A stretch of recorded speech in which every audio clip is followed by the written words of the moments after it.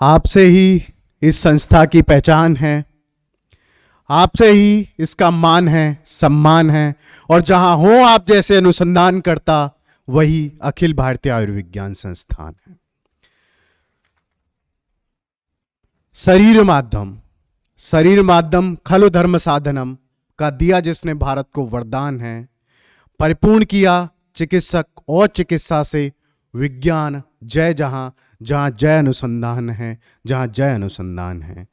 जय अनुसंधान, विज्ञान, वंदन, अभिनंदन। अभिनंदन एम्स की इस धरा से जहां बैठे आप जैसे फनकार हैं, फनकार जो जीते जीवन आरोह अवरोह में, फनकार जो जीते जीवन आरोह अवरोह में है। स्वागत इस शोध दिवस में, स्वागत शोधार्थी शोध समारोह में। A very hearty and cheerful morning to one and all assembled here today. We, Iman Dondapat and Vikas Kumar, on behalf of the entire research community, would like to extend our warm welcome on the occasion of the second Research Day being organized at All India Institute of Medical Sciences, New Delhi. To begin with our today's proceedings, I would like to request our Honorable Director, Professor M. Srinivas, and Dean Research, Professor Rama Chaudhary, to kindly come onto the dais.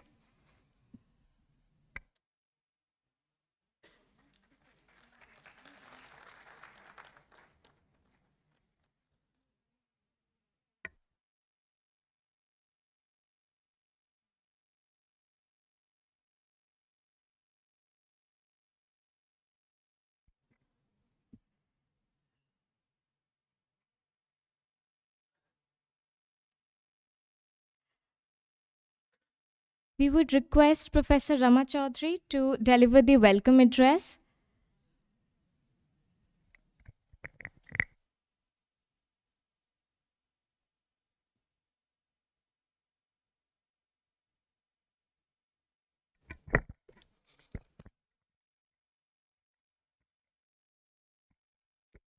Good morning, everyone. Respected Director, Sir, Professor M. Srinivas, Dr. Subrata Sinha, our Dean Academics, Dean Examination, Dr. K.K. Deepak, Dr. Vineet, and many of our senior faculty members. It's so nice to see them. Dr. Mahapatra, Dr. Kusum Verma, Dr. T.P. Singh, Dr. Neena Khanna, our former Dean Academics. So indeed, it's a day of celebration. After 2-3 years of COVID pandemic, we are physically meeting here today. So aim of this historic event is actually to connect students, researchers, as well as faculties with each other and create a platform where we can actually talk about translating the research. So taking it from bench to bedside. We all know that AIIMS has a mandate, and one of the important limb of that is research. So this research day is actually going to help each one of you to really know what is going on in my next lab. We are so busy, we don't even know what my colleague is doing. So time is now to collaborate, make team efforts, and continue working in an area which is very, very important in these days. It was in COVID pandemic, we understood the importance of research. In a very short time, we were able to make diagnostic kits in India. We were able to make our own vaccine, and India was on global stage. So I think with that, I would really like to welcome all of you on today's second annual research day. And I'm very happy to inform you that there has been almost 400 posters, more than 12 devices which are on display. There is a special poster session on sustainable development goals. There are also encouragement given in the form of research awards, which we will be doing it today. And not only for 2021, also 2020. And the whole idea of this, event is that we can really advance research in the best possible way.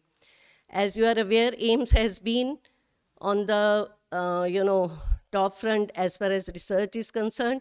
In fact, the global survey has shown that it was third amongst the total, research institutions all over the world in 2016 survey. I would like to acknowledge the untiring efforts of all the faculty members, students, especially our Associate Research Dean, Dr. Ahuja, for their unwavering support. And also, CMET, we have created a new unit in research section, which is clinical research unit, and we also have CMIE, which is about entrepreneurship. We will be listening more about it in the afternoon panel discussion. So I would like to extend warm welcome to each one of you on this second annual AIIMS Day, and I'm sure this will be a great platform for connecting, discussing, and working together to find answers to the scientific problems in medicine and beyond. Thank you so much.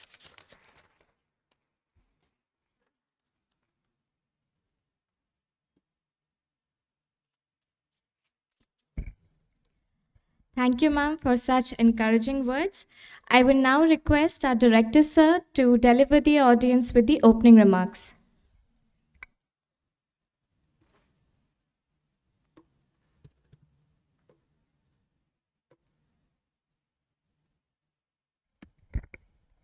Thank you. Well, I say respected my teachers. I see some of them here. Dean Academics, Dean Research, all the faculty members and researchers. First of all, I would like to congratulate the team, which has done an excellent work. I think you should give a big hand to them.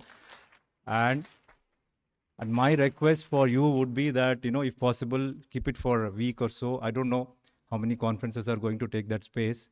And ask the other people to come, at least from the Delhi hospitals and the colleges, research institutions, to come and have a look, at least at the level of the senior residents and the PhD levels, because they will get the connect that, this kind of research is happening. He is a person who is going to help me, how I'm going to, get the help. And then interaction between our students and those students, because that will go a long way, because what we are doing should not be in the silo. Only we are, publications and department and then annual reports. And then the thrust would be, which is there. I can see the thrust from the bench to the bedside. I think that is something we should extend it and then give a wide publicity that the people are connected between the institutions. And that will also help us, because as a senior resident, I used to struggle. Some of the people are here, they know. We used to go to the other departments, steal the rats, even the PBS we used to steal from the clinical departments.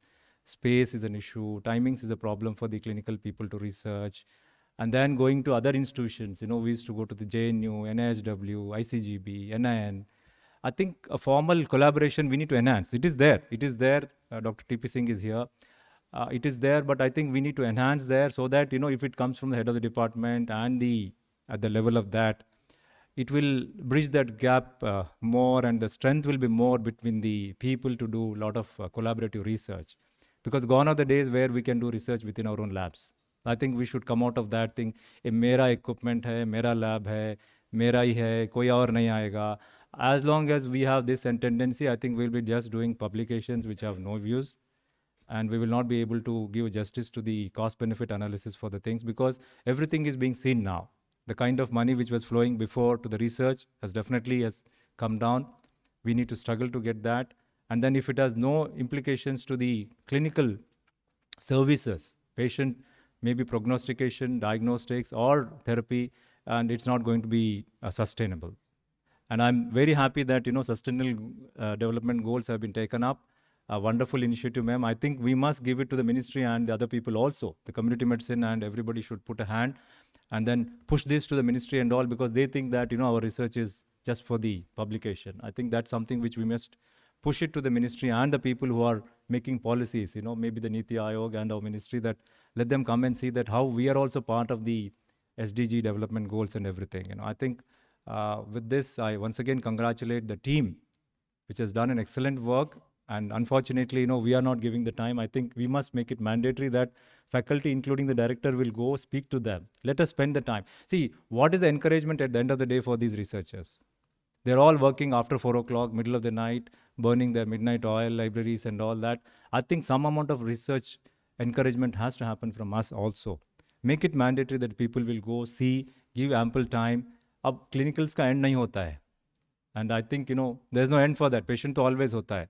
But at the same time, we have all the domains. Patient care is there, but the research, teaching, learning, and the other things which are part of our good governance and transparency and everything which is being a focus for us now. I think it's very important that we give some time to these people and encourage them. See, you look into that. When we go to them, they're so happy to share with you. Yesterday I could see that, for some time when I went there. I think we need to encourage them. The doyens are here. Please help us also and our youngsters that, give kind of encouragement to them, inspire them, so that we move forward to do more of our research which has relevance to our own patient care and relevance to our own country. That's something which is very important for all of us. With this, I once again congratulate the team. A wonderful job, and a big hand to the people who are presenting there, and the posters are there. Thank you very much. Thank you very much. धन्यवाद sir, कार्यक्रम की शुरुआत को अपने आशीर्वाद शब्दों से सुसज्जित करने के लिए। अगले सत्र के लिए doctor Souvik Manna. Doctor Souvik.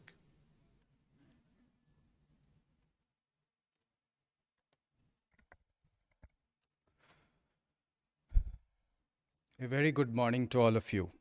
On the occasion of second research day of AIIMS, on behalf of research section, it gives us immense pleasure to welcome you all to the scientific session, Ignited Minds Best Papers. The first platform presentation is by Ph.D. students. Each presentation will be of 7 minutes, followed by 2 minutes for discussion. For this session, I would like to welcome the honorable chairpersons onto the dais, Professor Kusum Verma and Professor T.P. Singh.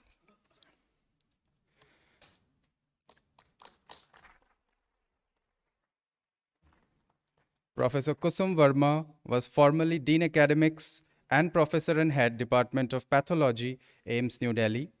Madam is currently consultant at Sri Gangaram Hospital, New Delhi.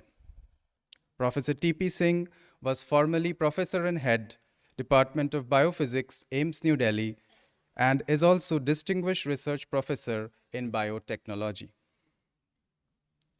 The first paper will be presented by Srishty Raman, Ph.D. student from Department of Anatomy.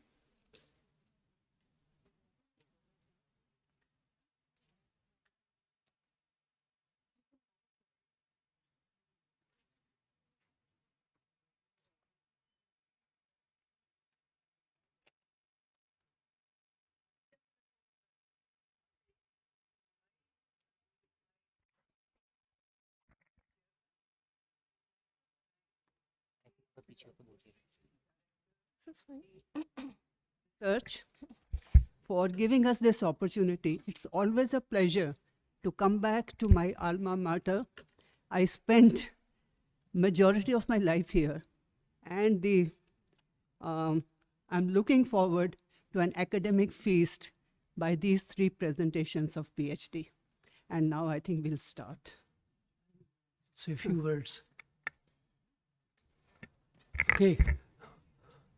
Good morning. I'm very thankful to Professor Rama Chaudhary, Subrata Sinha, Vineet, and the whole team. And of course, I was very delighted to hear wonderful words from our Honorable Director, Dr. M. Srinivas. I think this is the right way to think about research. Without research, we are nothing. So maybe this is not the time to talk on this. We will talk some other time. So we can start the proceedings.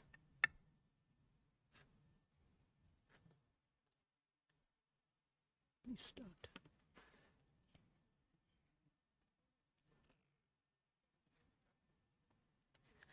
A very good morning to all of you. Today, I'm presenting my PhD work where we have developed a novel, visual, rapid, and cost-effective nanotechnology-based confirmatory diagnostic kit for the detection of cervical cancer cells from cytology or histology sample. This method entails an assay based on magnetic nanoparticles and quantum dots coupled immuno-nano-fluorescence, and thence is referred as MNCQDINFA. This kit, comprising the cervical cancer detection kit, was developed and was patented last year, August. Accounting for being the 4th most common worldwide and 2nd commonest nationwide, the disease, cervical cancer, has taken a heavy toll on human life. These facts are enough to mark the prevalence of the disease and the necessity to curb its dominance. The increased global awareness of the disease has instigated development and refinement of the screening and already available confirmatory diagnostic tests. The most prevalent amongst those are mentioned over here. With advanced research and explicit technology, the European Research Organization of Genital Infection and Neoplasia in 2014 stated that human papillomavirus infection is the sole etiological agent for cervical cancer. Although till date, around more than 200 types of HPV are known, but only a subset amongst them are referred as high-risk types. And amongst those high-risk types, HPV 16 and 18 are responsible for 70 to 80% of cervical cancer, while HPV 16 alone is responsible for almost half of all the cervical cancers. HPV infection sets the stage for the neoplastic and cancer stages, and based on these normal cytological changes which incur upon HPV infection, the cervical cancer has been staged into CIN1, 2, and 3. So, in CIN1, human papillomavirus infects, internalizes, and persists in an episomal manner, while in CIN2, the human papillomavirus DNA integrates and transforms the normal cervical cells into cancerous cells. And thereupon, if the HPV infection does not resolve on its own, it then thereupon leads to invasive carcinoma. In the techniques I mentioned in the previous slide, HPV DNA-based detection techniques are able to detect HPV in all the 3 stages. But are those techniques able to differentiate between the infection and the transformed cancer cells? No. The other techniques in non-invasive screening techniques, which were mentioned in the previous slide, are the PAP test and other cytological and histological techniques. Those techniques are able to detect only the later indirect cytological and histological changes which take place in the cervical cells upon HPV infection. Now, those screening tests are effective only in the later stages of the disease, and then they thereupon warrant further confirmatory biopsies which are invasive. So there, this MNCQDINFA, the assay, is able to detect the transformed cervical cancer cells rightly at CIN2 stage. And that is because of the biomarker of our choice, that is HPV E7. HPV transcribes almost 8 proteins, and out of those 8 proteins, E6 and E7 proteins are the major oncoproteins. So out of those E6 and E7, both these proteins, they are expressed by the cervical cancer cells only in the transformation stage. This E7 protein is the one which is responsible for initiation and maintenance of cervical cancer and was then chosen as the biomarker of our assay. Now, this here we present an overview of our indigenous diagnostic kit for the detection of cervical cancer transformed cells. These are the constituents, and here we present a detailed description of how to carry out the assay in a time-based manner. One can see over here the negative and the positive observable difference is quite readily observed and can be easily comprehensible. So this can also be carried out in any low resource setting. Now, this is a detailed procedure. So when we get a cytology sample, we process it in order to enrich the protein component of the cytology. And then the enriched cell lysate is then incubated with the capturing antibody complex. These are then magnet-induced pelleted, and whatever the unreacted reactants, they are just washed off. Then the magnet-induced pellet is then incubated with the detecting antibody complex, and then again magnet-induced pelleting is done. And whatever the unreacted detecting antibody complex is there, it is washed off. And finally, the magnet-induced pellet is then dispersed and visualized in the presence of UV. So whenever there is fluorescence, we term it as positive for cervical cancer, and when there is no fluorescence, we term it as negative for cervical cancer. So once the detection procedure was finalized, we then went on to characterize the performance characteristics of the kit, for which the analytical sensitivity was tested using the purified and overexpressed E7 protein. So we tested a varied concentration of this standard E7 protein ranging from 1 microgram per ml to 100 microgram per ml using this kit, and we were able to find that the analytical sensitivity of the assay was like around 200 nanogram, and the observable fluorimeter results were also congruent to the observable results. Next, for the specificity, we tested a lot many number of proteins whichever were available in the lab, and a few of the results are being mentioned over here. As can be seen, E7 was detected, only standard E7 protein was detected using this fluorescence MNCQDINFA analysis kit. Further, taken forward the analytical specificity, the cervical cancer cell lines HeLa and SIHA cell lysates and non-cervical cancer cell line NIH3T3 were taken, and they were tested using this kit with phosphate buffer cell line and E7 protein as negative and positive sample. So when these were tested again, the results were congruent as were the previous. Only SIHA cells, which have the HPV16 genome integrated into them, were able to express. Now, these were the antibodies which we used in the formulation of the kit. And when immunofluorescence staining was done, similar were the results. Only SIHA cells, which have HPV16 integration, were able to show fluorescence and showed positive results, which further confirmed our results for the assay. Now, finally, when MNCQDINFA testing was done, in order to check for the diagnostic sensitivity and specificity, we took 25 cytology samples from the OBS-GYN OPD, and they were tested using the MNCQDINFA. So the results are portrayed onto the right. And for the gold standard, we went for immunofluorescence testing, and we used here commercially available in Vitrogen HPV16 E7 antibody. The results, as one can see, they are highly congruous. So when they were in the MNCQDINFA analysis and those of the immunofluorescence staining, when they were correlated, we were able to determine a diagnostic sensitivity and specificity of around 100% for both. Lastly, the proposed MNCQDINFA is a simple two-step and takes around 100 rupees per sample, is a very quick, 2 hours for a single sample to be carried out, and presents a very high specificity and sensitivity. Finally, to conclude, I would like to say that this proposed assay system is a novel combination of nanotechnology, molecular biology, clinical and medical biotechnology for the development and validation of detection technique for the detection of transformed cervical cancer cells, and may prove advantageous over the already known detection methods. Thank you.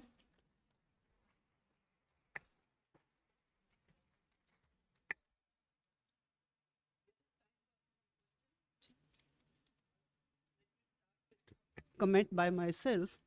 You know, this is a very good, you've got a simple system. We have got commercially available systems which can detect E7 protein, but those are all expensive. Yes, ma'am. And has this been tested only in 25 samples as you, or have you done on a larger? No, presently we have tested only on to 25 samples. Because whenever a new test is developed, Exactly. when the samples are small in number, you always get 100% sensitivity Yes, ma'am. specificity. Yes, ma'am.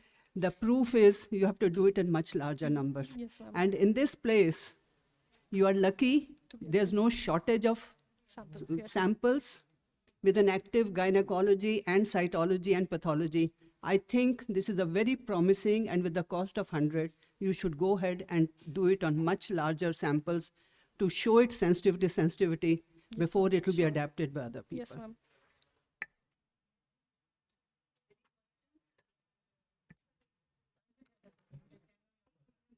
If not, I will ask one if there's no other question. This E7 seems to be critical protein. Yes. Can yes, it be a target also for, what is the function of E7? So this E7 protein, it is basically it is a pro-mitotic factor. So as I mentioned, there was an E6 protein and E7 proteins. This E7 protein is a pro-mitotic factor because the cancer cells, they have to replicate and proliferate. So this is the one which then inhibits that retinoblastoma. It's And a then protective protein. It's a protective protein. it is an oncoprotein. It helps in replication, proliferation, differentiation. No, it helps in cancer or blocks the cancer. It helps in cancer. It promotes cancer. So, It is an oncoprotein. so if its function is blocked, then it could be a good target, is yes, it? yes, sir. Are there molecules to block its function? Yes, there are, because this has to bind with the retinoblastoma protein. So there are drugs which have this capacity that they can bind to the retinoblastoma and then its function can be taken up and not to cause cancer. You. Thank you, sir. Sir, I had a small question. Yeah. Very interesting work. I just had a small question, probably out of ignorance. You said that HeLa cells are not detected. So is that good or bad? Because I think HeLa are HPV 18 positive. So Yes. because HPV 16 and 18 both cause cervical cancer. So if you're missing HPV 18, so is that good or bad? So ours is a test which is specific for 16E7. The antibodies which we have developed are specific for HPV 16E7. And since SIHA incorporates HPV 16E7 genome, only that is being detected. So it is a positive result because it showed specificity only for SIHA. If it shows for HeLa, then it would be cross-reactive. Oh, but won't you miss the HPV 18 positive? For that, cancers, we'll have cervical to cancers? overexpress HPV 18E7 and then send antibodies generation for them and then incorporate into this kit. Great, thanks. Thank you, sir. Okay, thank you.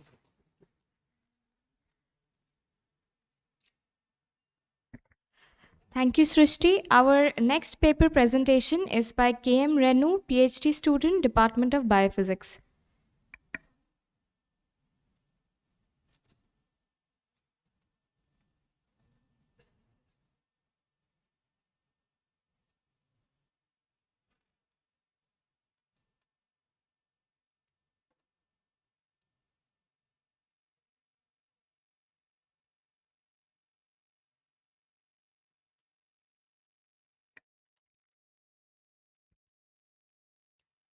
Very good morning to all of you. Today I am presenting here the 5-LOX protein is a blood-based biomarker and therapeutic approach for the targeting of breast cancer. I will go through the introduction, background, aims and objectives, methods and result, conclusion and futures aspect. So introduction, according to the WHO report, there is a 2.2 million women is diagnosed with the breast cancer in 2021 and 7.8 million women is living with the breast cancer in the according to the 5-year plan. And there is the several risk factors which are included the older age, family history, genetic mutation, early menarche stage and late menopause. So there is a 30 to 40% patients known their risk factor, but 60 to 70% patient there is not known their risk factor. According to the Globocon record, this is the pie graph of all the cancer, and there is the 11.1% is the cases of breast cancer which is found. There is the several types of the breast cancer based on the origin and the hormone status, ductal, lobular and connective tissue, luminal A and basal light receptor, which is the triple negative breast cancer. So there is the till now there is the no clear cut value of the any particular protein which can be used as a blood based biomarker for the diagnosis, and this now for the diagnosis of the breast cancer mammography is used, but this is showing the less sensitivity and specificity. So here we are trying to find out the particular biomarker for the breast cancer and targeting of the breast cancer. So here we will focus on the lipoxygenase, 5-lipoxygenase, which is an inflammatory protein which is enhance the proliferation of the breast cancer cell line invasion and metastasis. This is involving in an objective to find out the novel and more accurate non-invasive diagnostic marker for the detection of the disease and develop a new therapeutic modulator. Objectives of our study to evaluate the serum level of 5-LOX protein in the breast cancer and healthy control to design the therapeutic peptide modulator against the 5-LOX protein. So this is the 5-lipoxygenase protein, which is convert arachidonic acid into the 5-hetase, and these are involved in the mitogenesis and enhance the expression of the anti-apoptotic proteins. So methods, workflow for the finding of the biomarker for the breast cancer.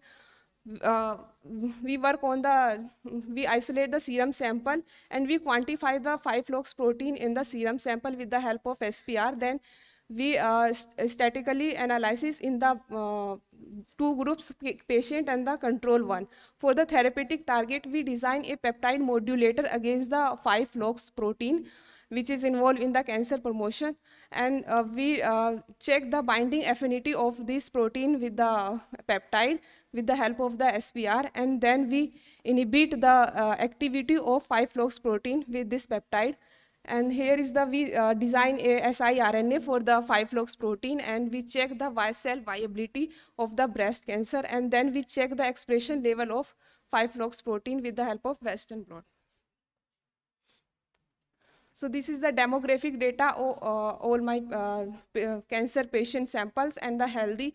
This is the 30 samples, and this is the characteristic which is I use in the study. So firstly, I evaluate the concentration of 5-lox protein in the serum sample. So first we isolate the serum, and then we immobilize the antibody against the 5-lox protein on the sensor chip. Then we pass the serum sample, and then we quantify the concentration of 5-lox protein. So here we can see the difference. I got the breast 5-lox protein higher in the cancer patient, and this is the there is the control one. This is showing the low expression of the 5-lox proteins. So this is the ROC value of the previous data one. So we got the sensitivity 80% and specificity 83.3%. So we can see, we can find out here, it can be used as a blood-based biomarker for the diagnosis. So this is the 5-lox protein structure, and we design a peptide modulator against this activity and which inhibit. So we design a YWCS for which is have the capability to inhibit this peptide. So for the binding affinity for checking, we immobilize the 5-lox protein on the chip, and we run the different concentration of the peptide modulator, and so here we can see that this is showing the higher, when we use the higher concentration of peptide, it is showing the high binding capacity. For the this is the activity assay. We check the 5-lox, YWCS is inhibiting the 5-lox protein. So as we are increasing the concentration of this peptide, this is inhibiting the activity of the 5-lox protein. So siRNA is designed for the particular 5-lox protein. So we design the siRNA, and we check with the help of the MTT assay. So it as we decreasing the concentration of siRNA, it's showing the higher cell viability. So this is the Western blot, which is inhibit the we use the siRNA, which inhibit the expression level of the 5-lox protein, which check by the Western blot. So when we use the higher concentration, it's inhibit the expression level of 5-lox proteins. So conclusion, on the basis of this study, we conclude that the 5-lox protein can be used as a diagnostic biomarker for the breast cancer, and YWCS, this peptide we synthesize in our lab, it can be have the inhibitory efficiency, which further regulate the development of the breast cancer growth. Future aspect, we can use this 5-lox protein as a blood-based biomarker because it is showing high sensitivity and high specificity. 5-lox is a good blood-based biomarker, non-invasive biomarker, which can be used, and it is easy to handle, simple and cost-effective method. And YWCS have the anti-cancer capability, which can be further used as a therapeutic target in the breast cancer. Thank you. Any question? Thank you, Dr. Renu. How good would be this as a biomarker to totally separate out breast cancer. You know, you have taken healthy controls. Yes, ma'am. Have you taken other benign breast diseases? You know, the main problem always is benign breast diseases vis-a-vis cancer. So have you done that studies that, you know, taken instead of healthy controls, benign breast diseases? Those have not been done. Actually, we collected sample of all the 3 stages, first and second and third. So No, that I understand. You have taken breast cancer cases. Yes. You have taken healthy controls. And you have not taken as a control Yes. group the benign breast no, diseases. ma'am. Yes, we. And how much was the overlap between benign cases and the cancer cases? Because when you showed the scattergram, there was quite a lot of this thing, although your ROC curves gave you this thing. So do you think this can be used or it needs much more studies? Yes, ma'am, but it is showing the cutoff value now more than 4 nanogram per microliter, so we can use this protein. Is there any question from the Yes, sir. audience? I had a question. Oh, okay. Which was related to what Professor Verma asked, that what were your controls which you used to detect that serum levels were higher in breast cancer patients? So same age group we use as a control, female only. Like Were they suffering from any particular disease? yes, sir. Were they suffering from any No, particular sir. disease? Healthy without any So, suffering. since lipoxygenase is an enzyme involved in prostaglandin synthesis, I think you should have controls which have some element of acute inflammation or chronic inflammation in them, because they will definitely show up increased level of lipoxygenase in the serum especially. So if you have asthmatics or some other acute inflammation, which I think Professor Verma also said, that you should definitely check them out as controls before saying that lipoxygenase is a breast cancer marker. So that's why, sir, we collect the sample now healthy. Those are not having You are any not disease. getting my point. Any inflammation will have increased level of lipoxygenases. So acute inflammation, chronic inflammation is a predisposing condition for most cancers. So you will get false positives in a lot of inflammation cases. So Yes, you sir. should keep them as controls before you say that lipoxygenase is a blood-based biomarker for breast cancer. But it is not more involved in the inflammation now. This Have is you checked? Yes. Have you checked? Yes, sir. This is not involved in the as Have the you checked? inflammatory. Have you checked in serum of inflammation patients?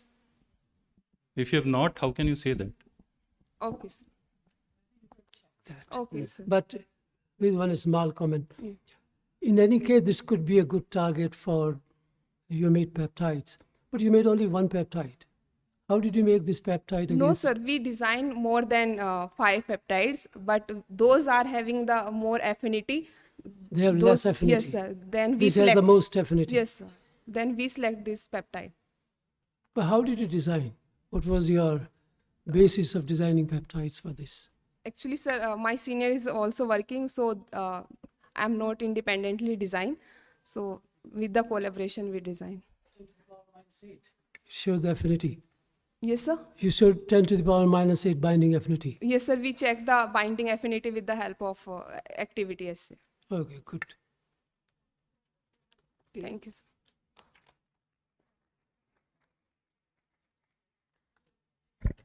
Thank you, Renu. Our next paper presentation is by Apoorva Challa, Ph.D. student, Department of Dermatology and Venereology. Girls, female power.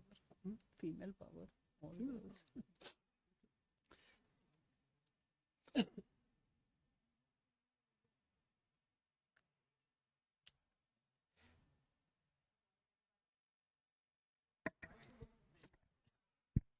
Good morning, everybody. I am going to present my work on omics-based diagnostic markers of bacterial vaginosis in reproductive age Indian women. The work was done as a collaborative effort between the departments of dermatology, NMR and MRI facility, gynecology and microbiology at AIIMS, and CSR IGIB. We would like to state that the authors declare no conflict of interest. The work received funds from Intramural Collaborative Research Grant by AIIMS, and we would also like to acknowledge ICMR for granting me the Senior Research Fellowship Award. Lactobacilli are considered hallmarks of vaginal health, and they maintain vaginal homeostasis by production of lactic acid and hydrogen peroxide. Perturbations of the vaginal ecology owing to several endogenous and exogenous factors such as hormonal changes, menstruation, and sexual intercourse often lead to an increase in anaerobic pathobionts, which may lead to bacterial vaginosis. Bacterial vaginosis is often dismissed by women as a mere nuisance infection owing to the symptoms associated with BV, which include vaginal itching and malodorous vaginal discharge. However, as many as 50% of BV-positive women remain asymptomatic. If BV is untreated, it leads to increased susceptibilities to sexually transmitted infections, infertility, preterm birth, and spontaneous abortion. The existing diagnostic modalities either clinically evaluate symptoms using EMS's criteria, or laboratory-based Nugent scoring methods are used to evaluate the presence of various bacterial morphotypes. While the former is inadequate to diagnose asymptomatic infections, the latter requires microscopic facilities and skilled expertise, and is often subject to inter-observer variation. To address the existing limitations of the current diagnostic modalities, we decided to explore the potential of microbiome and metabolome biomarkers in BV diagnosis with potential for point-of-care test development. For this purpose, we collected vaginal swabs from 283 reproductive age group women in the age group of 18 to 45 years and assessed for BV using gold standard diagnostic criteria, which is Nugent scoring method. 40 BV positive women and 40 BV negative women were included in the study. Vaginal swabs were used for DNA isolation and sequencing of the V3-V4 region of 16S rRNA gene. Vaginal washings were subject to NMR-based metabolomics studies. Data obtained from these two methods were then subjected to machine learning analysis for identification of diagnostic biomarkers. The raw data helped us identify that the microbiome associated with BV is highly heterogeneous in comparison to controls, where controls are largely dominated by Lactobacillus species, most frequently observed being Lactobacillus iners and Lactobacillus helveticus. Statistical analysis identified that BV-associated samples exhibited a higher species richness and species diversity, and there was a considerable difference between the community composition of the two groups, as suggested by the beta diversity plot on the right.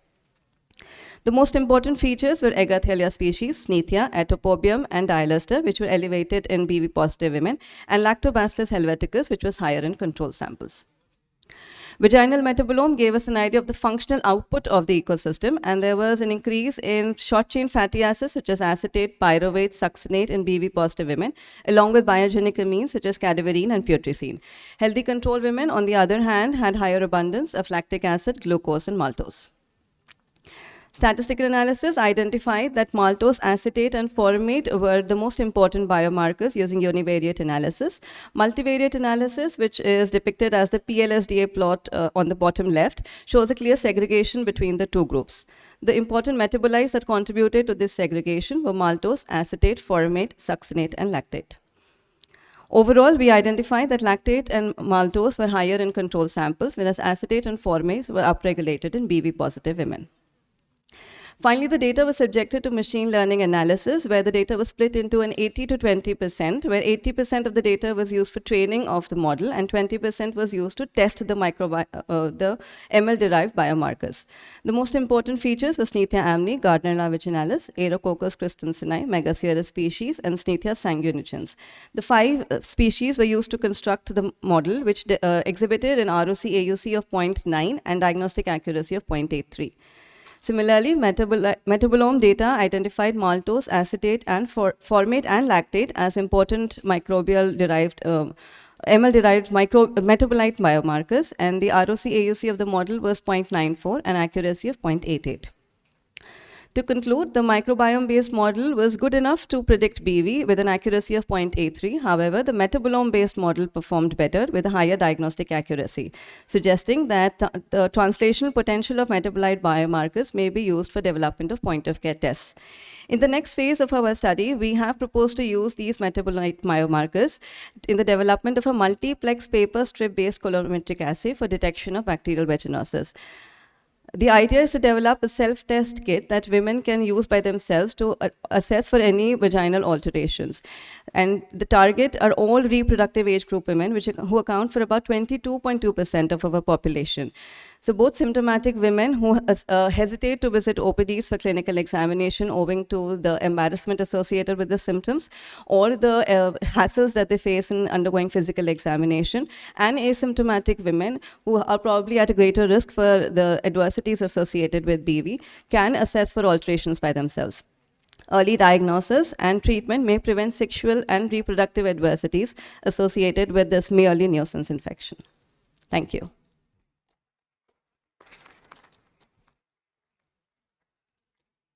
You want to start? It's a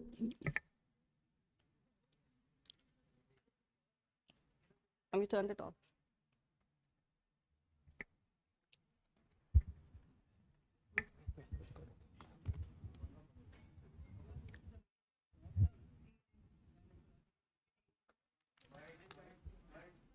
important thing would be if you ultimately develop the paper Yes, test ma'am. for it. So it's a good this thing. Probably you need to extend this work to more cases and work on the development of. As a part of our proposed work, we wish to validate in about 300 women to assess for the accuracy of this test. Anybody from the audience? Yeah. Thanks.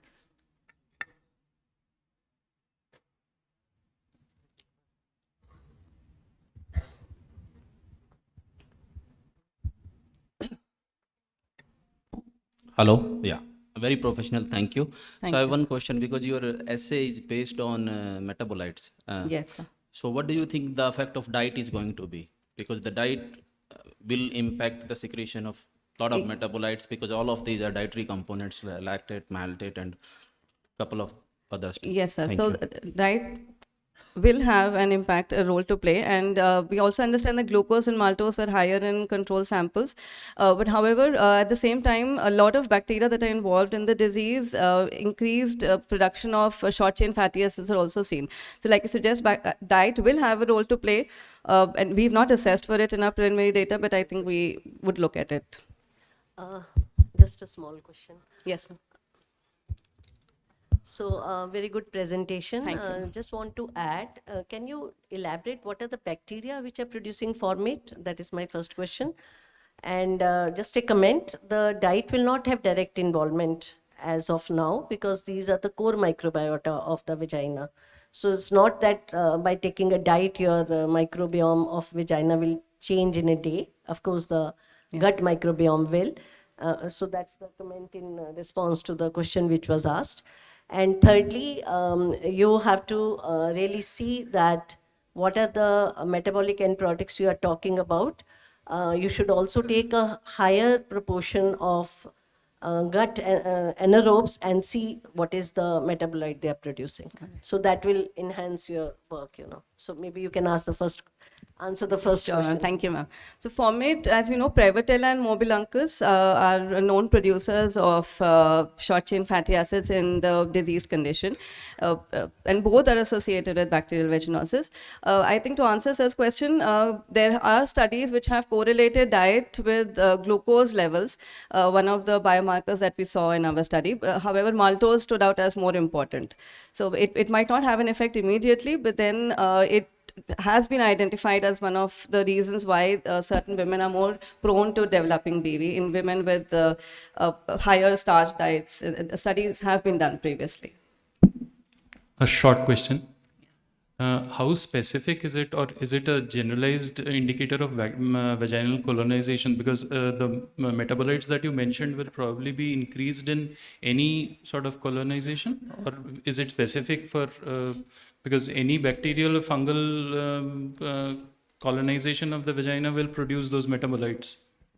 So they might produce the same metabolites, but we have correlated with the metabolites that we found with the bacteria that were associated with BV. And based on previous literature and our own findings, there seems to be a direct correlation. I wouldn't deny that there other conditions may not produce this, but the correlation in our study is evident. So the controls that you used were healthy controls? Yes, sir. So So women who did not... Did you use any other diseased condition in which there is bacterial colonization? So just asking about how specific are your markers that you're saying?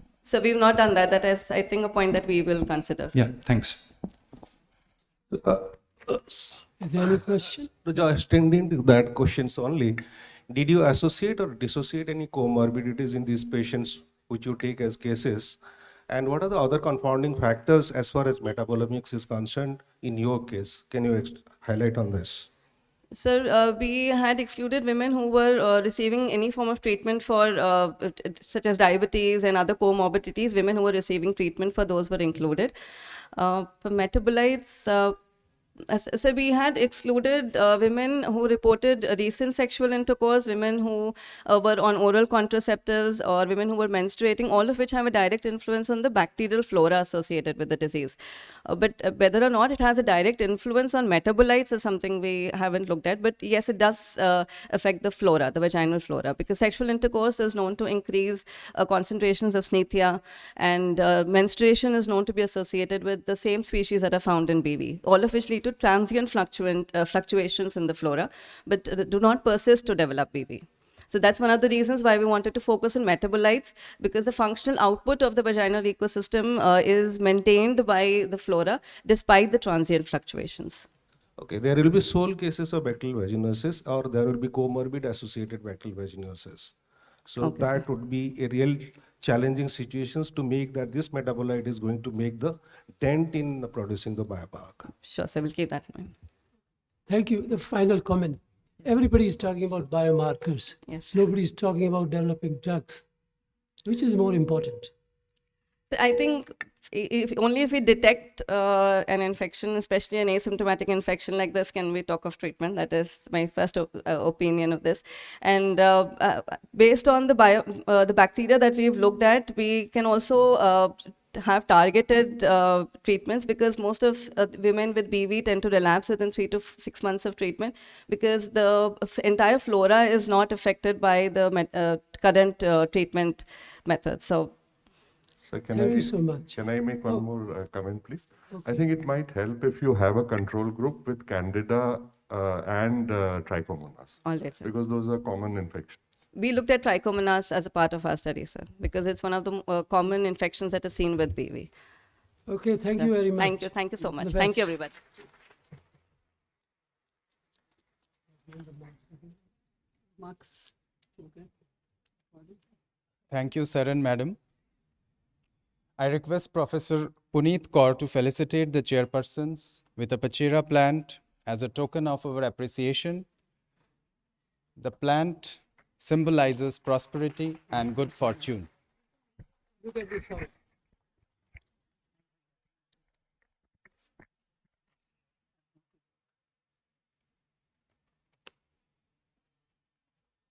I think this is an exception, because all the people here are females here. You can put it.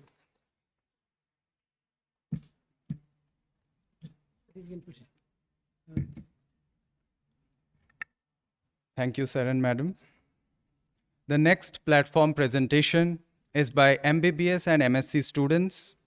For this session, I would like to welcome the honorable chairpersons onto the dais, Professor A.K. Mahapatra and Professor Pramod Garg.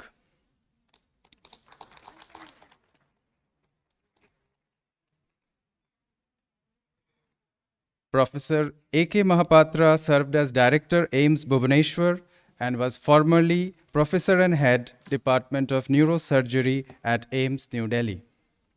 Professor Pramod Garg is currently Executive Director of Translational Health Science and Technology Institute, Faridabad. Sir is also Professor of Gastroenterology and Human Nutrition at AIIMS, New Delhi.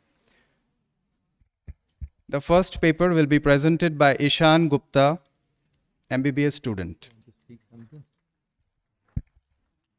Good morning, and before we start, I thank the director, dean, and the faculty to call us.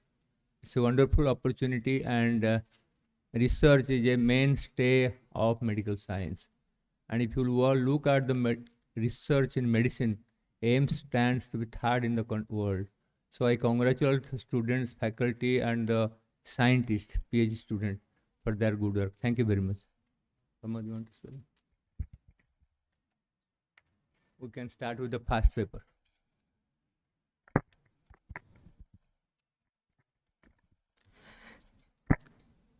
A very good morning to all present. My name is Ishan Gupta and I'm currently a final professional MBBS student. The topic of my presentation is prognostic implications of WT1 gene expression and flow cytometry in primary acute myeloid leukemia. So our research was funded by Department of Science and Technology, Government of India. AML is a heterogeneous disease characterized by abnormal differentiation and uncontrolled proliferation of undifferentiated myeloid progenitor cells in the bone marrow. Newer prognostic markers such as gene mutations including nucleophosmin 1, FMS like tyrosine kinase 3 and Wilms Tumour 1 have been identified. Wilms Tumour 1 gene is located on chromosome 11p1 and it encodes a zinc finger transcriptional regulatory protein which binds to DNA and is involved in cellular growth and metabolism. Recurrent somatic mutations in WT1 appear to occur in approximately 6 to 15% cases of de novo AML. These mutations cluster mainly in exons 7 and 9. In addition to the mutations, it has also been seen that WT1 gene expression can vary along with different occurrences of AML, and it has been seen that it can have significant reduction in many cases, showing morphological remission at the end of induction therapy in cases of primary AML. And enough characterization of these therapeutic targets and prognostic markers, especially WT1, has not been done adequately in the scientific literature. Therefore, WT1 gene expression may have a potential role as a marker of disease progression. So it was in this background that we decided to investigate the prognostic role of WT1 gene expression in patients of primary AML in combination with flow cytometric immunophenotyping. It was a prospective clinical research performed at our tertiary care center. So we collected peripheral blood samples and bone marrow specimens from 54 diagnosed cases of AML. Morphological diagnosis was done on the basis of these specimens. They were subjected to flow cytometric immunophenotyping. They were diagnosed and the further classification of AML was done. mRNA was extracted from the peripheral blood or bone marrow samples and the WT1 gene expression using real-time quantitative PCR was calculated. So this is the age and sex distribution of our patient cohort. So there were 3 pediatric patients and most of the patients were in the middle age group. We had 41 males and the rest were females. This is a peripheral blood film showing myeloid blasts, and these are myeloperoxidase positive blasts in the bone marrow aspirate. This is a representative plot of flow cytometry plots of a case of AML. So cells were gated based on side scatter and forward scatter, and it shows positivity for CD13, 33 and 117, which are myeloid specific cluster of differentiation markers, and low positivity for CD34, which is a stem cell marker. We also did mutational analysis because we had to classify AML according to the WHO classification. So the AML ETO or the RUNX1, RUNXT1 mutation was detected in a subset of cases. CBFB MYH11 was also detected, and similarly PML RARA was detected by fluorescence in situ hybridization. These were classified as AML with genetic abnormalities. We also detected nucleophosmin 1 and FMS like tyrosine kinase 3 internal tandem duplication mutation. So in all our patients, treatment with induction therapy was started. A total of 11 patients relapsed or did not attain morphological remission, that is blast count percentage less than 5%, less than equal to 5% in peripheral blood or bone marrow after induction therapy.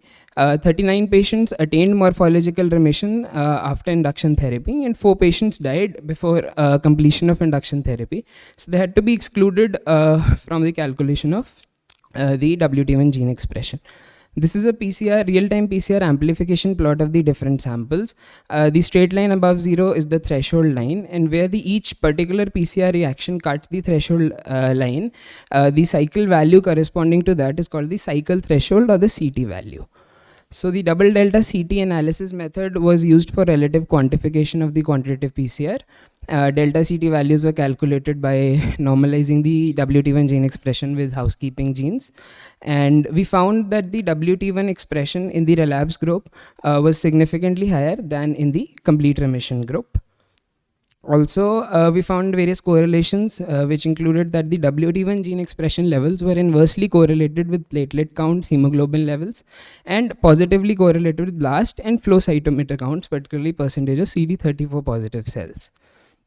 A previous study in 2018 has revealed that the WT1 gene expression can help divide AML patients into low, middle, and high risk groups. And the WT1 gene expression can be used to evaluate therapeutic response in middle as well as high risk cases of AML. Another study has showed that sequential monitoring of WT1 mRNAs of value for early detection of hematological relapse in AML in remission after chemotherapy or stem cell transplantation. And a recent study has highlighted that the status of WT1 gene expression before an allogenic hematopoietic stem cell transplantation is a strong prognostic factor for both overall survival as well as relapse risk. And that WT1 can also prove to be a reliable marker for monitoring the status of measurable residual disease after transplantation. So I would like to conclude by saying that WT1 gene expression is proposed to be a prognostic marker in AML.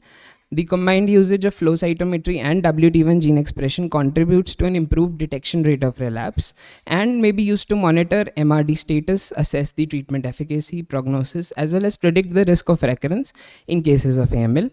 Other factors which can be used for prognostication include blast count percentage, performance status of the patient, as well as other molecular markers.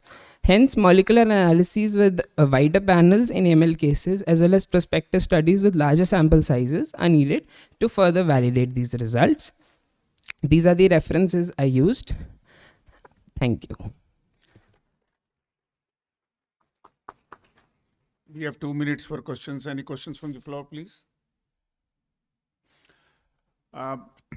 Nice presentation. Could you tell me, do you think the WT1 expression is the one which is correlating with the response rather than that the blast count and other abnormal cells are going down, and so the expression level will go down overall? Actually, sir, the WT1 gene is in itself a part of the molecular pathway of the That's right. this thing. So to say that WT1 expression will determine the response may not be correct. Your level will go down in those who have remission because those cells are gone, and you won't find expression. Right, understandable, but the correlation is not always true. It depends on the transcriptional modifications which the WT1 may play a role, and then it can affect the blast count as well as the CD markers which are expressed. What percentage of patients had this WT1 expression, the mutation? Sorry? What percentage of patients had this mutation, WT1? So we have one thing is the mutation of WT1, other is the expression. How what is the CT value or what is the expression? Out of 54, how many had the mutation? So we did not do WT1 mutation. We did the expression study. So it was a study for expression of WT1. We did the analysis of mutations which are regularly done in AML. That is the AML ETO, CBFB, MH11, and PML RARA. One question. You yourself told that its limitation is small number. All 3 papers or 4 papers presented in the morning, it look like a preliminary study. Right. Why don't you start the study with proper protocol, taking a statistician and know that what is false positive, false negative, dropout cases, 4 patients died. Right, sir. This should have been taken in consideration. Otherwise, this paper cannot go to a very good journal with good impact factor because number of patients is small and no exclusion, inclusion criteria, no control group, nothing.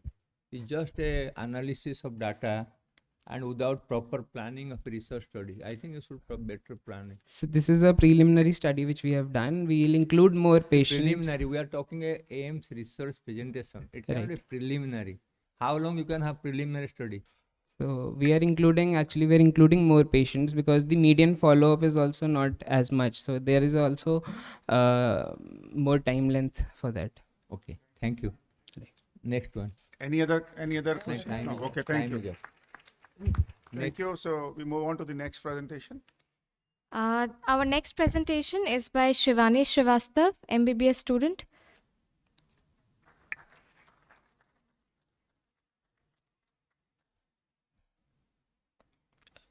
Good morning, everybody. This is Shivani Srivastava, 7th semester MBBS students. presenting the paper on comparative analysis of immunohistochemistry and MECAN amplification status in pediatric neuroblastomas. A neuroblastoma is an embryonal tumor of neural crest origin and is the second most common solid tumor in children. Age, stage, and histological subtypes are the important prognostic parameters in neuroblastoma. MECAN amplification is the single most important molecular genetic predictor of worse outcome. Thus, detection of MECAN amplification itself moves a patient to high-risk category irrespective of the age, stage, or histology. ICMR consensus document lists FISH as an essential investigation only for stage 3 and 4 patient, while it is desirable in all other patients because of its lack of availability in majority of the hospitals in India. FISH is the gold standard test for detection of MECAN amplification in neuroblastoma cases. However, it is not an automated technique as it requires trained personnel to perform it manually and interpret it. It requires considerable expertise and the equipment is specialized. The reagents and probes are also costly. Thus, FISH is not readily accessible in most diagnostic labs in middle to low income countries like ours. 2 studies have described MECAN amplification in neuroblastoma in Indian context. First study described MECAN amplification in 21 of the 103 whole cohort patients, of which 3 patients were found to have 14% amplification. However, they did not correlate MECAN status with other parameters. The other study performed FISH on 56 FNAC samples and found amplification in 48% of them and more frequent in the undifferentiated subtype. However, no correlation with age, stage, or overall survival was made. Immunohistochemistry, on the other hand, is a routine technique performed in most diagnostic pathology labs in India, relatively inexpensive, and pathologists are also well versed in its interpretation. There are only occasional studies in which MECAN IHC has been performed in neuroblastoma, and there is also not much data on its role as a surrogate prognostic marker for MECAN amplification testing. We therefore conducted this study to evaluate immunoexpression of MECAN in neuroblastomas and correlate the results of immunoexpression with amplification by FISH to assess if MECAN IHC can serve as a low-cost surrogate marker for MECAN amplification, as I've earlier described the feasibility of performing MECAN amplification. The neuroblastomas which had adequate tissue were taken up for FISH and IHC analysis. A normal signal pattern for IHC interpretation is 2 orange and 2 green signals per cell. More than 10 MECAN signals and a ratio of MECAN to CCP probe of more than 4 is considered as amplification. And nuclear staining of moderate to strong intensities in more than or equal to 50% of the tumor cells was considered as immunohistochemistry positive. 38 cases of neuroblastoma were included in our study. Most of our study participants were below 6 years of age with a slight male preponderance. Undifferentiated histological subtype was the predominant one. Nearly 3/4 of the patients for whom stage data was available had metastatic disease. 11 out of 38 cases showed MECAN amplification by FISH. These images show amplification with numerous orange signals and a normal MECAN with 2 orange and 2 green signals. There was no significant difference in MECAN amplification by age, stage, sex, and also histological subtype. However, amplification was only found in undifferentiated and poorly differentiated subtypes. Immunohistochemistry staining showed 10 of the cells to be immunopositive for MECAN. The negative staining cells either had poor to moderate staining. Here are the staining patterns shown below. Positive, negative in less than 50% and more than 50% cells. We obtained concordant results in 29 of the 38 cases. Discordant cases included 9 FISH positive IHC negative cases and 4 FISH negative and IHC positive cases. Cohen's-Kappa correlation statistics showed moderate agreement between FISH and IHC. Compared to FISH, IHC had low sensitivity and low positive predictive value. Only few studies till date have compared MECAN IHC with MECAN amplification and none in the Indian context. Most of these studies showed higher concordance, but these were performed with an auto-stainer while we performed it manually. One study also showed significant association between MECAN IHC positivity and significantly shorter event-free survival. However, we could not comment on the outcome data because of our lack of clinical data. Santiago et al. Performed similar test in their study setting and found IHC to be cost-effective strategy and could be used as a low-cost surrogate marker for MICN amplification by fish. However, we did not obtain the same results. MICN amplification was identified in 29% of the neuroblastomas in undifferentiated and poorly differentiated subtypes. Immunopositivity was present in 27% of the cases with moderate agreement. It was positive only in half of MICN amplified cases and few non-amplified cases. As the sensitivity of IHC was low, it cannot be used as screening test to perform FISH. False positive cases by IHC may lead to patients unnecessarily receiving higher dose of chemotherapy as a positive predictive value is low. Although specificity and negative predictive value are fairly high, it is not desirable that even a small proportion of patients with amplification miss out on receiving an escalated chemotherapy as they are expected to have an aggressive outcome. To conclude, MICN IHC is not an appropriate surrogate marker for determining MICN amplification status in neuroblastomas. Lack of sufficient clinical information and outcome data had been a limitation of a study. Nevertheless, we suggest that establishing a few centralized facilities in country to perform gold standard FISH to determine amplification status is a better alternative than seeking a low-cost surrogate immunohistochemical marker. Adequate budgeting for such prognostic interventions requires data to support planning. A national neuroblastoma registry will aid in planning for such centralized MICN testing facilities. Thank you. I think I should congratulate her as a medical student she has presented, and it is the responsibility of all our faculty to involve medical student in some degree of research. So, any question from the audience? I think give her a big hand and ask question.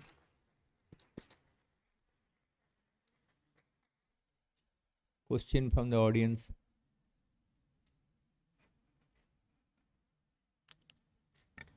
Shivani, Yes, you said fish is the gold standard. Any other technique to look for the MYCN, expression or mutation? Because ultimately it will relate it to some genetic alteration. Yes, sir. So it is possible that you are comparing it against fish as the gold standard, which may not actually be the most sensitive or specific. The studies that were published have proven it as a gold standard, and that is the reason it has been the sole test for detecting MICN amplification for all our neuroblastoma cases. I don't think other options were explored. Presented two series, 210 cases and 94 cases, and your is 37 cases. 38 so you cases. have to improve your research. Yes, sir. What do you plan? How will you improve your research? We are actually expanding our sample size to include more cases, more retrospective and also prospective cases. The work is still going on in the laboratory, sir. Dr. Sinha has a... Yeah, just the number of cases is only one. But what are other limitations? Yes, sir. Number is a very good, very important limitation. But what are the other limitations in your study? You did not compare with any standard other things, ne? See, fish was not compared with any other gold standards, ne? there is no other. So there is We took it as a there is no gold standard. comparative analysis with other methods. Yes. Dr. Sinha, please. Just a question that, ultimately, when a neuroblastoma gene is amplified, you would be expecting that it acts through the protein. So it sort of seems common sense to expect more protein in your IHC. Yes, sir. I mean, is there any methodological issues in IHC which could be used to improve the catch, so to say, of the protein? I mean, this is a thing. I mean, you did your routine IHC, but Yes. are there ways by which you could sort of improve the detection limits or have it more sensitive than they, I mean, theoretically speaking? I know it's not available, but... Sir, it was our cutoff to take it as what cases to be taken as positive. We only took 2+ to 3+ in more than 50% of the cells to be positive. If we lowered our cutoff, maybe more cells would have been showing positivity. No, actually, sir, we didn't this time. Thank you, Shivani. Thank you. Thank you, sir. Move on to the next. The next presentation is by Anjali Gaur, Department of Biochemistry, MSc student.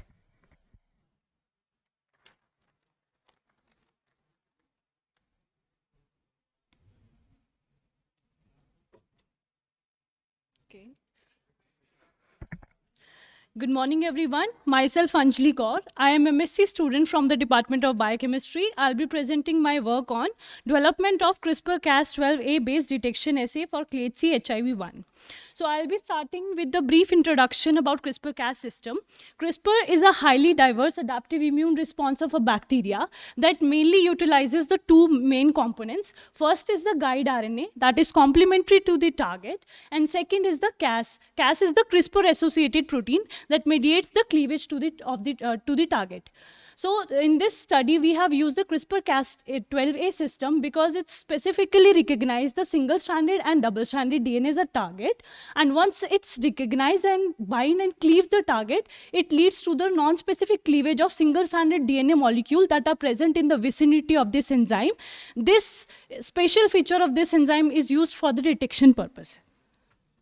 The rationale of this study is the early detection of HIV-1 is important for treatment, initiation, and prevention of transmission and disease progression. The current method of detection relies on real-time PCR and ELISA. However, these methods cannot be used for point-of-care nucleic acid detection. So the CRISPR-Cas-based techniques are highly specific, sensitive, cost-effective, and can be used as a point-of-care detection in low-resource setting. There are many studies on CRISPR-Cas-based assays, but till now, there are no reports so far for the detection of HIV using this assay. So we aimed to develop a CRISPR-based detection assay for detection of HIV-1. So in this study, we have designed the three major components. The first one is the guide RNA designing. As I earlier mentioned, guide RNA is complementary to the target and it also confers the specificity to the assay. So we downloaded the 86 HIV-1 clade C sequences, aligned those sequences and made the consent sequence out of those. Now the region with the maximum conservation is used for the guide RNA synthesis. This is the guide RNA synthesize. Here, the red colored region is the Cas12 binding site of the guide RNA, and the blue colored region is the region that is complementary to the target, that is Pol protease region of the HIV-1. Further, we designed the primers against the Pol region that we used for the RPA. RPA refers to as recombinase polymerase amplification. It's an isothermal amplification. Here, we are amplifying the target at a constant temperature of 39 degrees Celsius for 30 minutes.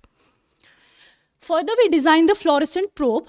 It is a single-stranded DNA probe that has at the 5' end a fluorophore attached to it and 3' end has a quencher attached to it.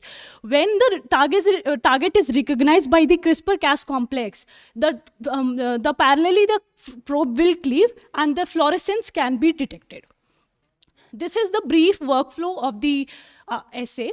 So we took the blood samples of 16 HIV positive infected individuals. We extracted the viral RNA, performed the cDNA synthesis, and amplified the target sample by RPA, and performed the CRISPR-Cas12a based detection assay. Now this is a one-pot assay. Here we are having in a single tube the amplified target, the guide RNA, the Cas12 enzyme, and the fluorophore.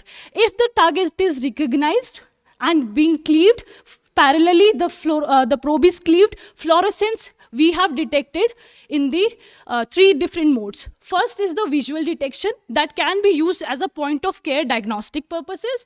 Second is the UV detection. And third is the fluorescence measurement, which can be used as a semi-quantitation. Now, this whole assay is performed at 37 degrees Celsius for 15 minutes. Now, initially, we standardize our CRISPR-Cas12 based detection assay on in IMC, that is an infectious molecular clone, HIV clade C positive DNA, and with the different dilutions of a patient cDNA, 748. Where we found that as compared to NTC, we are able to detect the HIV cDNA.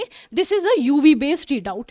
Further, this is the same image as shown earlier. This is we have taken the readout visually, where change in color from pink to green signifies a positive detection, which can be seen by our eyes. So further, we've successfully validated the assay in 16 HIV-infected individuals. This is the UV-based readout, and this is the visual readout of the same. Further, the fluorescence we have measured on multi-mode reader. Here also we are able to detect the significantly high fluorescence in all the 16 HIV clade C samples. Here, interestingly, this AIIMS 619 is a low viral load patient, and with our assay we are able to detect the fluorescence in this sample also. This signifies the sensitivity of the assay. Further, we validated the assay for the non-specificity by setting up the cleavage with the healthy individual, and we could not found any detection, non-specific detection in the sample. Further, we took another disease control, that is HBV, for the assay validation, and we didn't found any non-specific detection. So the summary of the assay is isothermal amplification followed by guide RNA synthesis is designed against the Pol region, is successfully validated on 16 HIV-1 positive samples. The readout is taken on 3 different modes: visual, UV and fluorometer. No non-specific detection was observed. Hence, we conclude that the Cas12-based detection assay has been successfully developed for HIV-1. The assay in this study has been filed for provisional patent by AIIMS. The future aspect of this study is the CRISPR-Cas12-based detection assay can be used to develop into lateral flow assay and quantitation of viral load. It can also serve as a potential tool to discriminate between different clades of HIV-1. Further, I would like to thank Dr. Kalpana Luthra, my supervisor, and Dr. Subrata Sinha, my co-supervisor, and my lab members, as well as I would like to thank AIIMS for filing the provisional patent, and the Department of Biotechnology, Government of India, the funding agency. Thank you. Excellent presentation, Anjali. Very nice work. Thank you, sir. Any questions? Yes, please. Yeah, Anjali, while your work is CRISPR-Cas can be used in various settings. Yes, sir. I do not expect that it is likely to be used for diagnosing HIV infection. The reason is that we have excellent serological tests, and even the lateral flow, which just detects antibodies, all of them have a sensitivity of more than 99% and a specificity of more than 98.5%. So really speaking, the role that you could envisage for something like this would be in case you are able to quantitate. And that too, you will need to cover all the clades and all the recombinant forms. Without that, the commercial potential would be very limited. Okay. Thank you. Sir, I would like to answer the question. So first thing is that the serological tests that are available for HIV-1, it detects the antibodies. HIV antibodies, which are not being detected during the initial stages of the infection. First, that is the disadvantage of. The second is the NACO guide. According to the NACO guideline, it has been said that for the children below the age of 18 months, you cannot perform the serological test. You have to go for the NET test. So in this CRISPR-Cas system, we are able to utilize the both advantages of the both assay. First, point of care assay, where you could visually detect the detection can be done, and the second is you are highly specific, and even we found that in our study that this assay is highly specific for clade C. So that is the advantage, and you are detecting the nucleic acid. Despite. Sorry.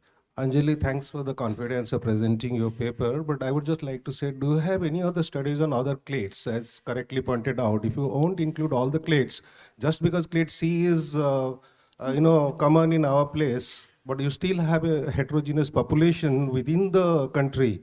So you cannot just so what are the other studies related to other clades on this? We haven't checked, correctly pointed, we haven't checked for another clades. We will do, we have to standardize that.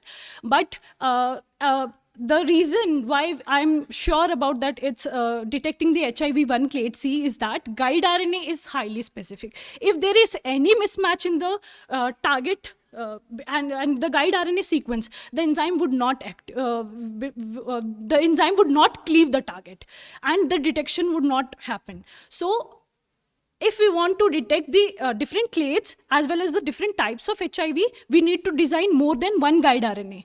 So guide RNA that is specific for HIV1 clade C, and that guide RNA that is specific for HIV2. Thank you. Thank you, Anjali. That was excellent. We will close this session now and move on to the next. Thank you, everyone. Thank you.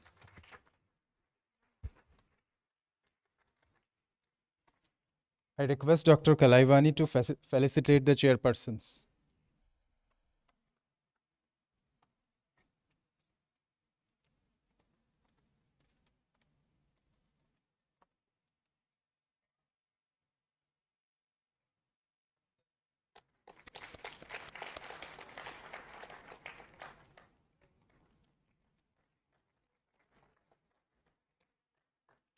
For the next session, I would like to invite Dr. Kamal Gulati to conduct the proceedings.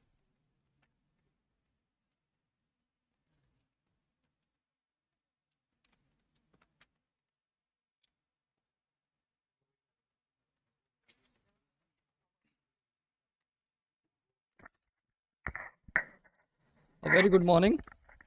Now we have the first keynote lecture session, and I welcome the Honorable Chairpersons, Professor P.P. Kotwal sir and Professor S.K. Khare onto the dais to chair the keynote session. Professor P.P. Kotwal, formerly Professor and Head, Department of Orthopedics at AIIMS New Delhi, and Professor S.K. Khare, Dean Research and Development at IIT Delhi. I also invite Dr. Amit Mendiratta onto the dais to deliver the first keynote lecture on artificial intelligence in healthcare.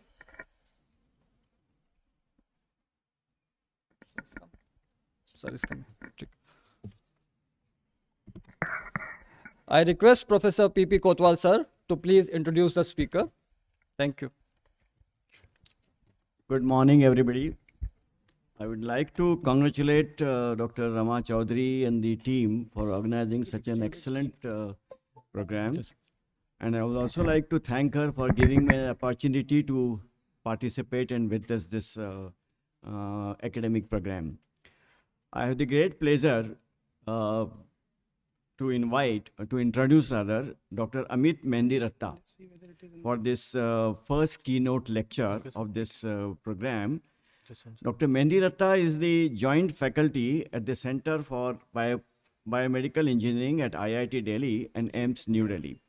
He has established the Center for Advanced Research and Excellence in Disability and Assistive Technology. He is presently developing new analysis and post-processing methodologies for quantitative biomedical imaging. He is a recipient of the prestigious Ericsson Innovation Award 2019 for his product, robotic exoskeleton for upper limb rehabilitation. I invite Dr. Mendiratta to please deliver the oration. Thank you. Thank you, sir. It's a real honor for me to come at this forum. So the topic I'm covering today is artificial intelligence in healthcare, and I have given it a subtitle of from research to clinical deployable solutions. So the story starts from human intelligence, and that's how the artificial intelligence will come into play, because everything we start from how human intelligence evolved, and that's how we automatize the machine for artificial intelligence. So I'll cover artificial intelligence, machine learning, types of machine learning, and their limitations for healthcare transformation in this world. So the features of human intelligence that we want the computers, algorithms, or machine to do are like humans can perceive and sense things. Humans can do logical thinking to reach a decision or a conclusion so that the final output can be delivered. Humans can self-learn the things by taking the decision, doing error and learn and correcting it, and improve the logic for better decision next time. They can compare many things, predict the future, understanding the past, and the advanced level of intelligence involves learning from the past to predict future, understanding the behavior or what other human person is thinking. That's what I want to predict. So all these are characteristic features of human intelligence we want artificial intelligence to actually imbibe.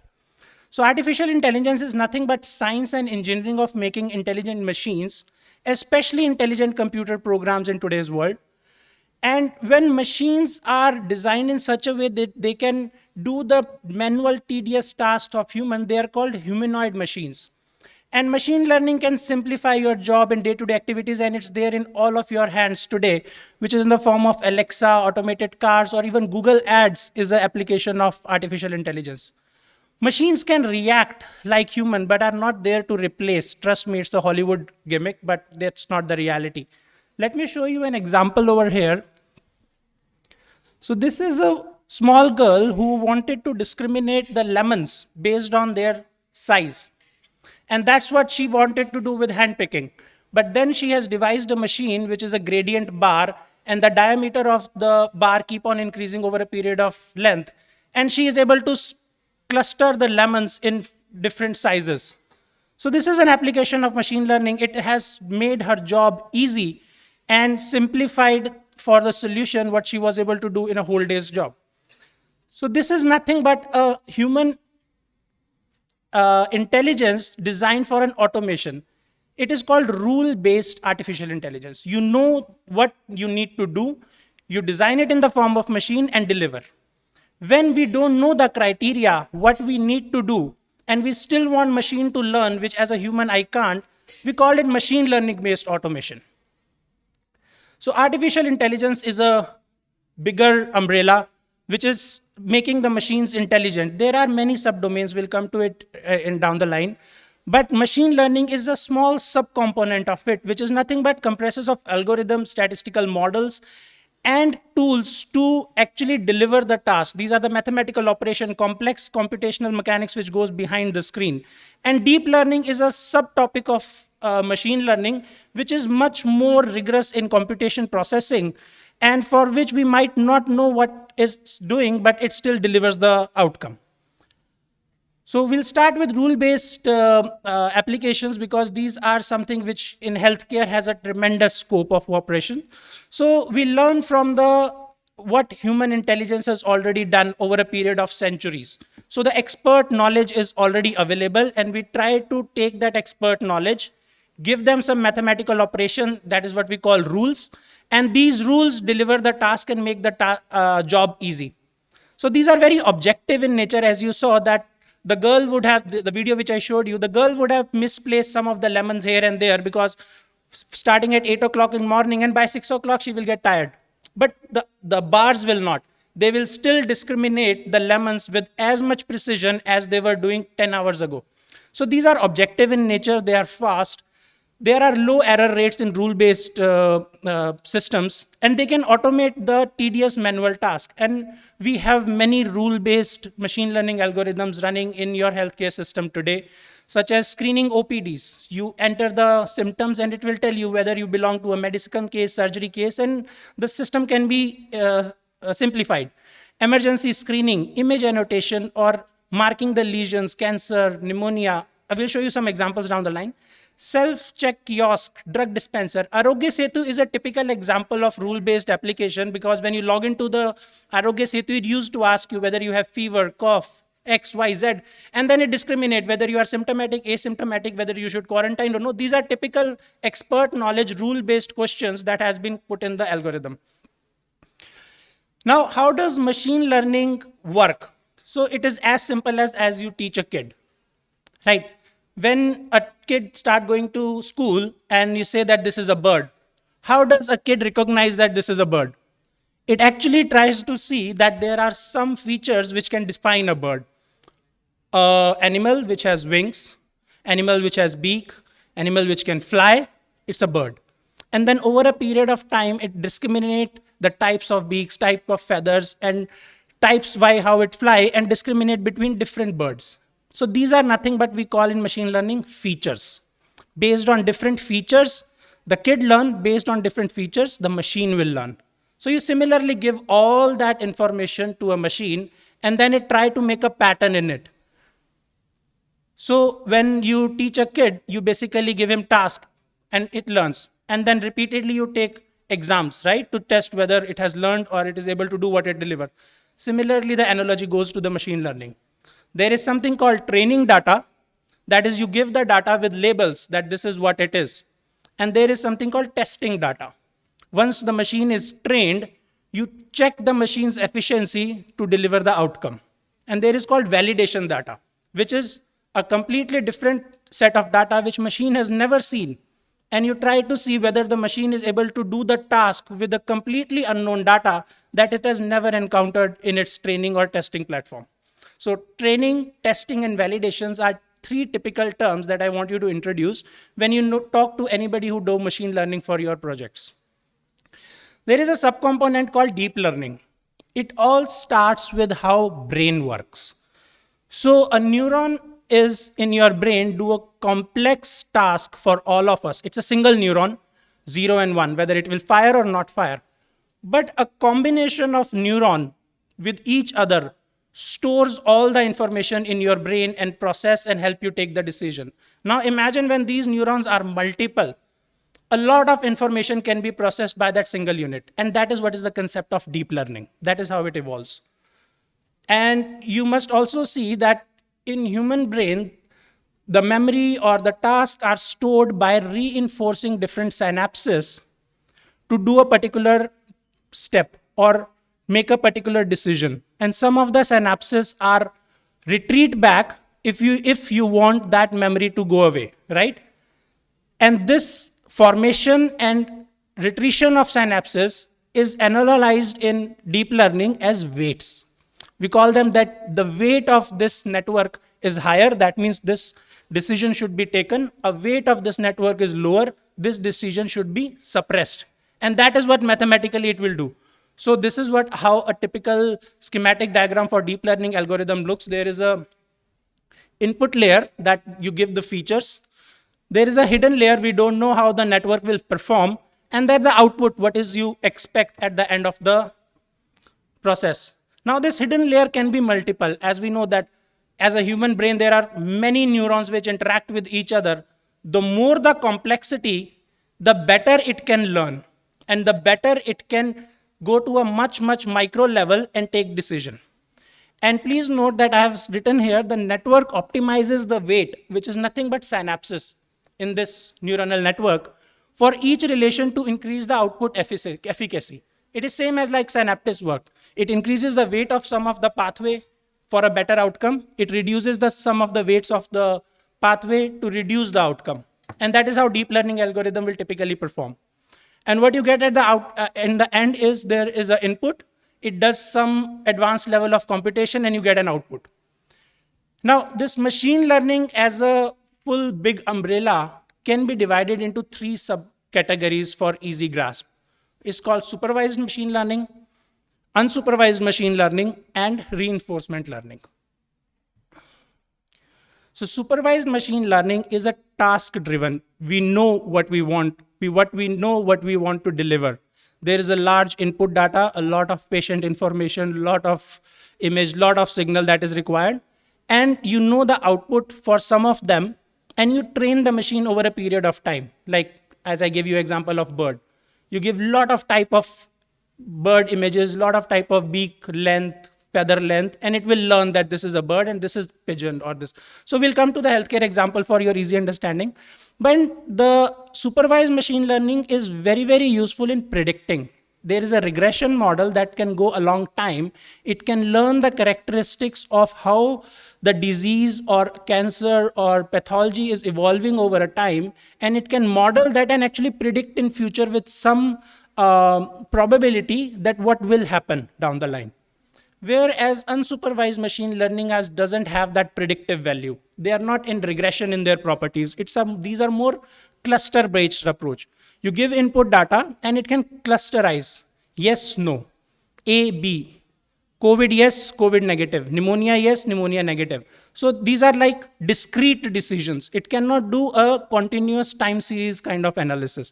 But unsupervised data or unsupervised machine learning doesn't need you to identify and tell machine the features. These are some of the problems where you don't know how to make the decision and you want machine to decipher itself. How can I discriminate between different outputs? You tell me, I don't know as a human. This is much more advanced level of computation. Reinforcement learning is exactly like how we do. There is a system of reward and punishment. You expect something to deliver, and if it delivers in right direction, the machine will enhance the weights of that direction. And if it delivers in some direction where you don't want it to deliver, it will suppress that level of decisions.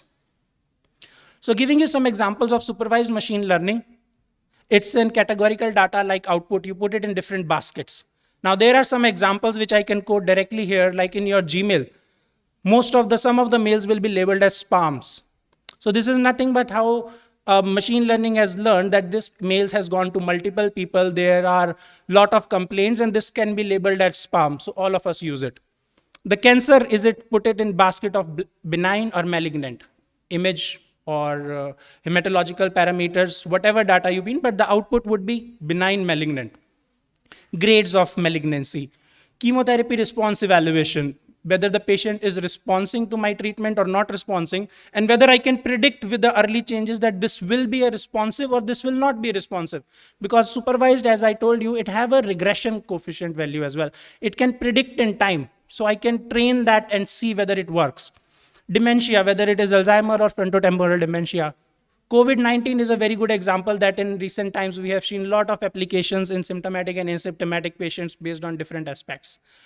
Supervised machine learning as having a regression value, it's basically built a complex mathematical operation to decide what is the characteristics with respect to time for a particular parameter. It could be linear, as we all understand that linearly it increases. So I can predict in future without seeing the X value, what would be the Y value, because now I have got an equation for it. Or it can be something complex and non-linear, which I can't visualize. This is a display in 2 dimensions, but that could be a parameter in multiple dimensions, 5, 6 dimensions, which I can't put it on projector. You can't think as a human, you can't visualize it, but machine can. And that is what the beauty lies. So typical example of supervised machine learning, age versus dementia. With respect to age, how is the probability of progressing dementia? And if you add features of different Alzheimer's or frontotemporal or Parkinson's into it as a multidimensional point of view, it will perform still better because you are including more heterogeneity of population in your model. Infectious diseases has been explored a lot in artificial intelligence. Chemotherapy response evaluation, epidemiological models based on early to mid 2020, a model from Cambridge was published based on these models only, where the value of 89 came as the lockdown period to suppress the COVID effect. And all of you wonder why was the first lockdown placed at 90 days? Have you ever questioned yourself how the magic figure 90 days come? The first lockdown. It was based on a predictive model which was built in University of Cambridge in April, and that came out that more than 85 days would be good enough to suppress the COVID for further growth. Unsupervised machine learning, as I told you, has input data which is probably not labeled. We don't know how to discriminate it. As a human, I don't have any feature set that, okay, tumor looks like hyperintensity or hypointensity. I don't know, but I know there is a problem. And I want machine to decipher the parameters, how to discriminate between the 2 labels. So what it tries to do, it tries to make high intra-cluster similarity, that one cluster has a good overlap among itself, and low inter-cluster similarity.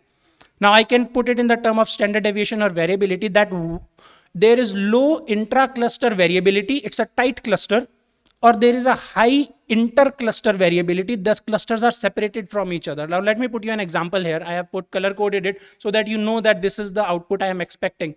3 different clusters. Now one is the tumor size in the x-axis and tumor aggressiveness in the y-axis. Now we know that there are 3 clusters. Now what I mean by low intra-cluster variability, the spread of each cluster has to be low, and high inter-cluster variability, the centroid or the mean of each cluster has to be separated from each other with a high distance. So mathematically, this intra and intercluster variability will be calculated, and a model will be built by a machine which will be like a complex function, that y is tumor aggressiveness, a complex function of tumor size, and it will have these two lines to discriminate between these two clusters. Now, whenever you get a new data point, it will try to just fit in this model. Where do I put this new data point in which cluster? As simple as that. Now, let me give you some more example. As we know, liver disease progress, we have a healthy liver, then we have steatohepatitis and cirrhosis, and sometimes the cirrhosis proceed to hepatocellular carcinoma. Now, let me put it in 3 different clusters. I want to classify based on some information, I don't know what, into healthy liver, cirrhosis, and hepatocellular carcinoma. The complex problem would be what cases of cirrhosis will actually proceed to hepatocellular carcinoma. I will not ask that question right now, but let's put it in 3 different clusters. I'll take the same examples like my earlier slide. We have 3 different clusters: healthy liver, cirrhosis, and hepatocellular carcinoma. Okay, I don't know what is feature 1 and feature 2. Feature means how do I discriminate between them. Now let me pose you some example, and I want some response. That would be really appreciated. Feedback is always helpful for learning, both for human and machine. If I say age versus height, how many of you would say I can discriminate between all the 3? Anyone? None? No, it's not a good feature set. If I say weight versus age, can you? To some extent, okay, high obese patient, old age, ठीक है, हो सकता है, but I'm not sure. Now if I give you, okay, LFT versus liver size, hepatomegaly, LFT. Yes, it has the information you can discriminate. Liver size versus texture of liver, nodules on liver, hard liver. Is it better than LFT versus size? Yes. Texture versus elastic properties, elastogram. So ultrasound and elastic properties, yes, definitely yes. So, and if I combine some of these together, that would be a much better feature set for me to discriminate. Agreed? Yes? So what do we learn from this part? Actually, machine learning or any artificial intelligence is nothing but mathematical operations.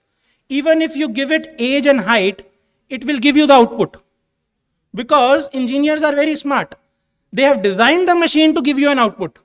Now it's up to you to decide whether it is trustworthy or no. Right? So the take-home message is relevant features are absolutely essential for machine learning algorithm to execute the process and get a good outcome. If you put in trash as a feature, you will get trash as an output. But you will get an output. And if you don't know what is the output as a clinician, engineer will force, sir, this is the best output. But you have to tell, no, this is not a good feature. I want to get trained by something which is relevant to me as a clinician.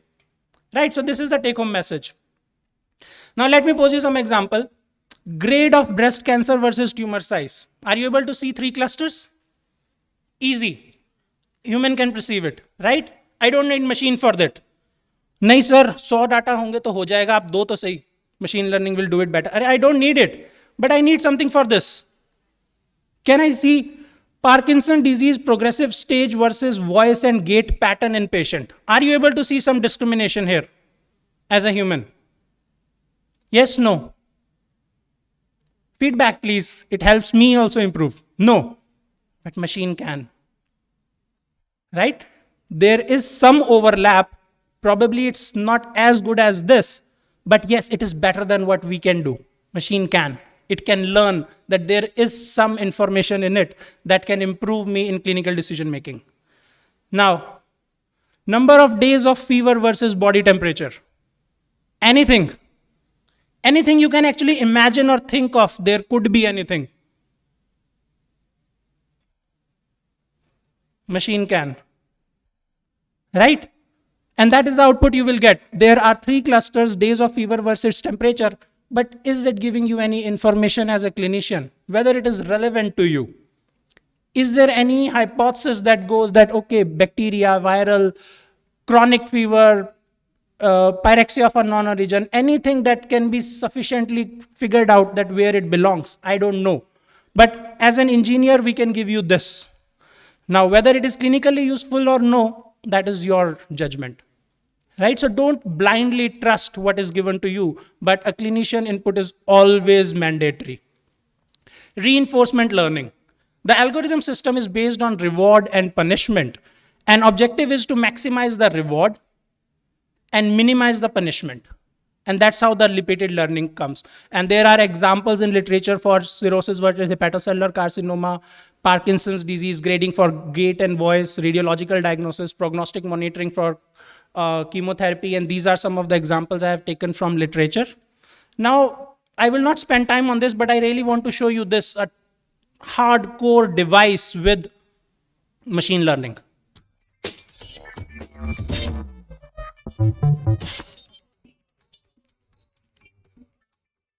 You may think you have little in common with this robot, but it is controlled by living brain cells much like those inside your own head. Researchers grew a collection of around 300,000 rat brain cells in the lab. The cells quickly grow collections to each other and start communicating using electrical pulses. When the clump of cells was connected to electrodes, some parts of it were found to respond predictably to signals from the robot's ultrasound distance sensor. The output from these cells can be used to control the robot's motor circuits, preventing it from bumping into obstacles. Because the brain cannot leave the lab, it communicates with the robot wirelessly. The team plan to use their robot's brain power for new patterns of behavior in future. They hope there are enough similarities to teach us about unknown aspects of our own brain activity. So what they did actually was they had a petri dish on the top and put 300 million neurons from rat and had multiple electrodes which were connected to IR cameras and motors in the robot. And with the reinforcement learning, the neurons were designed such that they learn that I don't have to hit the wall. And with repeated connections from different IR cameras as sensors and different motors and actuators, it tried to learn that I don't have to hit the wall. And this is the application of machine as a hard head device in your hand and learning, not a computer as an algorithm. Now, to summarize, machine learning, as we understood, has supervised, unsupervised, and reinforcement learning. These are the broad categories, but there are multiple algorithms which are under each category. Every algorithm has its own pros and cons. I'm not here to tell you each about algorithm, but there are multiple things which will perform differently, and we'll give you some examples. I just want to share some of the examples where this is a chest X-ray and a deep learning network has been built where it can actually tell you with a high probability. It is called heat map, that at which point the machine thinks that there is some abnormality. And you can correlate that this heat map fall over here. And it can say, okay, with 85% probability based on my training data, I can say it is pneumonia. It can say, okay, it is viral pneumonia, it is a fungal pneumonia, it is a cancer, it is tuberculosis. With some probability, it can reduce the probability and give you differential diagnosis as well. The more data you give, the better probable the machines can perform. Sometimes there are small subtle fractures as a tedious task sitting on the dark room from morning to night, the radiologist might miss. But yes, if there are tools which can actually screen the data for a easy reading and say, okay, look at this point, I feel there is something here. The machine is not designed to give a diagnosis, but give a hint. Just see here. If you agree there is something, mark it. If not, let it be. But it can prioritize or triage. So machine learning has application in healthcare across fields: drugs, imaging, EMR record system, surgical training, prognostic monitoring, smart diagnostics, a lot of applications. Now, just 10 minutes, I would like to share some of our experience in our lab with machine learning. So there is a prostate cancer workflow clinically, and at some point, there is a radiological scoring that comes with pyretes, and the radiologist has to mark whether there is low or high grade pyretes. But before the lesion is marked, the segmentation of prostate has to be done. There is a high probability of prostate cancer in the peripheral zone, and with transition zone, there is a possibility of benign prostatic hypertrophy. So first the prostate has to be marked as a segmentation, and then machine learning that we have applied using some algorithms, and we have said that, okay, with 93% accuracy, we can score up to low-grade cancers, and with like 80 to 75% probability, we can grade the high-grade cancer just by reading images. So bone cancer is something we have been working on with team at AIIMS for 8 years now. So the typical response evaluation other than radiologist racist criteria is definitely pathology. The clinicians believe what they see as there is a chemotherapy response, yes or no. Now this is possible only if I take the biopsy or if I take the surgical resection and send some part of it for the histopath. Now can I do that non-invasively and judge that this patient is going to be chemotherapy positive, responsive or negative? If not, then probably I would like to change the treatment. That is the hypothesis. So we have designed a complex algorithm. I don't want you to pay attention to everything, but just a bit here. So with different sequences of MRI, which are sensitive to different set of information in the cancer, if we can figure out what is the active tumor percentage, what is the level of necrosis, and what is the level of edema in that tumor, I can tell if the necrosis is increasing in the tumor, the chemotherapy has done the job. Agreed? Yes, no? Yes? Yeah. So we have done that. So I'll show you 2 examples and then the cohort results. This is the baseline patient, and it was a 12-year-old female with osteosarcoma on the right femur. In the baseline, it showed that she has a necrosis tumor of 4% and edema of 40%. And after 3 cycles of chemotherapy, data was taken, and it shows that the necrosis increased to 91% and edema is 13%.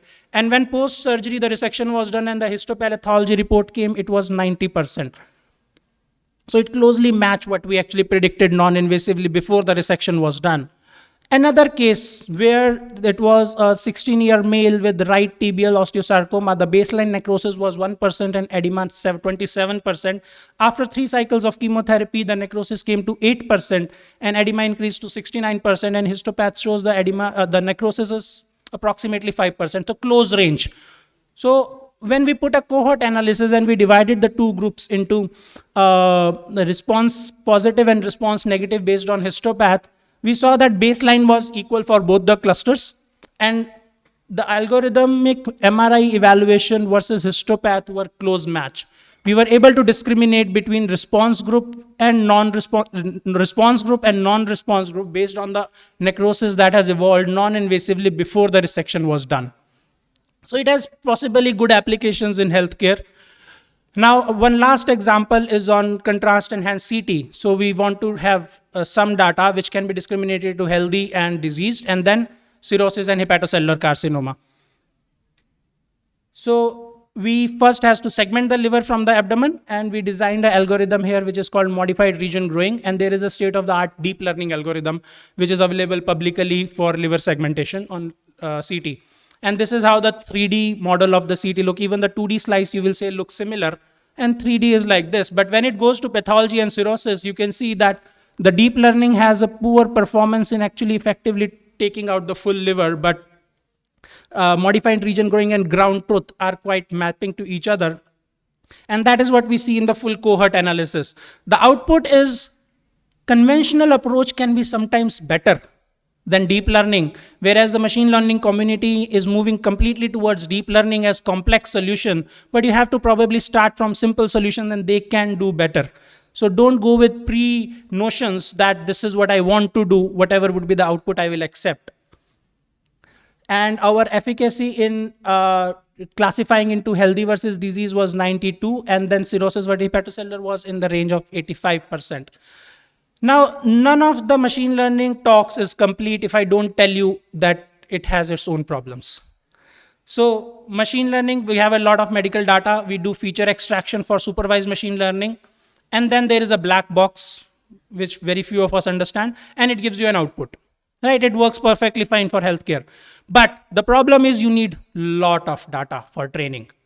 If I want to mark the lesion, I have to sit with the radiologist and ask him, please mark 500 data for me. He will say, I don't have enough time. But that is the limitation. I need it to be marked. Then only I can train the machine. Otherwise, I can't. There's a lot of features that need to be extracted. And manual feature crafting can be a tedious exercise sometime. We might not be able to do that. But that is the bottleneck. If we want it to deliver good, you have to do that exercise. The other aspect is deep learning, which is completely a black box. And you give the data, it do something and give you an output. No features, no training. But it does not require manual feature because you don't know what to do. It learns some higher order or hyperparameter features in complex architecture to deliver the output, but it works. It is based on logic. The decision is made that cannot be understood. So as a clinician, if you ask me why this patient is positive, I don't have any answer because it is not based on any feature which I can attribute it to.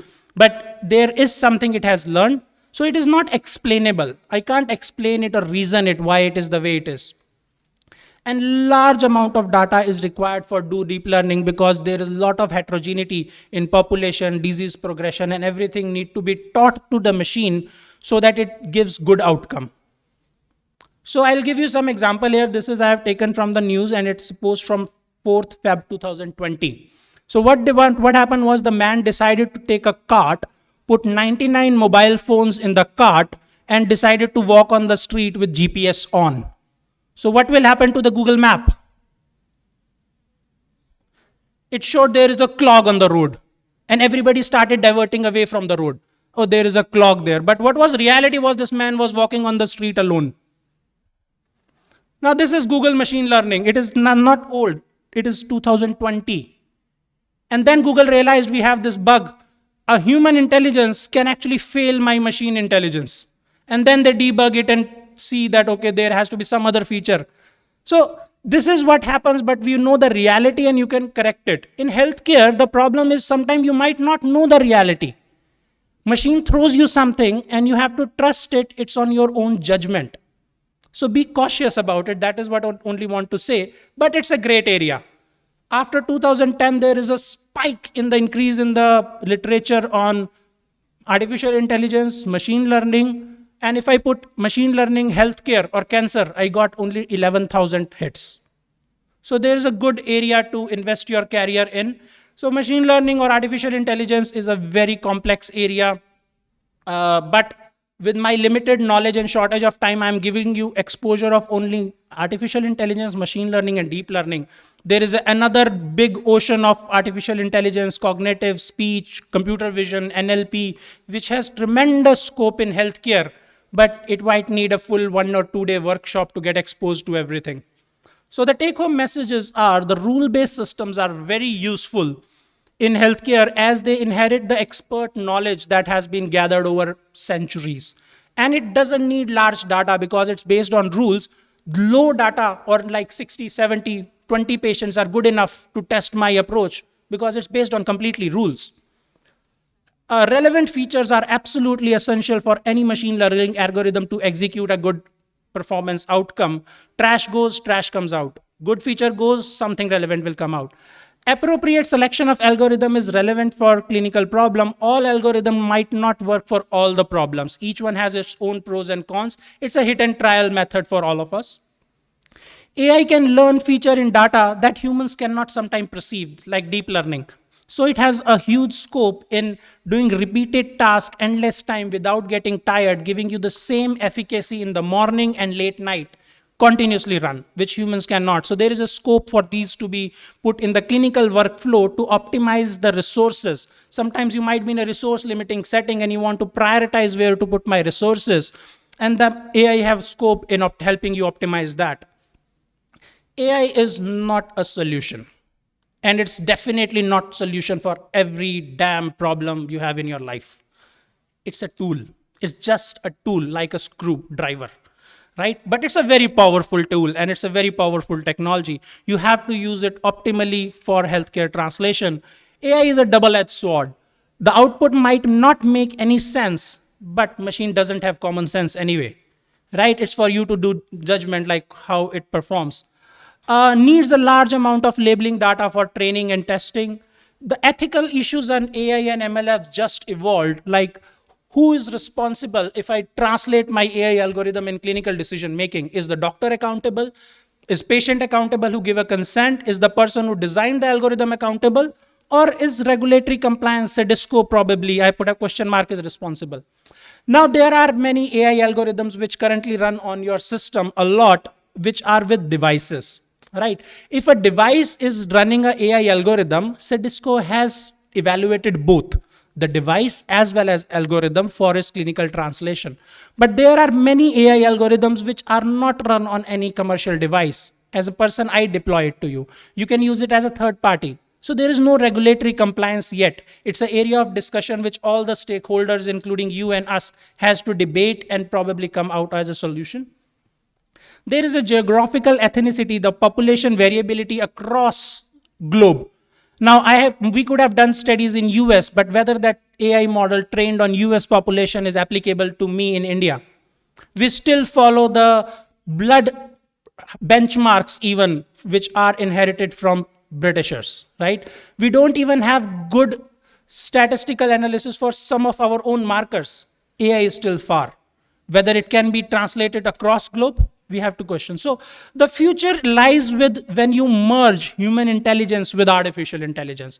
The people who are empowered with artificial intelligence tool will optimize their time resources in a better way, but don't see that artificial intelligence is going to replace any of the clinical workflow.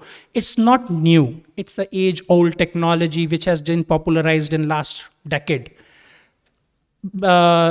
Flights with automated mode has been there for a while, but it never replaced the pilot, right? So, but you can get empowered with this. So I am just the face of what we do at IIT and AIIMS. There is a big team at IIT. There is a big team at AIIMS who has given me tremendous support what I present today. And I would like to acknowledge and thank them. I also work in area of neurorehabilitation. So I have received tremendous support both professionally and at personal level from faculty and staff at AIIMS. So this is the platform I would like to acknowledge and thank everybody in my journey. And if I just grab 2 minutes, I would like to end with a video. So just see this for 50 seconds.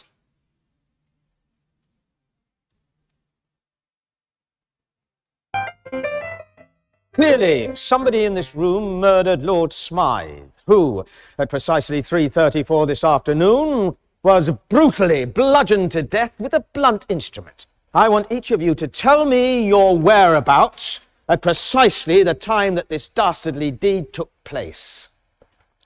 I was polishing the brass in the master bedroom. I was buttering his lordship's scones below stairs, sir.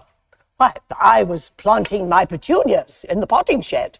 Constable, arrest Lady Smythe. But how did you know? Madam, as any horticulturist will tell you, one does not plant petunias until May is out. Take her away. Sorry, madam. It's just a matter of observation. The real question is, how observant were you? Why did I show you this video? Did you notice anything in the video in 50 seconds? Very quickly. We don't have time. Yeah, so something with the clock. So some people have noticed color, right? So let me show you this video. Just try to see it again. Like what has changed during that 50 seconds, including the black coat of this detective. Try to see the changes that has happened and how many you can pick. Clearly, somebody in this room murdered Lord Smythe, who, at precisely 3:34 this afternoon, was brutally bludgeoned to death with a blunt instrument. I want each of you to tell me your whereabouts at precisely the time that this dastardly deed took place. I was polishing the brass in the master bedroom. I was buttering his lordship's scones below stairs, sir. Why, I was planting my petunias in the potting shed. Constable, arrest Lady Smythe. But how did you know? Madam, as any horticulturist will tell you, one does not plant petunias until May is out. Take her away. Sorry, madam. It's just a matter of observation. The real question is, how observant were you? Right, so now let me show you it from a different angle. So there were total 21 changes that happened in 50 seconds, and we'll change the camera view. Clearly, somebody in this room murdered Lord Smythe, who, at precisely 3:34 this afternoon, was brutally bludgeoned to death with a blunt instrument. I want each of you to tell me your whereabouts at precisely the time that this dastardly deed took place. I was polishing the brass in the master bedroom. I was buttering his lordship's scones below stairs, sir. Why, I was planting my petunias in the potting shed. Constable, arrest Lady Smythe. So why did I spend 3 minutes in showing you this video? It has a message. When I changed the angle of the video, actually I gave you a different data set. And your understanding of the content change. So like in AI, you need more data always to understand the full picture. More data you see, the better you get trained to judge the unseen, which might hit to you in the clinical scenario. Looking the AI through both medical as well as engineering lens. It's never that somebody has developed and you can deploy it. You have to take a judgment. It might have different viewpoints for all of us. And as I can say that many of you have witnessed 1 or 2 points, others must have seen two points, but there are total 21 differences. Treat each one of you were like one of the AI algorithm. For the same problem, each algorithm throws out some solution. And each algorithm will have different limitations. Now that's why I personally prefer in a sandwich approach. As I showed you in the liver, we separated healthy versus diseased and then split disease into cirrhosis versus hepatocellular. I could have done healthy versus cirrhosis versus hepatocellular as a 3-class problem. But then it's a complex problem. But when you split and go in a stepwise manner with different approaches, your accuracy is better. So see AI as a tool, the more data is required, and you have to open your eyes to that because that is the way forward to go. With that, I would like to thank everybody present here and giving me the opportunity to share my thoughts.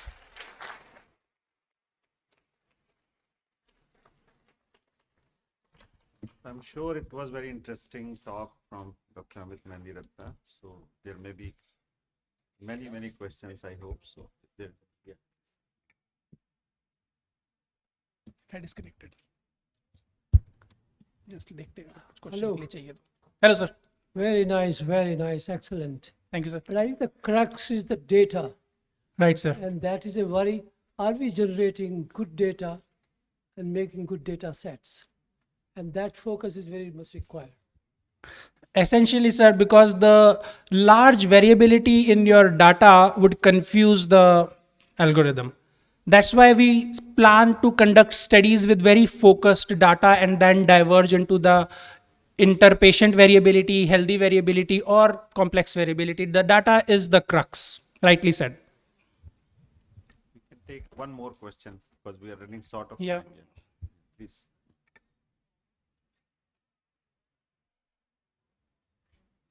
We are deeply pleased to listen to all this. But my question is that for medical science, the Bayesian learning, I think that has also a great role apart from what you have described. And also for simple procedures, we can easily make macros. Correct, ma'am. Bayesian, I am a big fan of Bayesian algorithm. So I'll just for the benefit of audience, I'll tell, right, when I showed you the cluster, I spoke about the centroid and mean, right? So I take the data as a variability of say mean and standard deviation. It's a one mathematical model of normal distribution to put my data. But I feed my algorithm with that only 2 parameters. Wherever, as if you see the Gaussian has a long tail going toward the end, there is a 1%, 0.1% probability it can be an extreme data that might hit your algorithm, right? But you don't want to cut that and say this is healthy. But with 0.11%, it could be abnormal. So Bayesian is that approach who take into account the probability for attributing any data to any cluster rather than just mean and 95% standard deviation. Yes, there is a good scope and I am a big fan of Bayesian algorithm in healthcare. We do work on that. Just one question. Education 4.0 said that the technique will take over human brain. And education 5.0 say human brain cannot be overtaken by. Sir, let me put it in a very philosophical, it's a philosophical question. So I'll tell everybody that can AI beat human? Because you have been trained as an AI which was marked by a clinician. And that is the benchmark. Can you beat the benchmark? If you beat the benchmark and say that this is a patient with XYZ and clinician has labeled is no, it is PQX, whether you will believe clinician or the AI. So the AI has not reached a stage where it can actually beat the benchmark. But yes, if it beats the benchmark, it comes as a feedback to clinician to relook whether I want to evaluate that with a different mindset? Yes. But currently we don't expect it will ever beat that. It's like God versus human. Thank you. Thank you very God much, versus Dr. who is Amit. first. I think we'd like to close this session here. We are running behind I think time. have taken more time than allotted, but Actually, really, let me share that this quest of data brought us to AIIMS 5 years ago when we have IIT AIIMS joint projects, and we are running currently 65 projects together with AIIMS doctors and IIT engineers, and 10% of that are in AIML. I think we'll have more to come in years.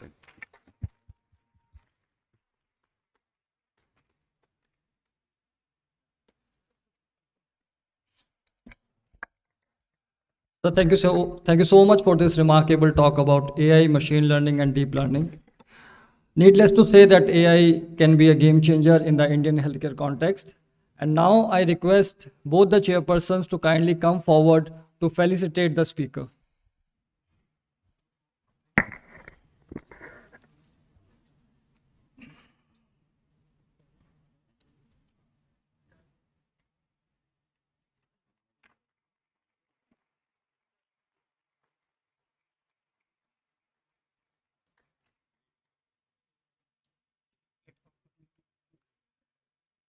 Thank you, sirs. I request Professor Puneet Kaur ma'am to kindly felicitate the chairpersons with a token of our appreciation.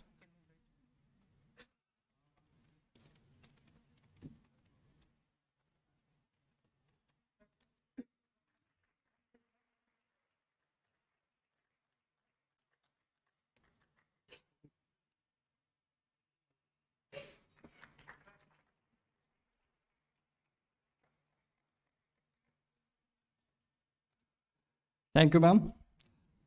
Now I hand over the stage to Dr. Souvik. Thank you.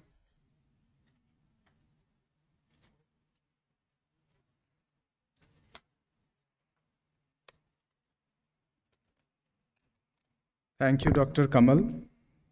Now we proceed to the next scientific session, Innovative Research Best Papers.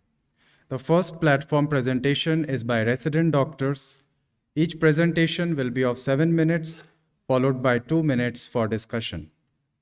For this session, I would like to welcome the honorable chairpersons onto the dais, Professor A.B. Day and Professor Neena Khanna. Professor A.B. Day was formerly Dean Research and Professor and Head, Department of Geriatric Medicine, AIIMS, New Delhi. Professor Neena Khanna is Professor of Dermatology and Venereology at AIIMS, New Delhi. The first paper will be presented by Shravan Kumar Rawat, Resident Doctor in Department of Medicine.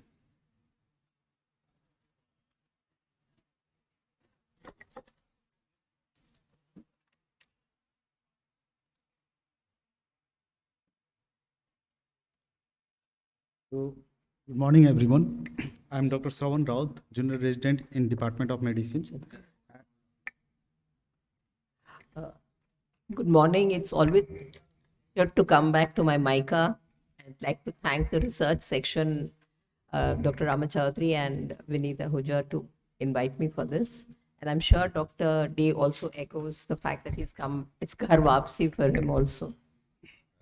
Now we'll have the presentation, 7 minutes. 7 minutes means 7 minutes. Okay. So, my study topic is prediction of ventilator-associated pneumonia using a novel artificial intelligence-based decision support system.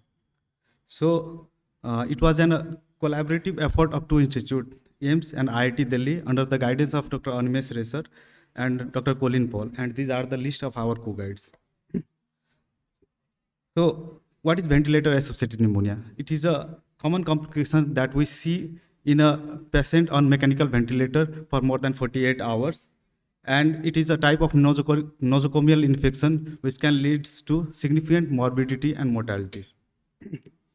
The existing diagnostic modalities that we have is a clinical pulmonary infection scores, which includes several clinical and laboratory parameters like temperature, oxygenation in the form of PF ratio, leukocyte count, tracheal secretion, radiographs, and ET spread culture and sensitivity. We give scores from 0 to 2, and once the score is more than 6, we label it as a ventilator-associated pneumonia. So, as the CPIs depends on number of parameters like culture and sensitivity, whose reports comes after several days, which might be colonized, the evidence of tracheal secretion labeling as purulent or non-purulent, which might be subjective, and the radiographic changes, which may have inter-observer variations, as we can see here in these two images, which is difficult to differentiate between collapse or consolidation.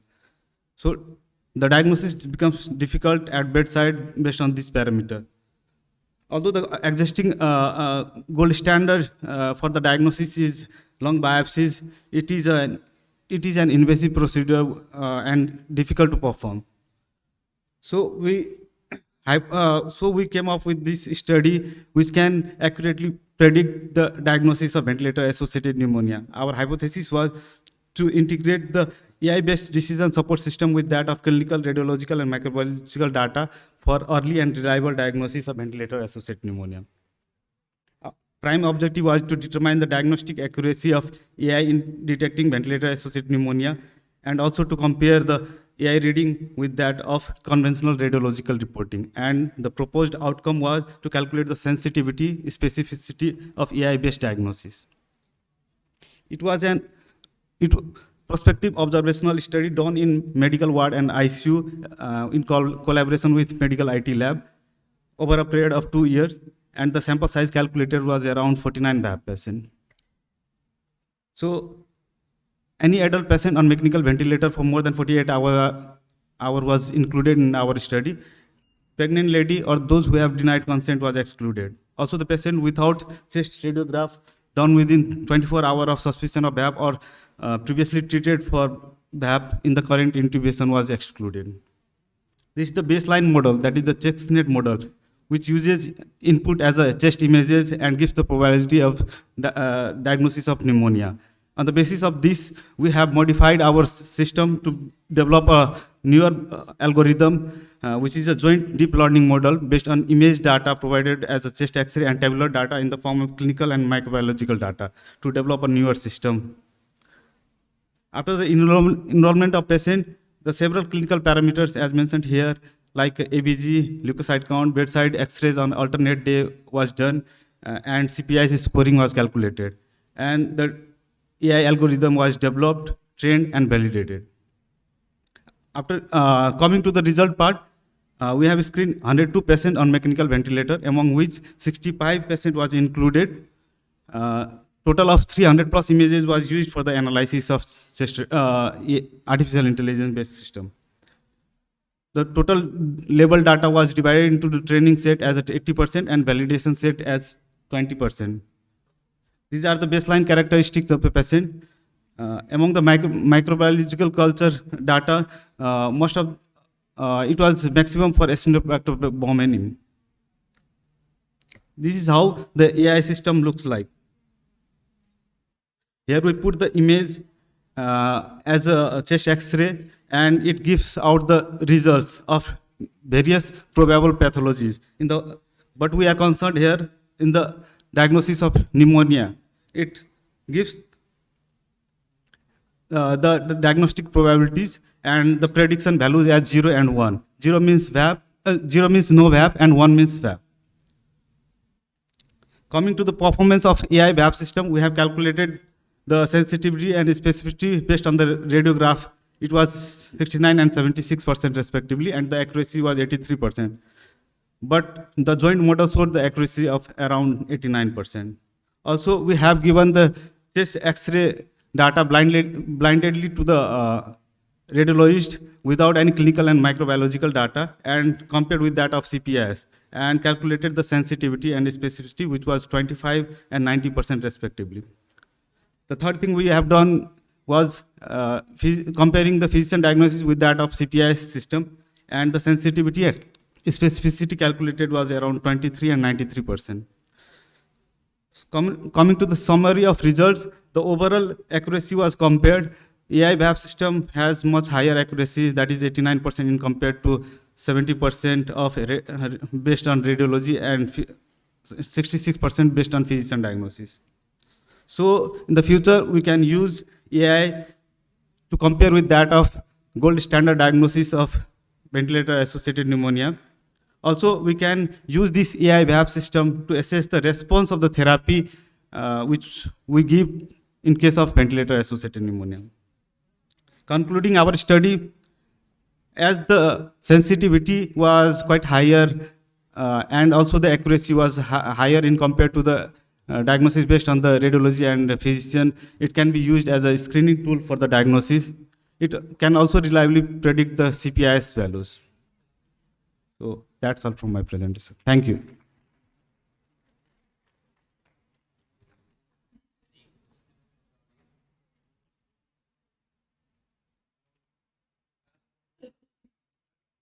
Missed something, but you say there's a physician-based diagnosis, okay, and to that you have and say is more sensitive. The point is that in that case, what is your? I mean, I know these very difficult to have a gold standard of this sort, but how would you guess what is your baseline on which you have seen this is actually what your AI is getting is actually a physician is your VAP? Sir, in this case, we have seen either the physician has changed the antibiotics based on the diagnosis of VAP or not. On that parameter, we have compared with that of CPI system with all the parameters. Essentially, what you're saying is the therapeutic response is your gold standard. Is that, am I getting you right? Yes, sir. Okay.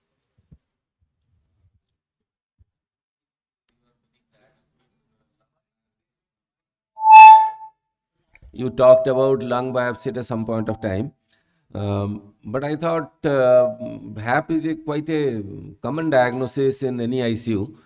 You are trying to make things rather complicated. Anyway, thank you. Thank you for the presentation. It's all right. Thank you, sir. Well done.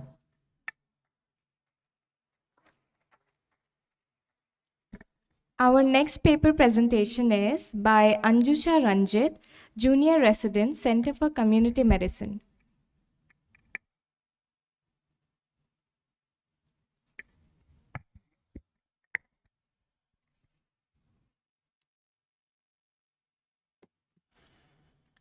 Anjusa, your time starts now. Should iron folic acid supplementation be replaced with multiple micronutrient supplementation for anemia prophylaxis in pregnancy? Good morning. I'm Dr. Anjusha Ranjit, Junior Resident from Center for Community Medicine, and I'm here to present the evidence from a triple-blinded randomized control trial.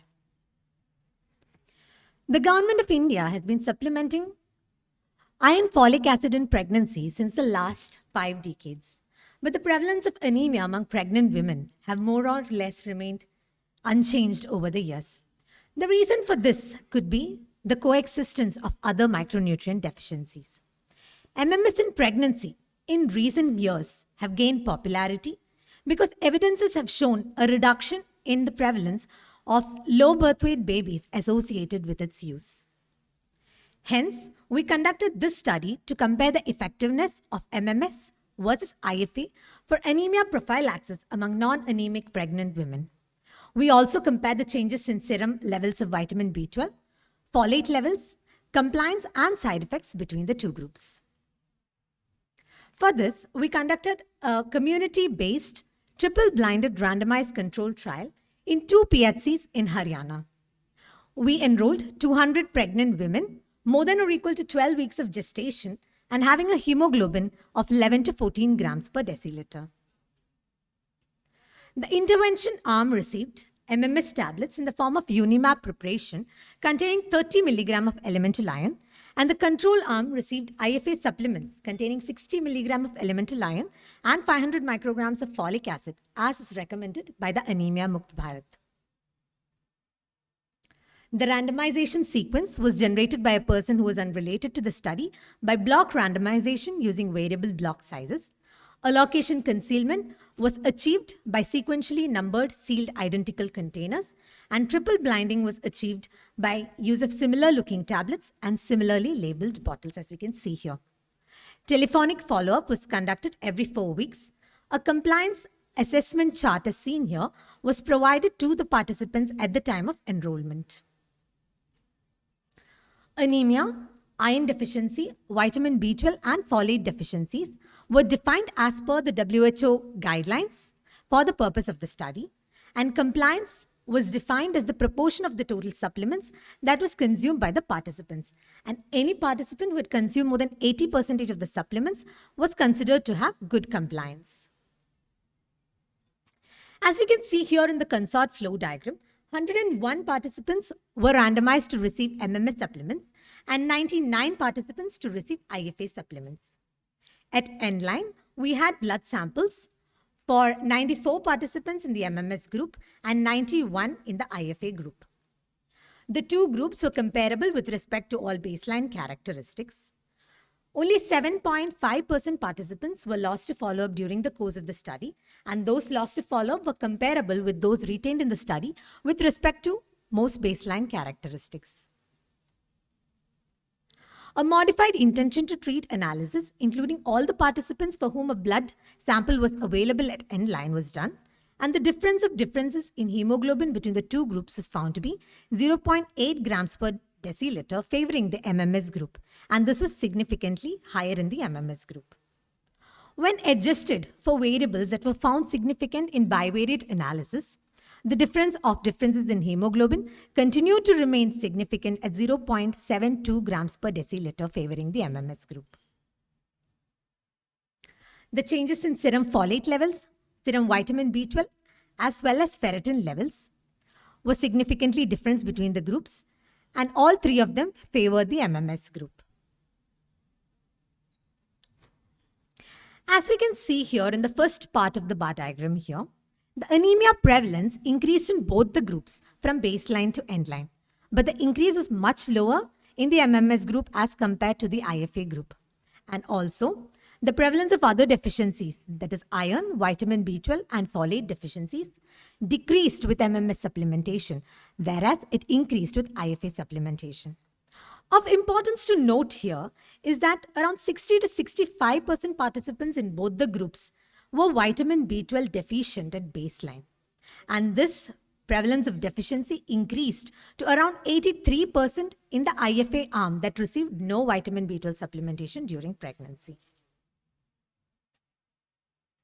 The compliance to the two supplements were comparable between the two groups, and it was high. Only 11 participants in both the groups had compliance less than 50%.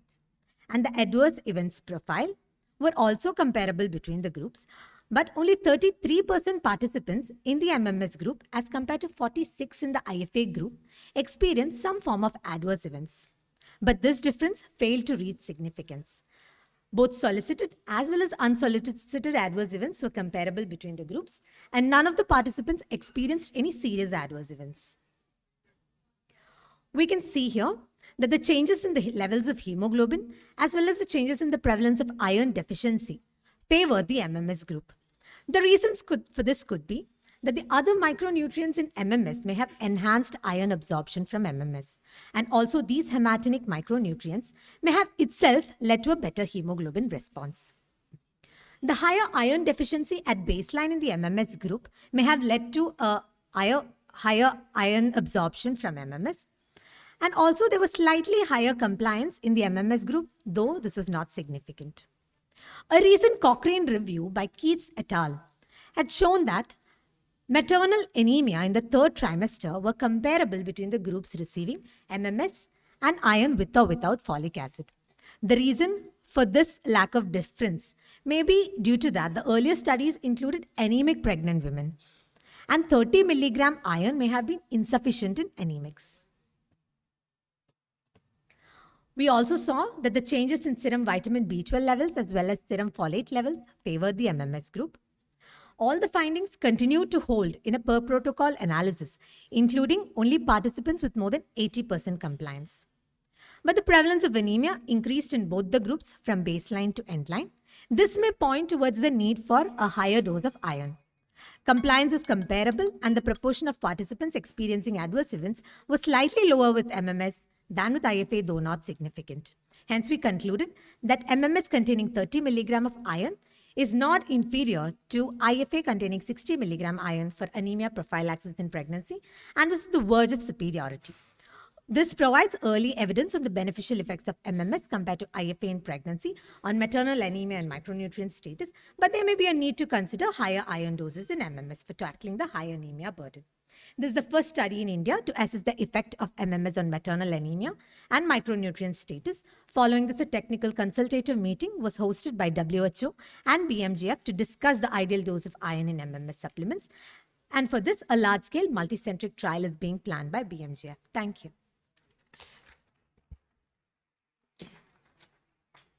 Well done, but you didn't restrict to the time. What's the cost difference between the two?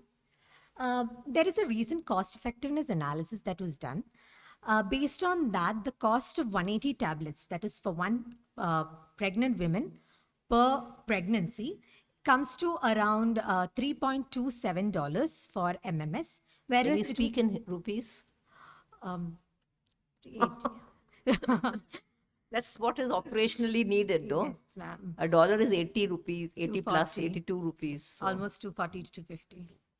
Okay, any questions from the house?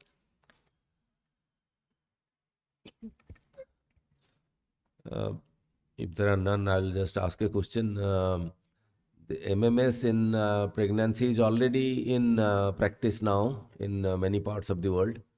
Yes, So what's the novelty here in your study? So this is the first study in India that we have done assessing MMS. But after all, biologically, all human beings are same.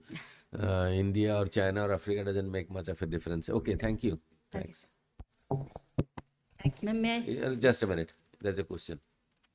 I have one question. Like, I'm a faculty in College of Nursing. When we are giving this health education to pregnant ladies, we are telling them, like, for better absorption of iron, we need to have citrus fruit juice or anything.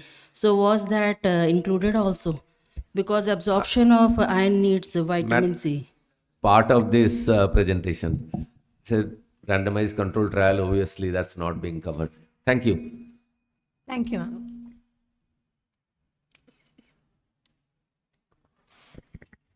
The next presentation will be delivered by Yallam Raju Saikostha, Junior Resident, Department of Surgery.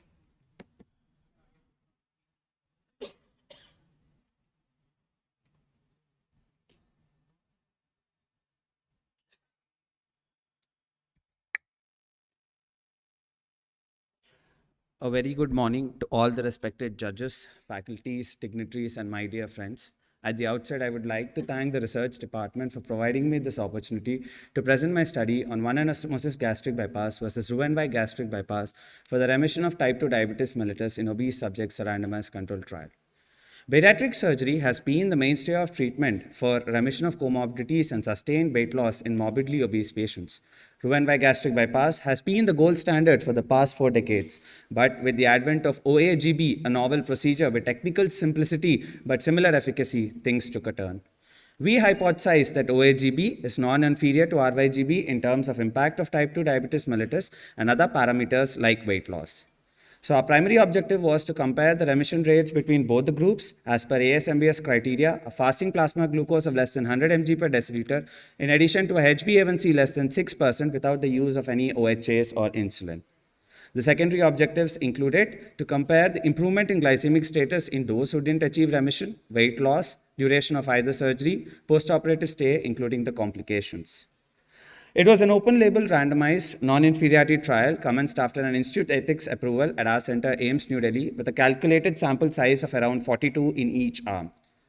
The patients were recruited after meeting the following criteria. The inclusion criteria included patients above BMI of 30 kg per meter square with concomitant type 2 diabetes mellitus, weight loss, and type 2 diabetes mellitus not properly controlled by non-surgical measures, patients who had comprehension and commitment to follow up long-term and who gave an informed consent. Excluded patients were those who didn't consent or those who had a contraindication for GA. So this was the procedures in which in RYGB, we basically have more of a restrictive pattern in which a small pouch is created near the GE junction of around 10 to 15 ml, and we create a BP limb of 70 centimeters and an elementary limb of 130 centimeters. Whereas OAGB has a single anastomosis in which a long tubular pouch is created. After the tubular pouch, we just take a loop around 200 centimeters and anastomose it. The study population was enrolled between 2017 and 21, 25 in the OAGB and 25 in the RYGB arm. And the RYGB arm had almost complete follow-up, whereas the OAGB arm had 3 patients lost due to COVID pandemic and 1 mortality due to COVID pneumonia. The baseline demographics were similar between both the groups, especially the BMI and the excess weight, which were comparable. Coming to the operative time, OAGB had significantly lower operative time by 40 minutes, whereas the post-op stay, complication rates, and readmission rates were similar between both the groups.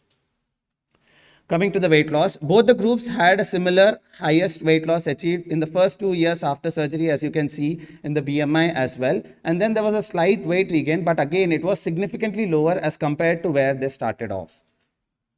Coming to the baseline glycemic parameters, the distribution was comparable, though RYGB had a slightly higher HbA1c and mean duration. OAGB had a higher mean insulin requirement per day.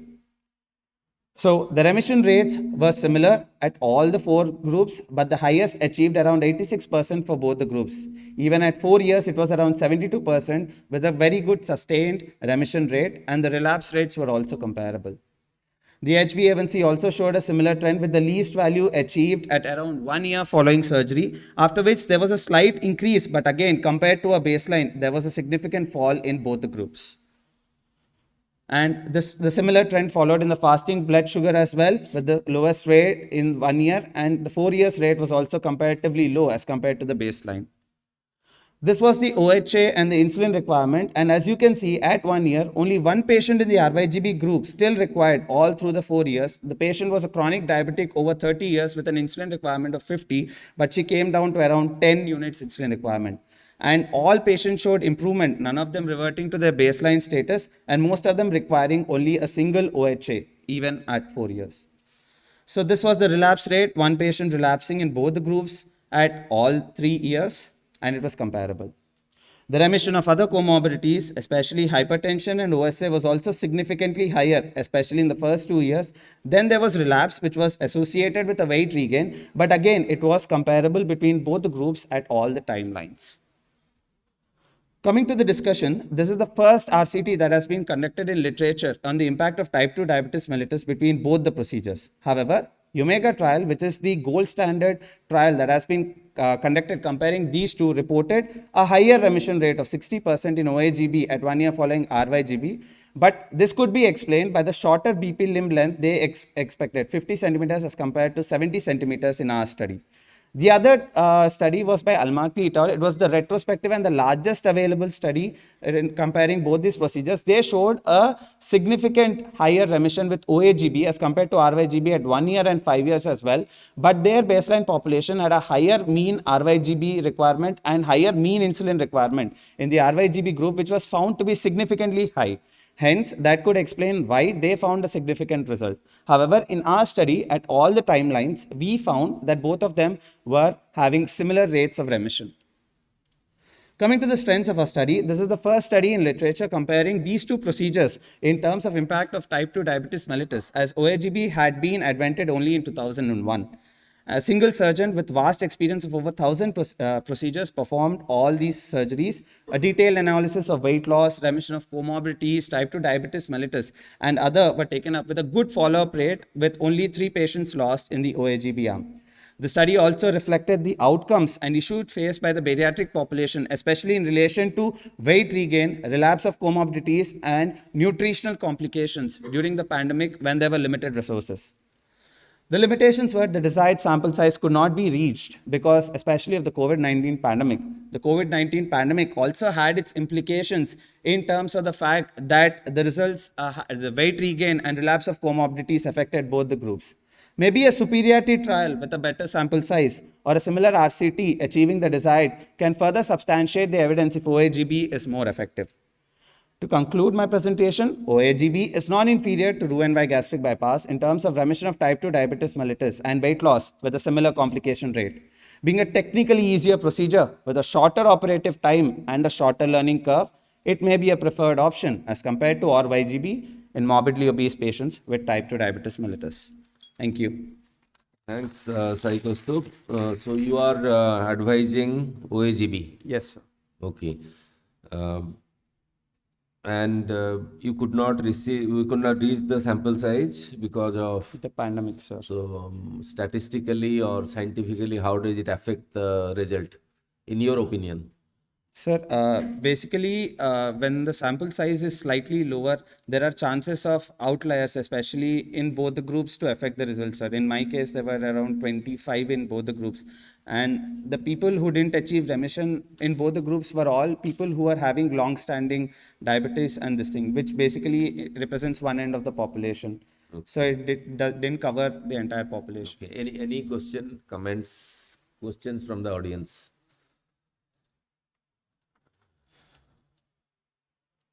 Yeah. Yeah. You raise the hand. ऐसे ही पूछ लो. सामने आ जाओ, पूछो जोर से.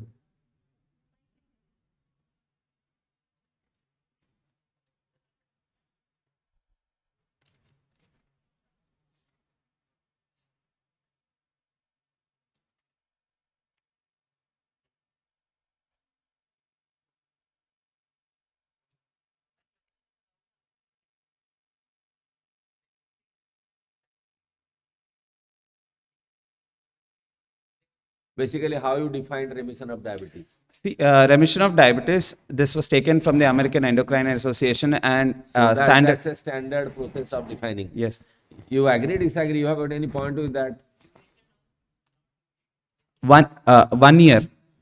And these patients, all these patients who have went into remission, immediately in the post-operative period, they don't require insulin or any support. Usually that happens. Okay. Any other question?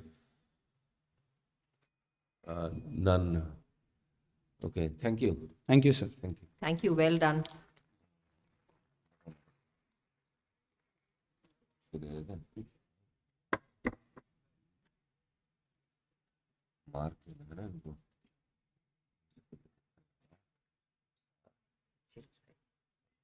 Thank you, sir and madam. Ek minute. I must thank Dr. Rama Chaudhary and Dr. Binit Ahuja for giving an opportunity to me to come over here and be a part of this. Thank you. I request Dr. Yashdeep to felicitate the chairpersons with a plant as a token of our appreciation.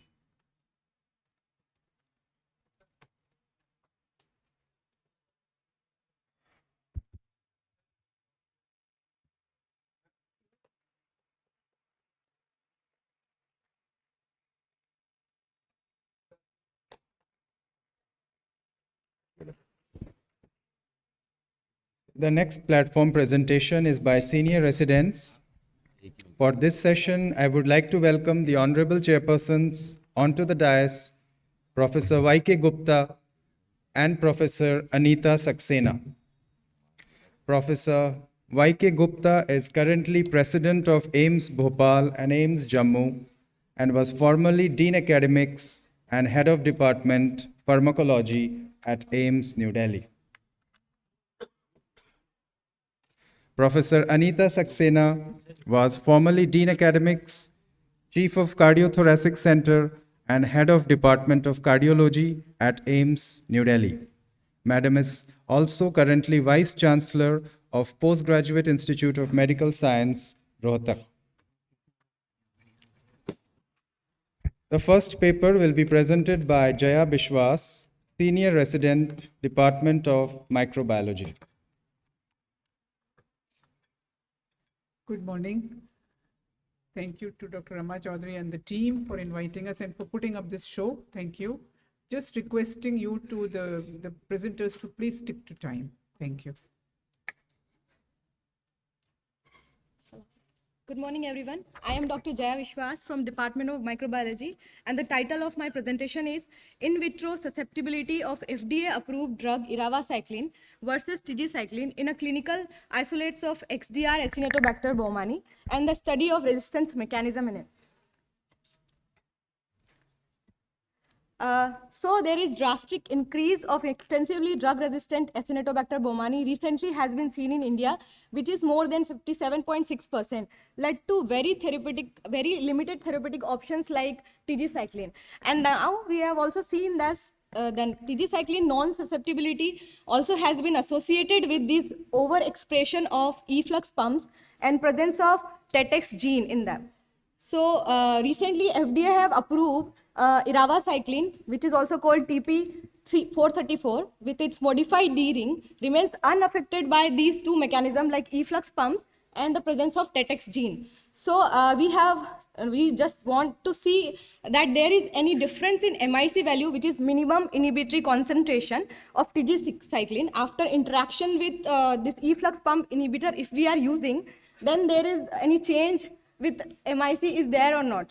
So the aim and objective of this study was in vitro MIC 50 by 90 of iravacycline in comparison to tigecycline in XDR Acinetobacter baumannii clinical isolate. MIC 50 or 90 is like minimum inhibitory concentration, the lowest amount of drug at which 50% of organism can be inhibited, and MIC 90 is 90% of the organism visibly can be inhibited. So we have calculated the MIC 50-90 for iravacycline versus tigecycline. Also, we have compared the MIC 50-90 with the presence of CCCP, which is efflux pump inhibitor. And then we have calculated the prevalence of efflux pumps, molecular, and the TETx genes. The study was prospective, and it was observational. The cross-sectional, it is a cross-sectional study. The sample collection was from 2019 to 2021. Total number of samples were 196, which were all XDR Acinetobacter baumannii, which is like they are resistant to all group of the antimicrobials except just leaving one or two group of antimicrobials. The identification of isolates were done by Malditov, and the detection of XTR was done by Kirby-Board disk diffusion method and Broth microdilution method. And then we have calculated the MIC 50-90 with the help of Broth microdilution method. For Acinetobacter baumannii, CLSI doesn't provide any breakpoints. So we have used the FDA and UCAS criteria. In FDA, by FDA criteria, the susceptibility range for iravacycline is less than or equal to 0.5, and for tigecycline it is susceptible if the MIC is less than 2, or it is intermediate if MIC is 2 to 8, and it is resistant if MIC is more than 8. By UCAS criteria for iravacycline and tigecycline, the breakpoint is 0.5. After that, we have done this conventional PCR for detection of TETx gene. The primers are described here, and the multiplex PCR for detection of ADE ABC and ADE RS genes, which are RND efflux pump genes. So the result we have found, this is the graph showing distribution of MIC with iravacycline and tigecycline, and on the right side we have shown after use of efflux pump inhibitor what are the changes in the MIC. These and on the y-axis they have shown number of isolates. The blue bars are basically MIC after use of iravacycline, and the orange bars are basically after use of tigecycline. This is the break point at 0.5.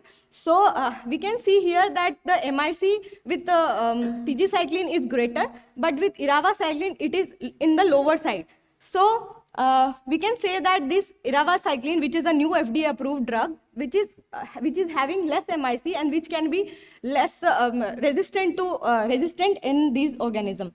And on the right side, we can see MIC 50 and MIC 90. With the use of tigecycline, the MIC is around 2 with all the isolates, and after use with CCCP, the MIC reduced to 0.5 on the right side, and with iravacycline, this is not that changed. So we can see that iravacycline can overcome the efflux pump effects. Now, we have total collected 196 samples, in which with the tigecycline, the MIC were maximum samples were resistant, and with iravacycline, 91% isolates were sensitive. This is the result part. Here, the detection of TETx gene. In first picture, they have shown the 16S rRNA. So that can showing that these all isolates were XDR, Acinetobacter baumannii. On the right side, this gel picture is showing the presence of TETx gene. We have found 2 isolates which were having TETx gene.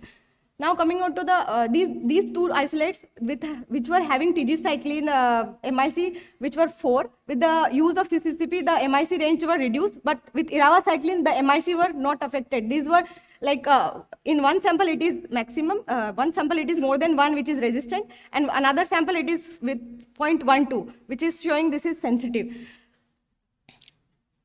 This is the detection of RND efflux pump genes. Around 34, we have done 40, we have detected RND efflux pumps in first 46 samples, and these samples, 34 samples were identified to have RND efflux pumps. And these 4 isolates with the TG cycline, the MIC were 4, which is more than 0.5. Actually, these are resistant. With the use of CCCP, these MIC were reduced. In the presence of efflux pumps, we can see that iravacycline is having MIC around 0.5. So it is a effective drug in the presence of iravacycline. Now coming on to the discussion part, AST profile of isolates of Acinetobacter baumannii collected from ICU showed reduced susceptibility. We can use, in the presence of these resistant mechanism, iravacycline is effective. And then in the presence of efflux pump inhibitors, that this mechanism can be reversed. And by concluding with this, iravacycline has a lower MIC in comparison to TG cycline in XDR Acinetobacter baumannii. It can overcome the effect of efflux pumps and TETx genes in resistance. And the efflux pump inhibitor has potential to decrease antibiotic resistance, but specific efflux pump inhibitor should be explored. And then, sir, studying a new resistant mechanism like TETx gene should be helping in the future so that we can overcome these XDR Acinetobacter baumannii. Thank you, sir.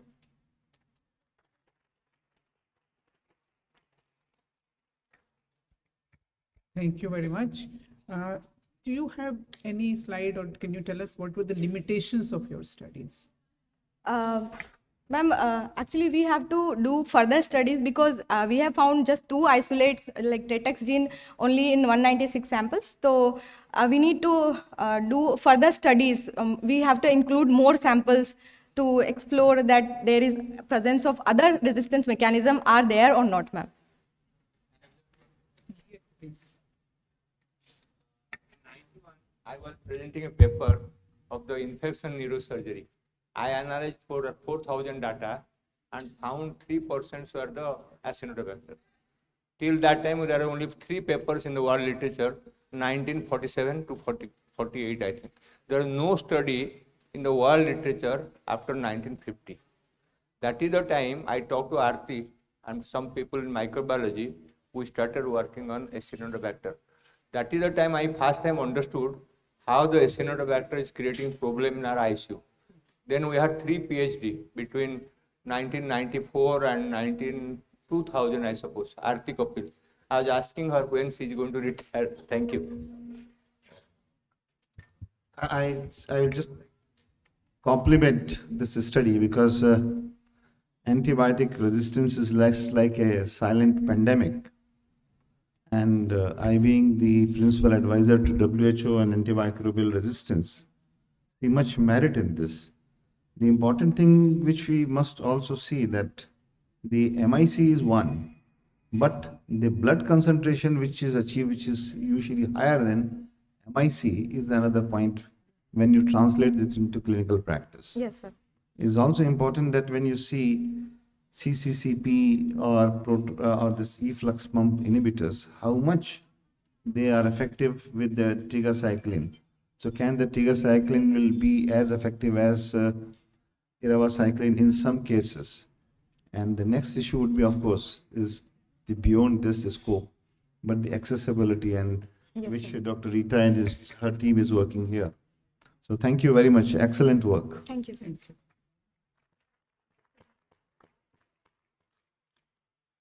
The next presentation is by Nidhi Gupta, Senior Resident, Department of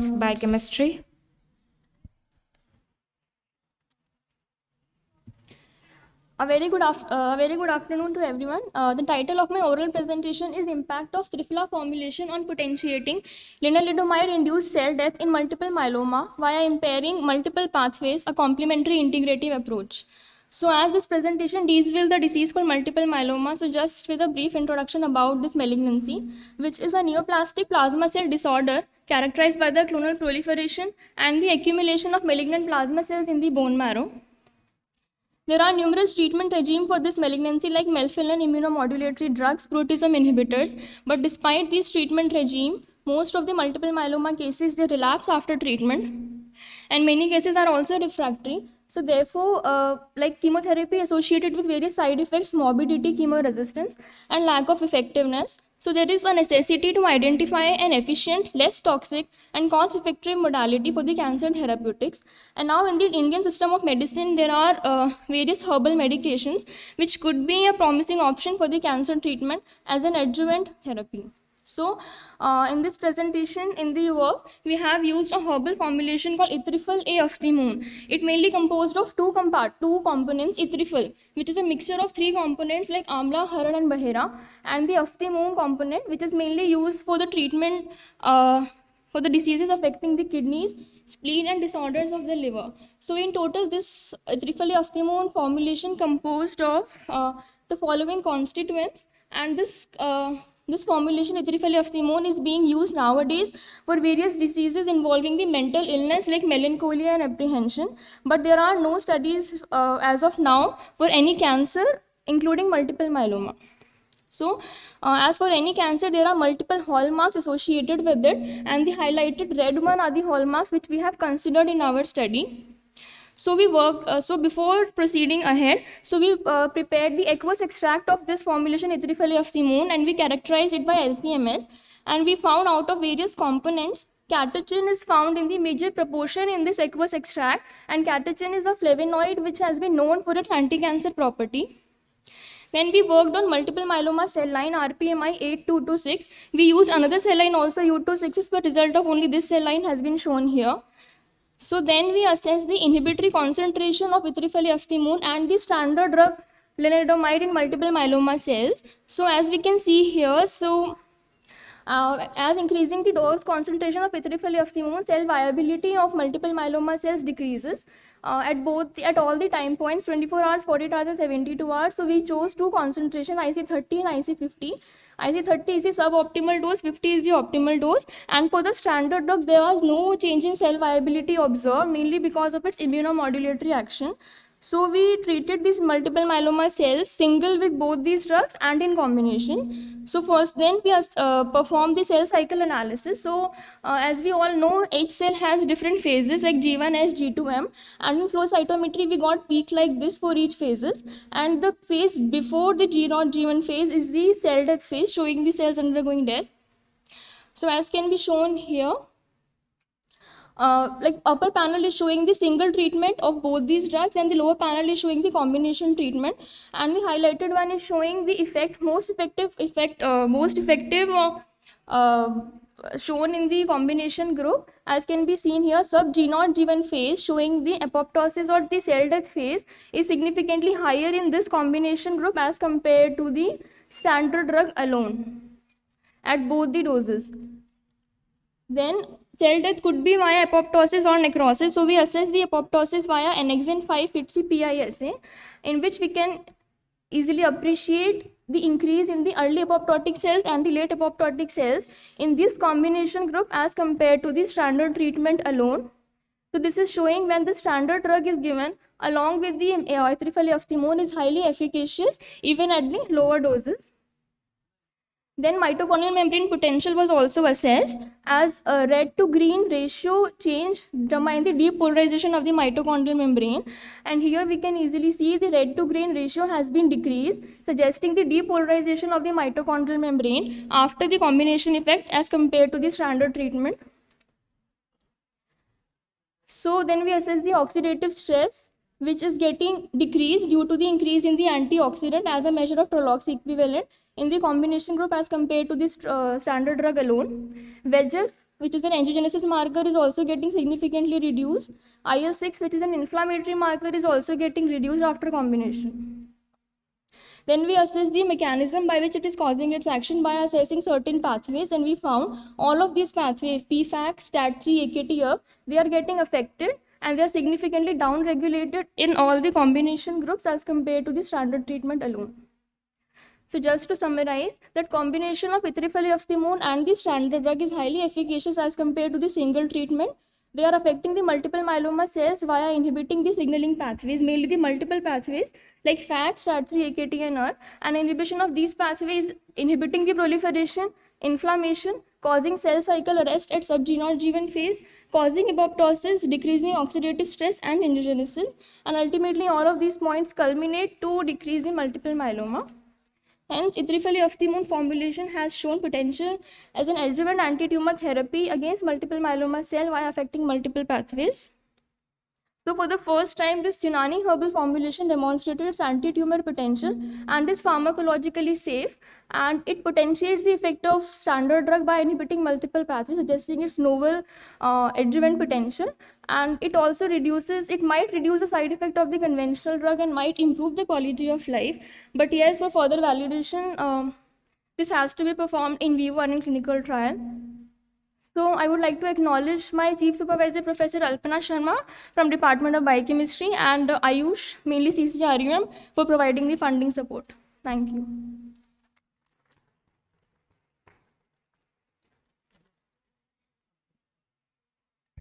Wonderful presentation. Any comments or questions on this? Yeah, please.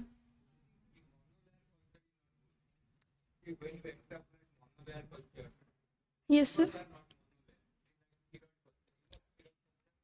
So these are like suspension cell line. Actually, that is the defect of the human trial when you extrapolate the monolayer culture drug to a human trial. So human being has a solid tumor and cells are encapsulated. Yes, and sir. in a monolayer, when you give drug, is much more effective than the human being in vivo. Yes, sir. So the spheroid culture, where you take a 3% agar gel and make a spheroid and give drug, that is much better. Yes, sir, it's a very, very good suggestion and we'll try to incorporate it. So it's a preliminary study, so we have just identified whether it is having any anti-tumor potential or not. Then we can proceed ahead for further studies in xenograft models or in clinical trial or a spheroid culture. Yeah, madam. Thank you so much. And Nidhi, fantastic work. Thank you. I just want to know, like, what happens when you withdraw this drug in the culture?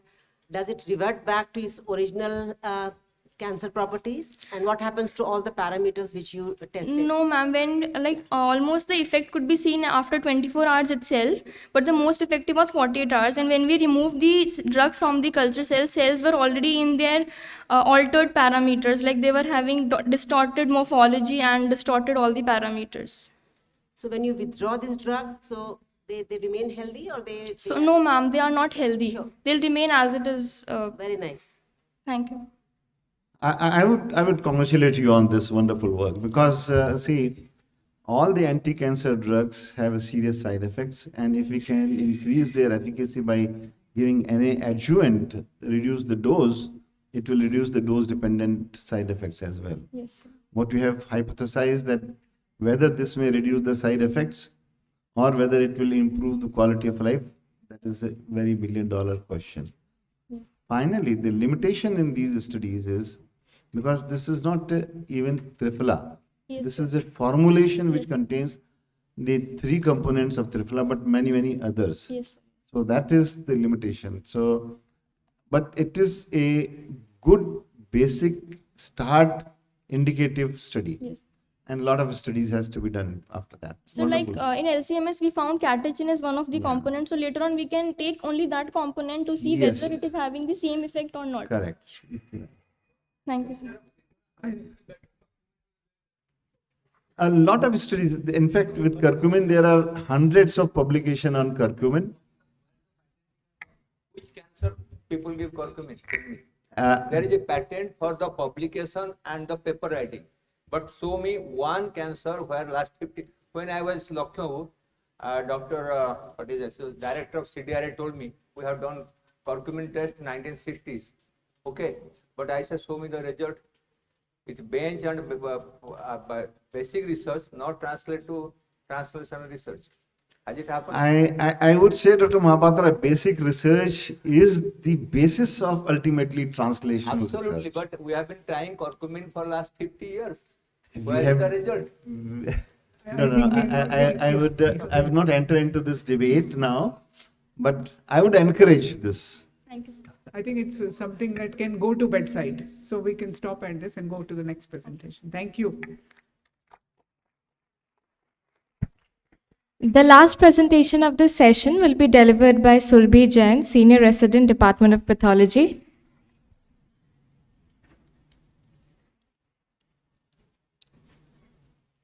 So, a very good afternoon to everyone. First of all, I would like to inform Dr. Surbhi, due to some mishappening yesterday in a family, she couldn't join us today. So, on behalf of Dr. Surbhi and with consent from my guide, and as the event organizer has allowed me to present this work on the title, EGFR Mutation Analysis Using the Cell-Free DNA from Supernatant of Centrifuge Pleural Effusion, Expanding the Diagnostic and Predictive Role of Effusion Cytology. So, liquid biopsy is any type of sampling that involves the analysis of various bodily fluids other than plasma, like CSF, urine, saliva. That these specimens, they are valuable sources of tumor-derived elements like circulating cell-free DNA, exosome, etc.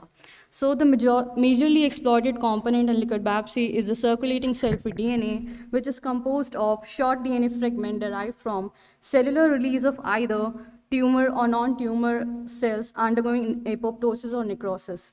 As liquid biopsy has proven to be of amenable use in various clinical settings, it offers several advantages as listed here.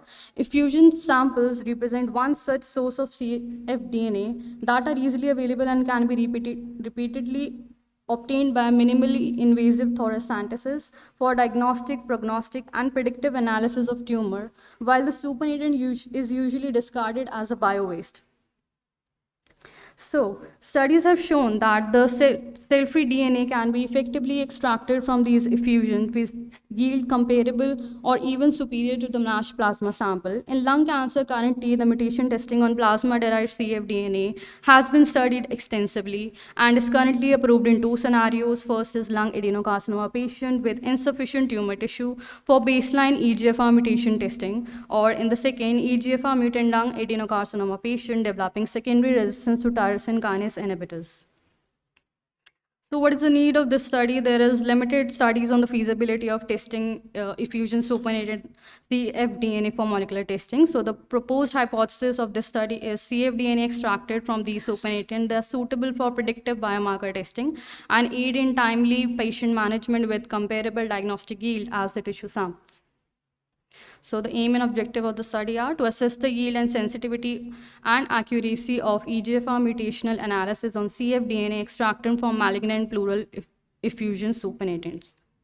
So the methodology adopted is, this was a prospective study being conducted with collection of all pleural effusion sample received in cytopathology laboratory spanning a duration of 7 months.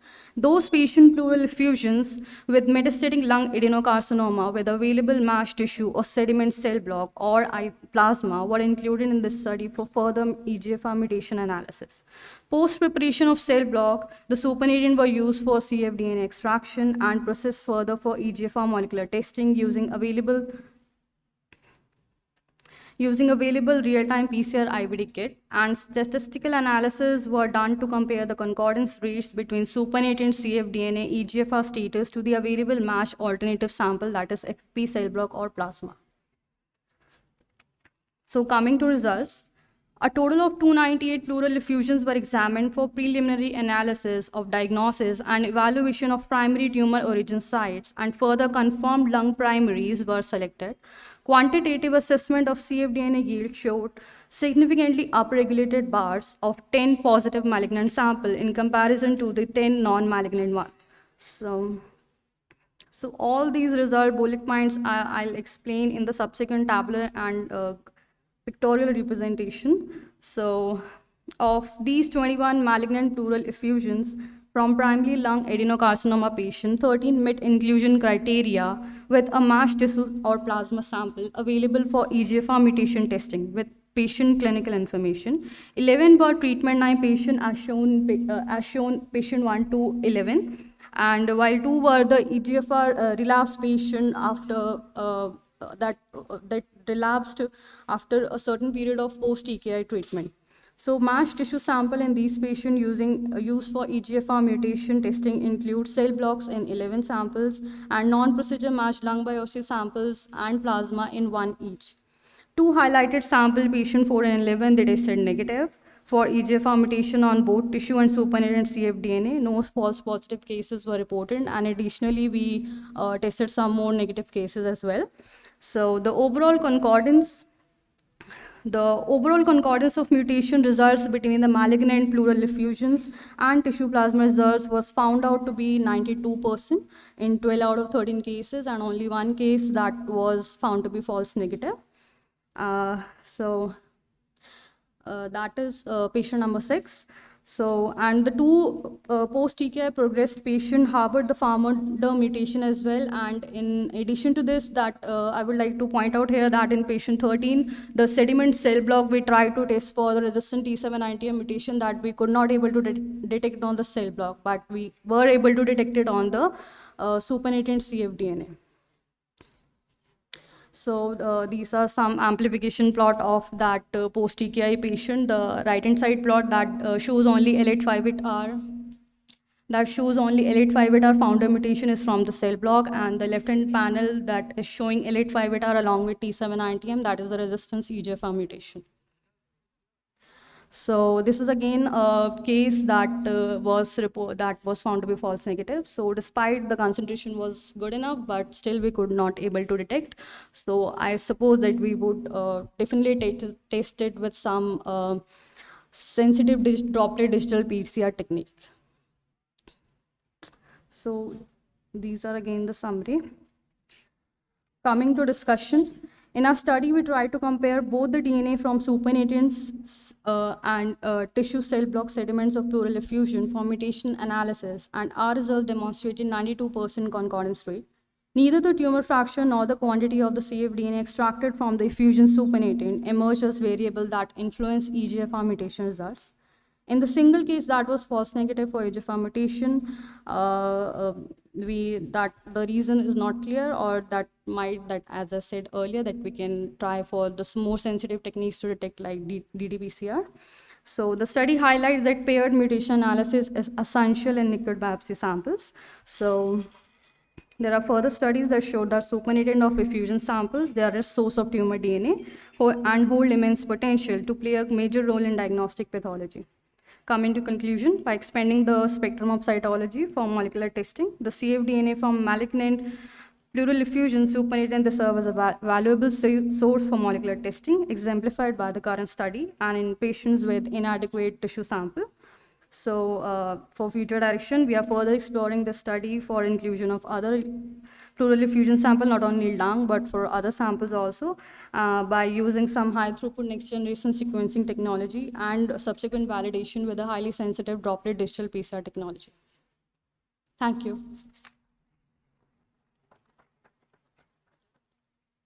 Are there any questions from the floor? Yes, please. Sir, very nice presentation and very innovative work. This is the circulating tumor cell and the cell-free DNA is the new buzzword in science, because we want to understand why there is complete remission after that there is tumor recurrence. And that one answer could be the circulating DNA and tumor cells which are embedding in the other tissue and producing recurrence. So, but you should have taken the non-malignant pleural effusion as control. So that we also tested. But you have not in none of Sir, the slide. actually, the presentation was submitted by Dr. Survey. Yeah, yeah. Yesterday I got So to know. if you take the non-malignant pleural effusion and if you find something that can give you false positive, except in this sample you can say false negative. You cannot talk about false positive rate. So that was one of the major limitations of this work. Thank you, sir. So wonderful work. Just one comment. You have a 1 out of 10 false negative. Yes, sir. If I convert this in as a 10% false negative. Will that be acceptable in terms of So right now the predictability? sample size is very small. Yeah. And second thing, we were not able to get the mashed tissue sample along with that, the liquid biopsy sample. So because there were many sample, but we were not able to get the mashed sample. Yeah, so as that's you it. said that perhaps a larger sample size will clarify this. What Yeah. is the, whether it's a 92% concordance or maybe it may vary. But false positivity and false negativity will be a crucial thing. But this is of course the future direction in this. Thank you. Thank you, sir. Thank you. Thank you, everyone.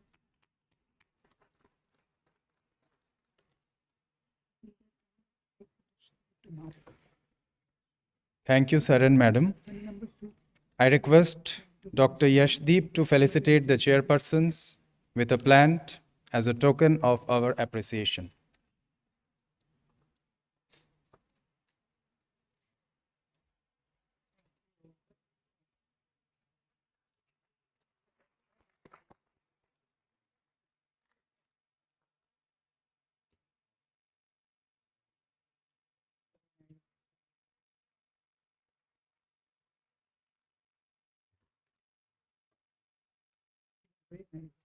For the next session, I would like to call upon the dais Dr. Vivek Dikshit to conduct the proceedings.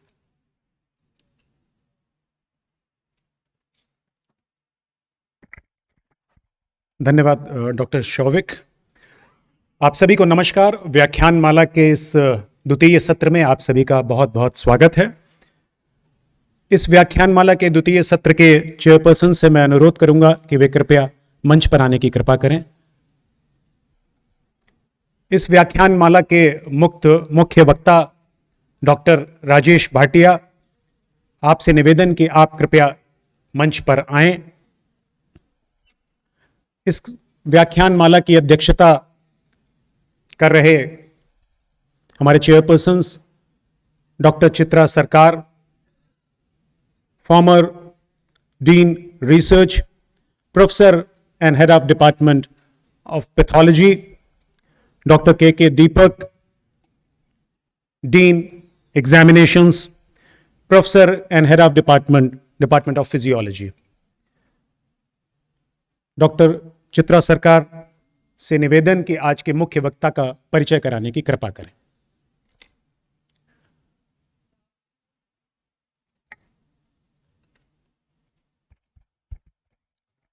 Good afternoon. Congratulations to Dr. Rama Chaudhary, Dr. Vinita Huja, and the entire research section team for organizing this excellent event. And on behalf of Dr. Deepak and me, it gives us great pleasure to be chairing this keynote lecture by Dr. Rajesh Bhatia. Dr. Rajesh Bhatia is the Regional Technical Advisor to Food and Agricultural Organization of the United Nations and Senior Technical Advisor to Infectious Disease Detection and Surveillance of International Classification of Functioning, Disability and Health, World Health Organization, WHO. He has previously worked as a regional advisor, communicable diseases, and director, Department of Communicable Diseases, WHO Southeast Asia Regional Office. Dr. Bhatia did his MD in medical microbiology and bacteriology from the Maulana Azad Medical College, New Delhi. He's an expert in communicable diseases, public health, and drug resistance. Antimicrobial resistance is a major and serious concern, as we all know, and Dr. Bhatia has been a proponent in adopting the One Health approach with coordination and cooperation between human health, veterinary, and environmental sectors. So Dr. Bhatia has been at the forefront to emphasize the need to identify significant research areas that can be taken up for instituting measures to prevent and contain antimicrobial resistance in the veterinary sector. We all look forward to his lecture on One Health, and it gives me great pleasure and it's an honor for us to welcome Dr. Rajesh Bhatia to deliver the second keynote lecture of the morning.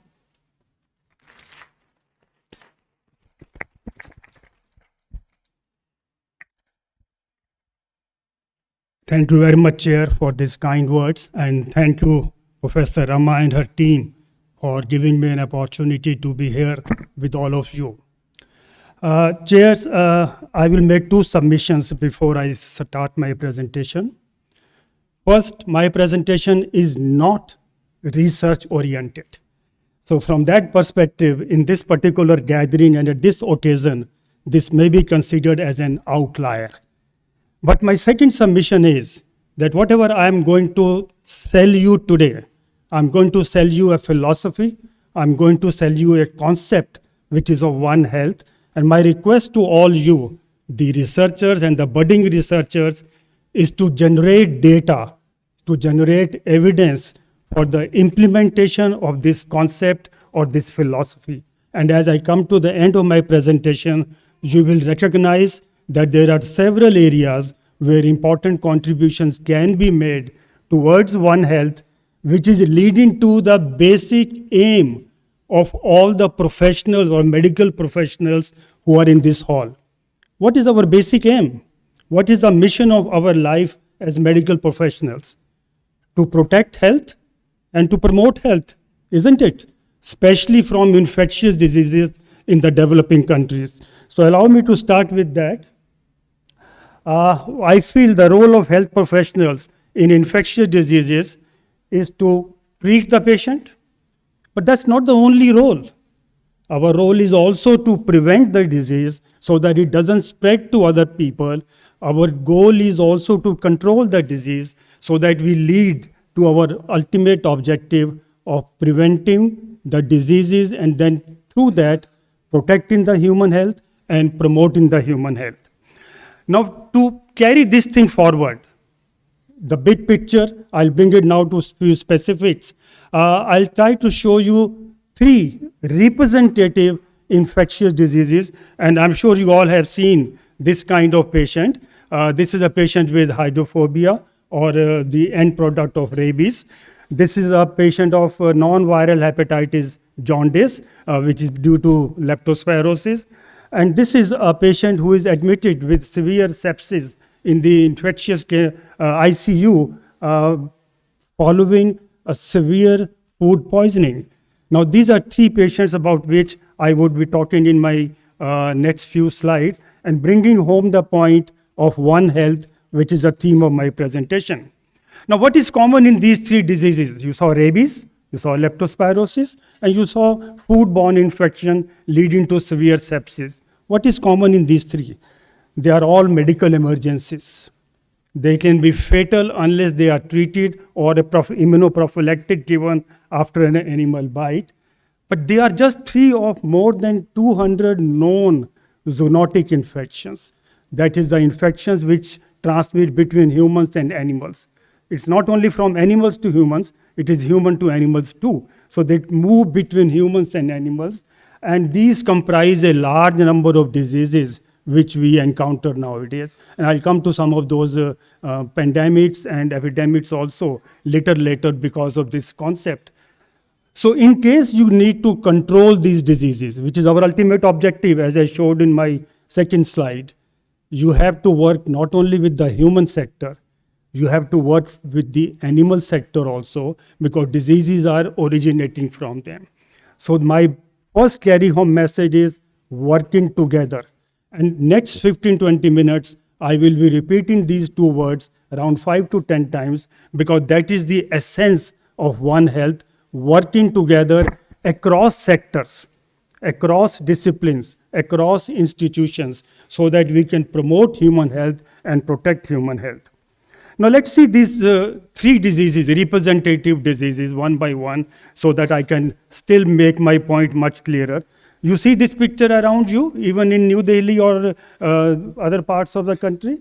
You see this picture also, close contact, close relationship between humans and dog in this case, but of course in the rural area with all sort of animals. And then through these animals we get rabies, leading to hydrophobia and the death.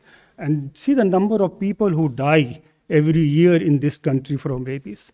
It's around 19,000, which means 50 deaths every day from hydrophobia in this country. This also includes around 20 million people who are bitten, and then they have to go in for post-exposure prophylaxis using a treatment which costs around 3,000 rupees nowadays. Maybe it would be increasing. And most of these cases and deaths are in the productive age group. My parents or my very young children may not be coming out and coming in contact with the rabid animals or the stray animals. But of course, the productive people who go out, they do come in contact with these kind of animals, and then they can contract disease. Our contribution to global rabies, 40%. Leaders, we are the leaders in the world in this contributing to the deaths due to rabies in the world. And then, of course, this is the face of zoonosis. This is the face of rabies. In case you have seen a rabid dog, those of you who have seen it, you can never forget it. Such a ferocious look. You can see the death there, and that this is the kind of animal which we have. So in case you want to control hydrophobia, you want to prevent it in people, you have to prevent it first in animals, especially in dogs in India, because 96% of our rabies cases are because of dog bites and few because of cat bites. We don't have the wild animal biting in India, or at least we don't have the data for that. So this dog, rabid dog, where does it survive? What does any living creature, including dog, would need for its survival? Food. Without food, it cannot survive. Where does it get its food? It gets its food from the garbage. In Delhi, you go to any dhaba, you go to any small nursing home, any small hospital, move around, and you will find a lot of trash outside. And what else you will find there? You will find the dogs there. The dogs are not attracted toward trash, they are attracted toward potential food. So they come there, they have their food, and that's where the dogs survive, that's where they breed, and that's why their number keeps on increasing year by year. And this is another scenario. So there is a human being, there are a couple of dogs, and there is trash or garbage where the dogs are feeding. Now this completes the epidemiology of rabies. If trash is there, dogs are there, dogs contract rabies, and they pass on the rabies virus to the human beings. So that's how the rabies epidemiology is completed, and you get this kind of patient. So now very simple common sense. You want to control this disease, what do you need to control? Only the person who has been bitten, who is the end of that cycle? Or you want to control it in the dogs? Or in case you want to only control in the dogs, don't allow them to have foods from somewhere. So you have to control it in the environment also. And this working with the environment people, working with the municipal corporation people, working with the veterinary sector, and working with the health sector, that working together is the essence of One Health if you wish to fulfill the mission of your life, which is promoting and protecting the human health. So that's the main point that I want to make in next 10-15 minutes again. Now let's go to the second disease that I showed you earlier, the non-viral hepatitis jaundice, leptospirosis. From where do we get leptospirosis? It's a bacterial disease. The bacteria proliferate in the water or in the water bodies, which have been contaminated by the urine of different animals. Now this is the cycle of leptospirosis. Rats, rodents in the urban areas, and the cattle and other animals in rural areas, they urinate in the stagnant water, and then the human being goes there, the skin comes in contact with that, leptospirus bacteria gain into it, go to the liver, and cause all kinds of complications, clinical complications, and then they land up in a hospital for treatment. You treat the patient. Leptospirosis is easily treatable infection. That's not a big deal. Even the penicillin works wonderfully well in this disease. But then do you want to only treat?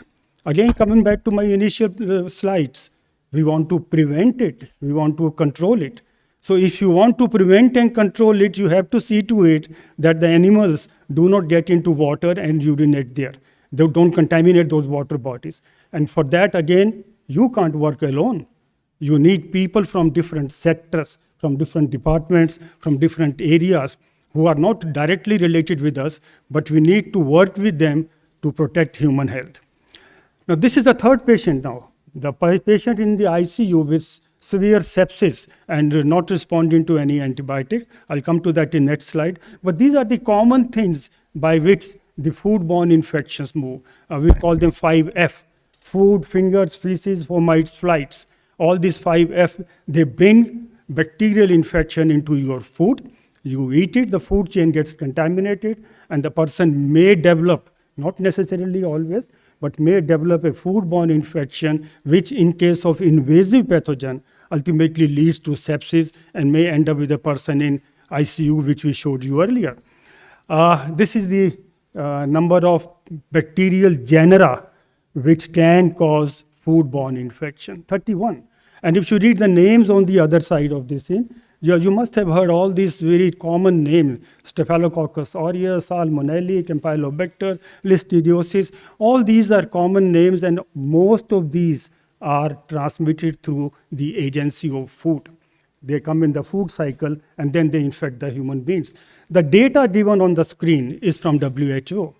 Now look at the number of cases, and look at the economic loss. It's $110 billion every year that occurs because of foodborne infections in this world. And the second part, which is perhaps more important, and which was referred to by Professor Y.K. Gupta in the previous session about the antimicrobial resistance, most of these pathogens are resistant to multiple antibiotics, especially the affordable ones. Now, whether it's a Staphylococcus aureus, you have an MRSA, or you have an ESBL producing pathogen, most of these would be having some sort of component, some sort of resistant gene, which will not allow them to be treated by using affordable antibiotics. So this antimicrobial resistance is now becoming the most important challenge to humanity in its fight against infectious diseases. This is number one challenge now. And in case you don't have the idea, the people at the highest political level in the world have been talking about AMR. Whether it is UN General Assembly, it is G7, it is G20, it is G77, it is OECD, it is ASEAN, it is SAARC, everywhere, simply because they are now recognizing the impact of AMR on human health, on animal health, and on human development. If you look at the Sustainable Development Goals, there is a political declaration which talks about antimicrobial resistance. So that's the kind of problem that AMR is becoming, and I'll show you next couple of slides what's happening in AMR and what we all can go by working together. That's the most important thing. Now, what is AMR? You know it. No one knows it better than people sitting in this auditorium. It is unresponsiveness to antimicrobial agents when given in standard doses, making it difficult to treat an infectious disease in humans. In previous session, we were talking about Acinetobacter. We have been talking about MRSAs. We have been talking about Pseudomonas since ages, especially when Professor Srinivas was here. I think he brought Pseudomonas onto limelight in India. So we have been talking about all these things. And what is all these things? All these things are resistant to common antibiotics. Resistance in bacteria is not induced by us, is not induced by antibiotics.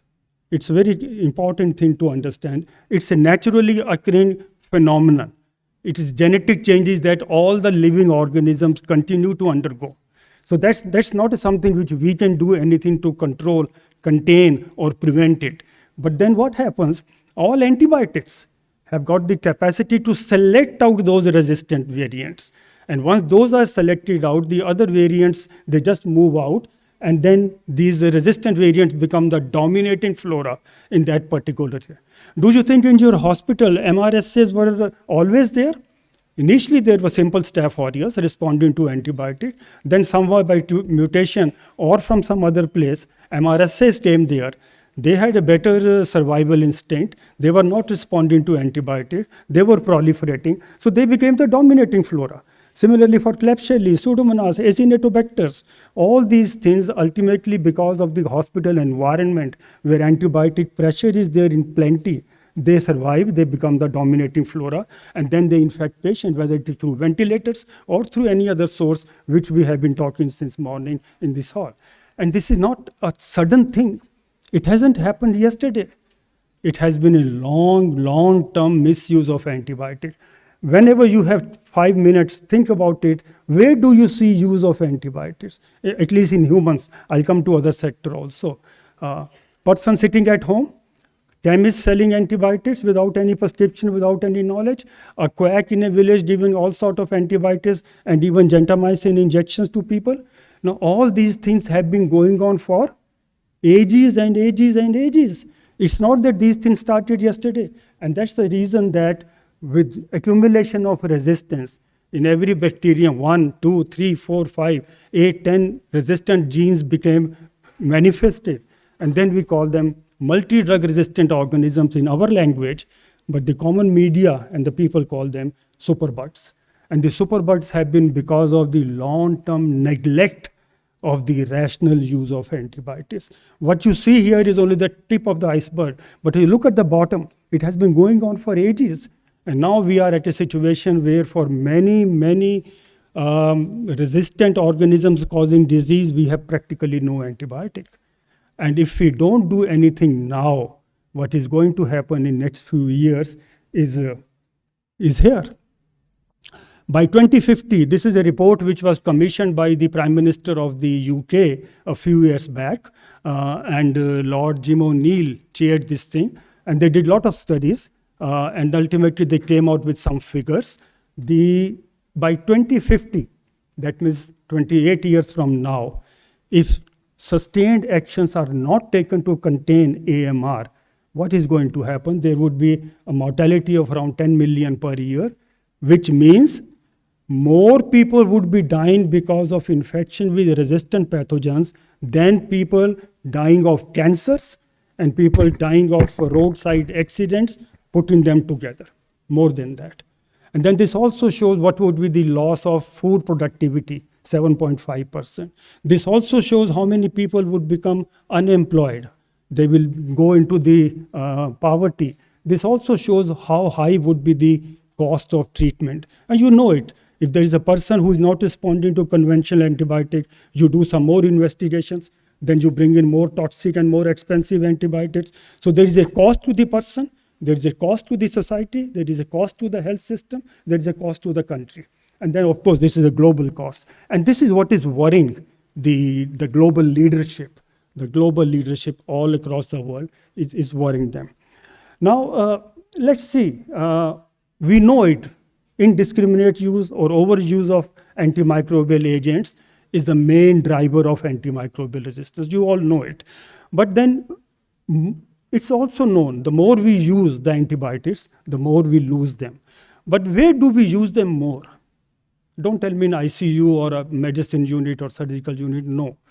We use them a lot in different sectors. We use them in human health, we use them in animal health, and now, shockingly, there is a greater use of antibiotics in agriculture. People are spraying it onto their crops. You have to go to the villages and to find it out what is happening there. And then, of course, from all these three areas, ultimately antibiotics find their way into the environment, where they again select out the resistant pathogens who again through the food chain gets into us, human beings. We develop foodborne disease, we develop sepsis, we land up in the ICUs. Now that's how the vicious cycle goes. Now the most antibiotics are used in the livestock and poultry. Not only in India, across the world. Europe has started taking steps, but everywhere else. Now you will say that the animals don't fall that much sick. The antibiotics are not given to animals only for therapeutic purposes. These are given to animals to promote their growth and to prevent them from getting infected and dying, because that's an economic loss.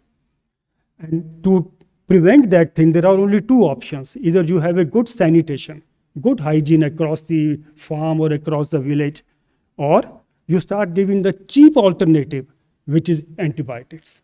You keep on pushing antibiotics into animals, bacteria are almost same, Staph aureus, E. coli, Klebsiella, they are all same. They are selected out and then they move to the human beings. So we are using it there also. So that's the point I want to make, that all sectors which are using antibiotics, we need to work together with all of them if we want to protect human health. So we need to work with all sectors, only then we would be able to do AMR. And friends, just one thing, especially to the younger lot, 5 years down the line, you will find that environment sector has to play the most important role in containment of AMR. Human health, you all are converted, you know it, and the things will get amplified. Veterinary sector, yes, things are happening very nicely. Environment sector is still ignorant, or they are just saying, this is not our problem, which is not the truth, because in environment is the place where the resistance is selected out. So 5 years down the line, environment will have to play a leadership role so that AMR can be contained. Okay, so now again, Professor Vaikar Gupta earlier termed it as silent pandemic. So I'm just echoing what he said, that AMR is a unseen, invisible, insidious, going on for years, but is a silent pandemic, which is going to create havoc for us. Now, the problem is, when there is a silent pandemic, as the name says, no one talks about it. It's silent. But when there is a pandemic like that of COVID, which is a noisy pandemic, last 1,000 days that we have been under the shadow of COVID, you look at the media, you look at people, look at newspapers, everyone is talking about COVID. Does anyone talk about antibiotic resistance that much? Not even 0.1% of that. So there is one a noisy pandemic, and there is one silent pandemic. But the point that I want to make here is not only about AMR, but about the noisy pandemic also. The noisy pandemic is, again, a problem which is to be faced through working together, working with people. Now, what are these noisy pandemics? Let's see this. Now, these are from the current millennium data, only from 2000 onwards. We are not going back into the history of Spanish flu and Hong Kong flu and other things. Look at this. Every 3 years, you have one or the other, what WHO calls as public health emergency of international concern, or a big epidemic, or even a pandemic, like we had flu in 2009, and we had COVID just now. Now, every 3 years, now we are having a public health emergency of monkeypox. So 22 years, 7 public health emergencies every 3 years. What does it mean? It means that 2025, we are going to have another pandemic. Don't ever think that there will not be any pandemic. Pandemic is imminent. The only thing about which we do not know is at what time the pandemic will come up. But it's most likely, if you look at the pattern, every 3 years, we have to have one or the other pandemic. So this is what we are going to have. What do these pandemics do? They kill people, they cause misery, they cause social chaos, as we all have seen, but they also cause huge economic loss. Now, if you look at the bottom line, the last line that I'm showing is for the pandemic, COVID pandemic. IMF, the International Monetary Fund, has estimated a loss, economic loss to the world till 2025 because of this pandemic would be $28 trillion. And you know what is the economy of India? Our annual economy is 3 trillion. So just imagine that if we have no economy for 10 years, then we become equal to the impact of the pandemic due to COVID-19. Huge pandemic. And it's still continuing. No one is saying pandemic is over. 1,000 days are over, but pandemic is not over. It is still continuing. That brings me to the question. I'm talking of these important public health emergencies. Where do we work with other sectors? Now, this is the dynamics of disasters originating from wildlife. No, wildlife is in its own silo. It's working on its own. It has got its own ecosystem. But when we invade that ecosystem, then we are in for big trouble. Now, 850,000 viruses are estimated to be circulating in wildlife. 850,000, of which 20,000 almost are coronaviruses. And how many coronaviruses have we encountered till date is 7. COVID was 7th coronavirus that we have encountered. So we have large number of coronaviruses itself, which are there in the wildlife circulating very happily. But we don't want them to circulate happily. That's the problem. We want to clear the forest so that we can grow more food. We want to make our highways through forest. We want to have some wildlife from there. We want our livestock to go there and have their own food. Now, all those things bring us and our livestock in contact with the wildlife and in contact with the vectors and in contact with the viruses, which are already there in the wildlife, and then they are brought first to the villages or to the suburban areas, then they come to the urban areas, and then they erupt or explode in the form of epidemics or pandemics. Now, this is what this picture shows. This is how there is a spillover, and then there is an amplification in domestic animals, goes to the rural population, goes to urban population. All the public health emergencies in current millennium have been because of this. So if you want to prevent pandemics, if you want to control them in the early phase, what do you need to do? You have to work with people who are responsible for wildlife. You have to work with people who are responsible for livestock health, especially in the rural areas, and you have to work with your own health sector, public health, hospitals, and all other related areas, and only then you can contain it right in the beginning stage. This is again a continuous process, but we need to be alert, we need to be strong to combat this kind of problem. So the message is loud and clear.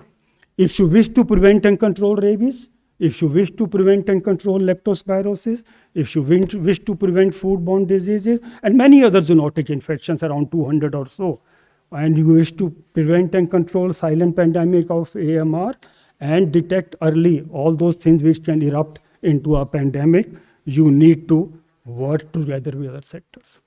You need to work together. There's no other way out. This is the philosophy now which has been globally accepted, and I'll come to that little later. And so four important stakeholders are animal health, environment, agriculture. Most importantly and most neglected chairs are the communities. No public health action can be done efficiently unless public, the word public in public health means public has to cooperate. Whether it is COVID, whether it is AMR, whether it is rational use of antibiotics, use of safe water, use of safe food, ultimately actions are at community level, and there we have to reach out to them. We have to inform them, we have to educate them. Okay, so what does it show? It just shows that health of people is interconnected between people, animals, plants, and their shared environment. This is what we have been talking for the last 15, 20 minutes. This is the philosophy of One Health, and One Health is a collaborative, multi-sectoral, and transdisciplinary approach at all levels, from the national level right up to the most peripheral level. And this is the demand of the day, that we need to work together so that we can prevent and control most of the infectious diseases, AMR, as well as we can contain the pandemics right in the beginning. Now look at the benefits of One Health. If you look at the One Health, at least 60% of all human diseases have originated from animals, 60%. So if you can contain it, this number 60 will not swell to 70. This may come down gradually to 50, or if you can eliminate some of the diseases. The food production goes down. So in case you can have a good One Health system, your food production and nutrition security can be maintained. And then of course, your ecosystem, where in the past 30, 40 years, several emergencies have come up, can be controlled or contained.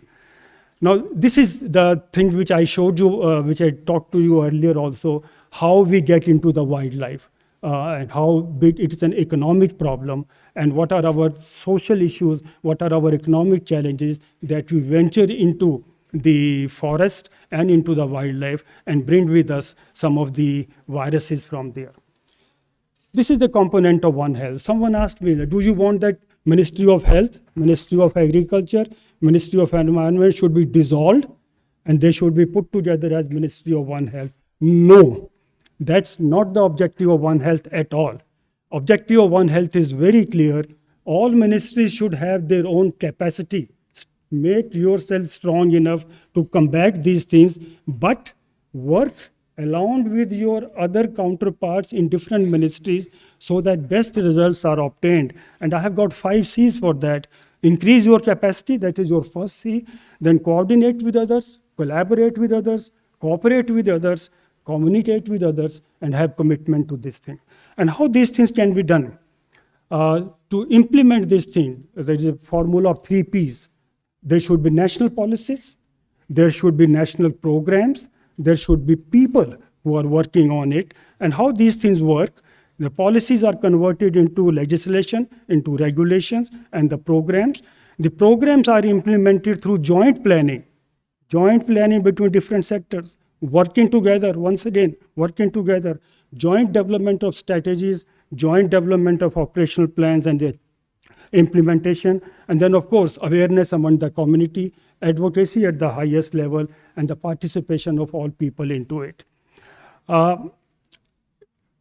Whatever I have said makes sense, but it's very simple to talk. It's very difficult to implement it, simply because we all, health department has been working as health department for ages, veterinary department has been working as veterinary department for centuries. It's very difficult to bring them together. And people don't recognize the economic benefits of working together. There's even a disagreement between professionals on the way forward in this thing. We haven't done sufficient capacity building jointly with other sectors, so each one understands the compulsions and the strengths of the other sectors. And there is even a lack of clarity about the definition, concept, and scope. And that is, friends, what has brought me here. That's what Dr. Rama Chaudhary wanted me to come here and talk to you about, so that we can at least come to a conclusion, yes, we need to work together so that we can prevent diseases, protect the human health, and promote human health. Now, these are the key elements. I will not go into details of these. Anyone can make out this all logical thing. Policy, funding, programmatic approach, human resource development, capacity building, monitoring, evaluation, community involvement. But there is a FAO document, it was published just a year back, on the National Network for One Health, which gives you all these things. Last but one slide, power of One Health. The One Health will give you means the entire global community, lot of benefits. The benefits would be you would be able to preserve and use your medical interventions, especially antibiotics, for a much, much longer period. The one worries us in AMR is that we are gradually sliding into post-antibiotic era.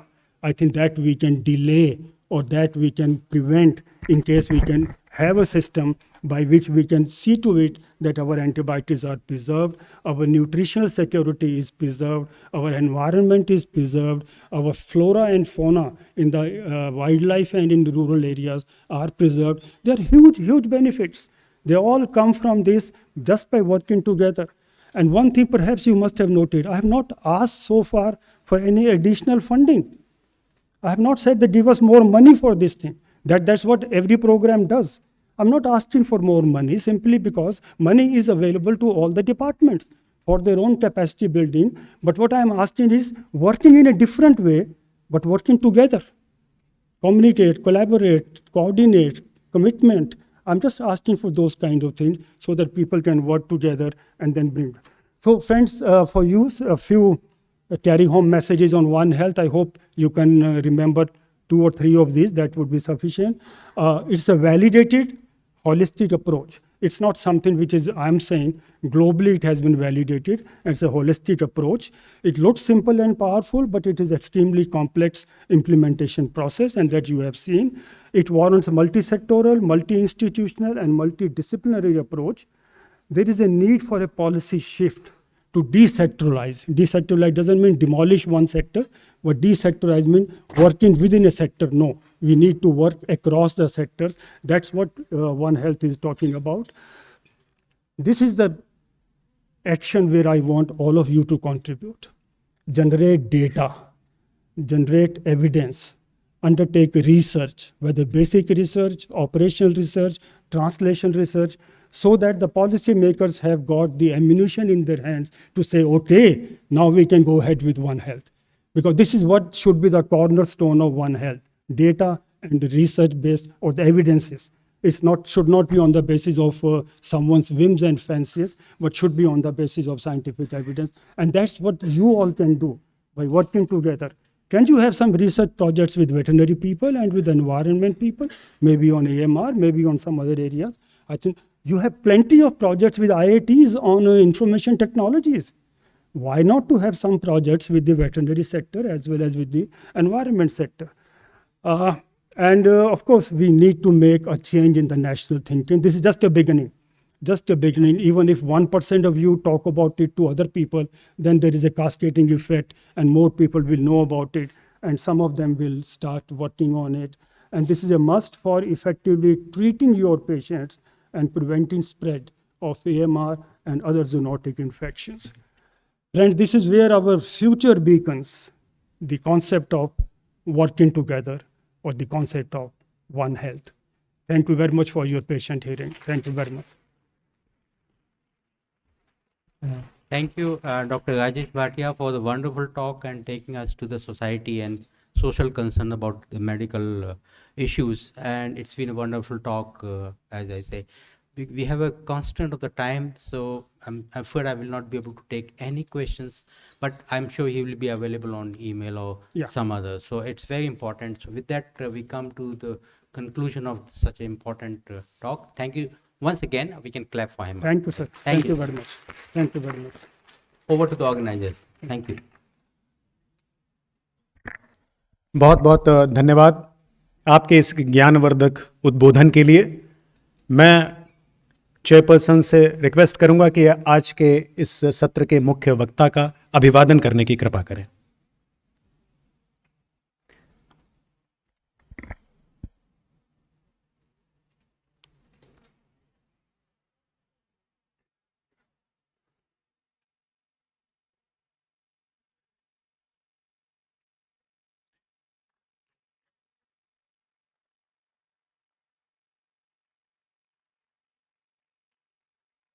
बहुत बहुत धन्यवाद। मैं doctor Deepika से निवेदन करूंगा कि इस सत्र की अध्यक्षता कर रहे हमारे चेयरपर्सन्स का अभिवादन करने की कृपा करें।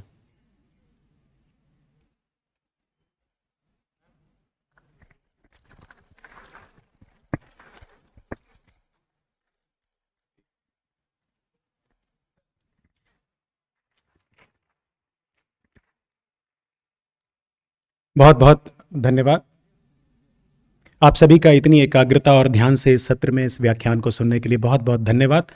अगले सत्र में मैं डॉक्टर अर्चना और डॉक्टर टोनी से निवेदन करूंगा कि वे इस कार्यक्रम को आगे लेकर जाएं।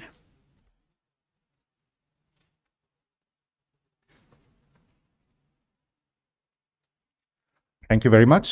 We are going to move on to the formal inauguration of the second AIIMS Research Day.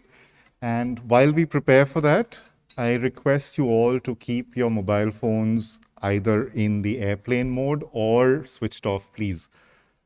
Thank you very much. We would like to now invite the dignitaries, our Honorable Director, Dr. M. Srinivas, Dean Research, Dean Academics, and Dean Examination onto the stage, please, for the lamp lighting ceremony to initiate the inaugural function.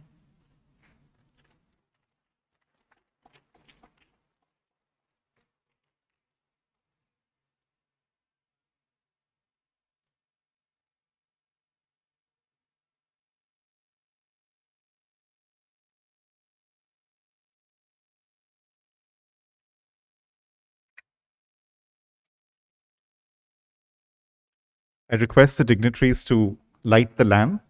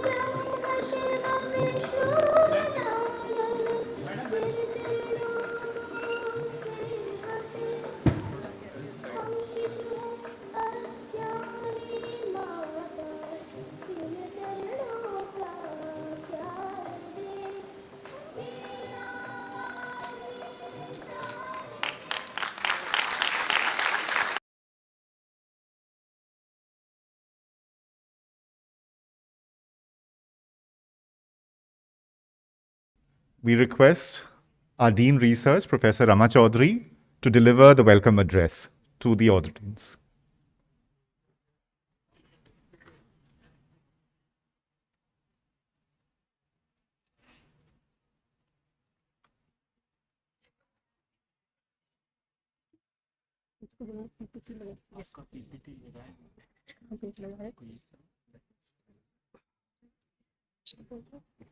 कमल का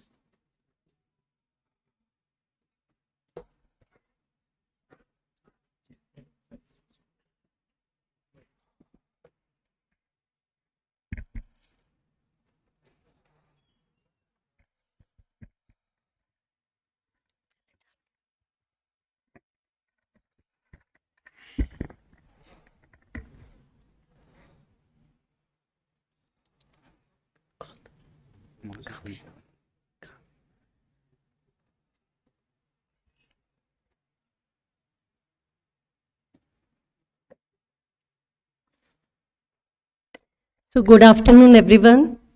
Honorable Director, Sir, Dr. Srinivas, Dean Academics, Dr. Subrata Sinha, Dean Examination, Dr. K.K. Deepak, our Deputy Director Administration, Dr. Agarwal, MS, Dr. Sharma, and all the senior faculties present here.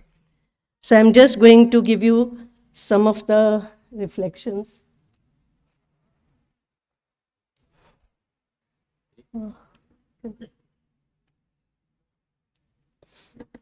So we all know that the mission of AIIMS has been education, research, and patient care. Research is one of the major aspects of our institute's mission. And AIIMS research section has actually coordinated the various activities of extramural research projects which are funded by various national, international agencies. We have got CCRF, all of you are aware about it, Clinical Research Unit, and also Center for Medical Innovation and Entrepreneurship. This is the organogram of the research section. We have got good WHO collaborating centers of neonatology, diarrheal diseases, physical medicine and rehabilitation, cardiovascular epidemiology and prevention, genetics, maternal health, and oral health. Then the annual AIIMS Excellence Awards, we are all waiting for that. Many of you are going to get this award today.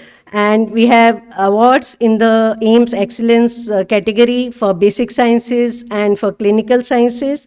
And in addition, we have basic and clinical sciences, especially in oncology. These awards will be presented today. A new award has been constituted, which is Dr. Surendra K. Chawla Best Research Paper in the field of cardiothoracic surgery. Also, there are many intramural schemes which were started, and these are meant more for the your younger faculties, assistant professors and associate professors at AIIMS. Grant is given for 2 years. We have also a lot of collaborative research projects going on. We also have undergraduate research mentorship scheme, and you saw some of the MBBS students presenting out of that scheme, their work. We also have inter-institutional collaborative research projects with IIT Delhi, IIT Kharagpur, THSTI, and AIIMS has collaborated with University College London, and a lot of projects were awarded in last few years. Then AIIMS endowment scheme is also there. This endowed chair is called Shobha Seth Wenger's Distinguished Chair in Gynecology under Meera Seth Corpus Funds. There is Infosys Chair in Oncology, and Infosys Foundation has donated money to AIIMS to establish one chair in cancer. We also give travel fellowships for faculties, which is 2 to 4 weeks, to gain advanced training in emerging areas of medical sciences and utilize them for to work at AIIMS. In addition, there are travel fellowships for the students and scholars. And if you see, more than almost 2 crores funds has been received from various extramural grants from DBT, DST, ICMR, and that is actually the fund which has helped so many of you to do very good research work. We also have intramural grants, and this is with AIIMS collaboration with IIT, THSTI, UCL, UG mentorship, and almost 17 crores of fund is given in that. In addition, during COVID, to intensify the research in the COVID area, the first call was given in March 2020. Research on SARS-CoV-2 and COVID-19, 46 projects were granted. Second call in May 2020, another 29 projects granted. And long-term health consequences of COVID-19, again in January 2021, 11 projects were granted that time. In addition, we had fear of mucormycosis. We had large number of cases, and a special call was given for mucormycosis and COVID-19. 26 projects were granted that time. So if you see the publications just in the field of COVID-19 research itself, you will find that 2020 we had almost more than 150 publications, 2021 almost equal, and 2022 already we have more than 60 publications now. So these are some of the various projects funded by various international agencies, and the research institution is contributing to top first 1% scientific paper based on impact factors and citations as per the UGC publication, and after Indian Institute of Science, AIIMS rank second actually, is the only institution with the overwhelming service component in addition to research component. For the Indian Institutes on Global List, I mentioned in my morning welcome address also that it is after Massachusetts General Hospital, Mayo Clinic, AIIMS Delhi is ranking third world over. So also the influence of AIIMS research on policy making, it has helped in making policies in National Blindness Control Program, Fluorosis Control Program, control of iodine deficiency, hepatitis B and C, testing in blood banks, tobacco control program, geriatric age group care, and national program for prevention and control of diabetes, CVD, and strokes. Influence of AIIMS research on policy making, and also in oral health care program, trauma care policy, intervention in high-risk newborns, zinc deficiency, emergency contraceptions, etc. So what is our vision towards 2022 to 2030? We heard about a very good lecture on artificial intelligence in healthcare in the morning, and that is the vision of AIIMS, as also mentioned by our director, that we should take artificial intelligence as much as possible and use it in healthcare and do some innovations. We have already seen some of the work presented by some of the students, so how we can really take it up. And another sector which is very important, we talked about AMR, just now we heard from Dr. Bhatia about antimicrobial resistance. So this is another area in which we are going to work, like bacteriophage research and therapy center, as an alternative to antibiotics, whether we can really use it as one of the therapeutic options for treating these infections. So these are some of the teams, and of course, everyone is part of it. But yes, just to mention, we have CCRF team. There's a total research section team. And we are thankful to everyone for their contribution.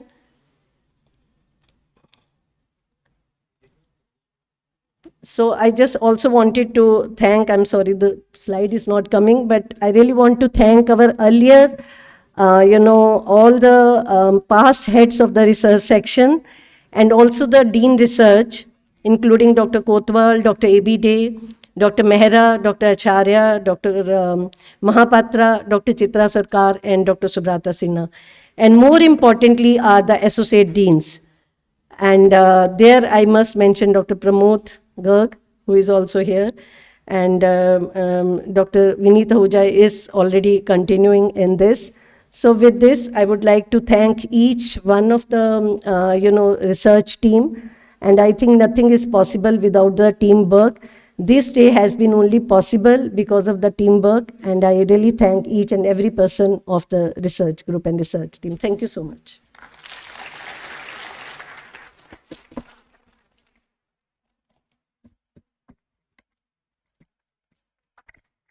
Thank you, ma'am. Now we will move into the release of the research directory, its latest edition. And for that, I would request the dignitaries on stage to please come forward. We also request the editor for the research directory this edition, Professor Rakesh Lodha, and his team to come forward to assist in the release of this directory, please.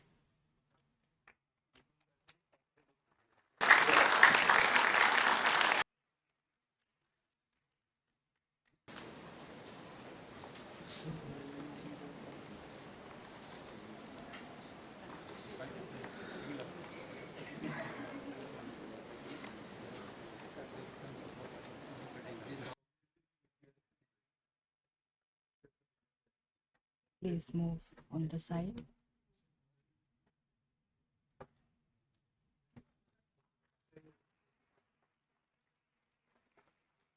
Thank you. Thank you very much.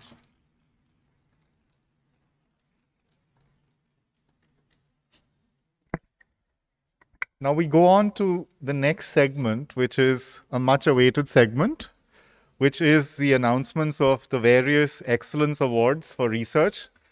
So because of COVID, we are going to have the awards distributed for 2 years, 2 academic sections, that is 2020 and 2021. So we will start with the Research Excellence Awards in the Clinical Sciences category. And we will also project the papers that have been awarded.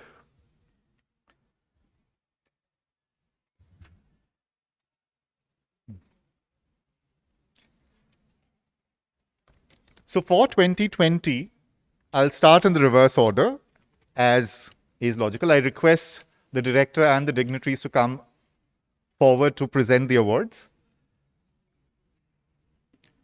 So the certificate of recognition for research in a clinical study, the first certificate of recognition goes to Dr. Urvashi B. Singh for her paper on Mycobacterium tuberculosis polyclonal infections through treatment and recurrence.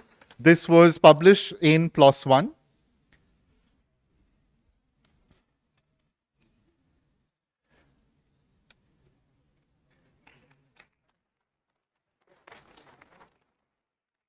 The second certificate of recognition is awarded to Dr. Bhavuk Garg, additional professor in the Department of Orthopedics. The paper was published in the Journal of Spine, and this is the modified posterior vertebral approach for resection in a spinal deformity. It was a retrospective comparative study.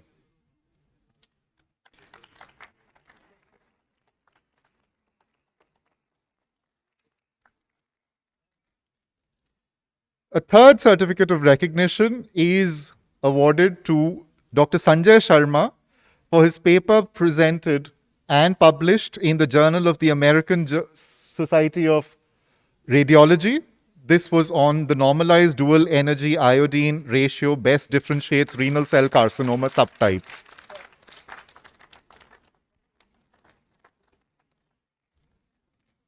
The next certificate of recognition is awarded to Dr. Bishwarup Chakrabarti of the Department of Pediatrics for his paper that was published in Epilepsia on the development of a novel outcome prediction score for pediatric convulsive status epilepticus.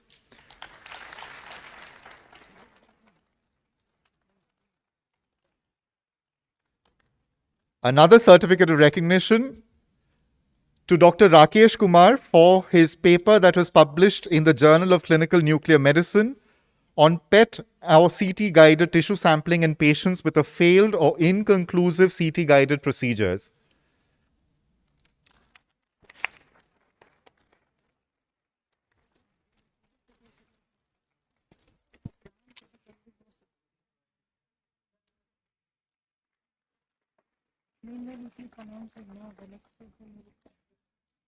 Now coming to the third prize, there are about 4 third prizes.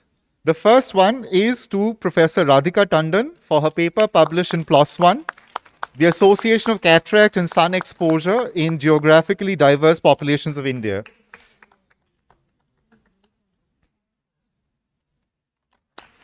The next third prize goes to Professor Shefali Gulati for her paper that was published in JAMA Pediatrics on the efficacy of the ketogenic diet, a modified Atkins diet, and low glycemic index therapy diet among children with drug-resistant epilepsy.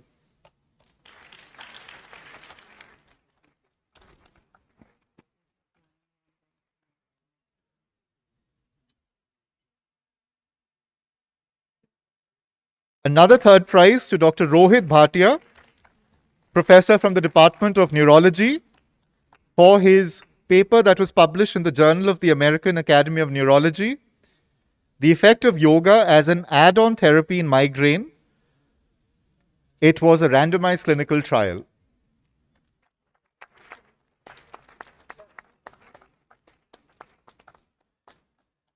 And another third prize to Professor Nand Kumar from the Department of Psychiatry for his paper that was published in the Journal of Brain Stimulation. This was a randomized, double-blinded, sham-controlled trial of repetitive transcranial magnetic stimulation in the treatment of negative symptoms in schizophrenia.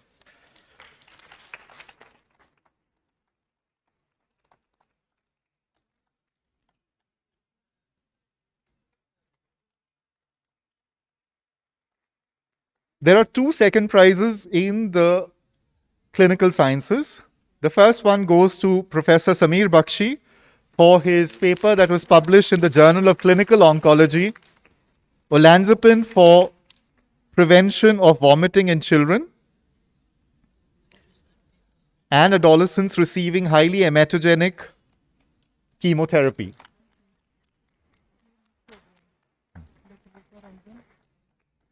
And another second prize to Dr. Deepak Kumar Gupta, professor in the Department of Neurosurgery, for his publication in the Journal of Spine, the development of validation of finite element analysis model of craniovertebral junction.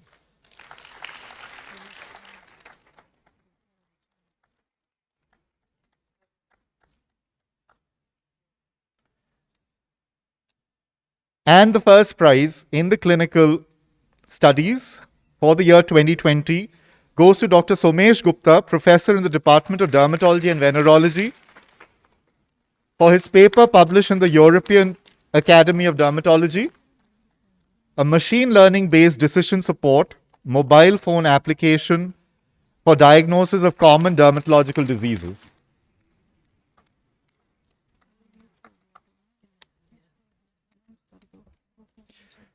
There's a third prize also awarded to Dr. Rupa Rajan for her paper in clinical sciences.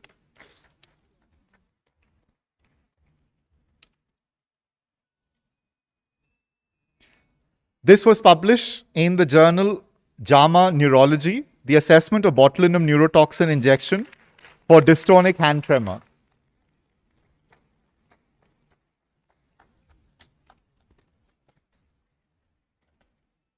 Now coming to the basic sciences category,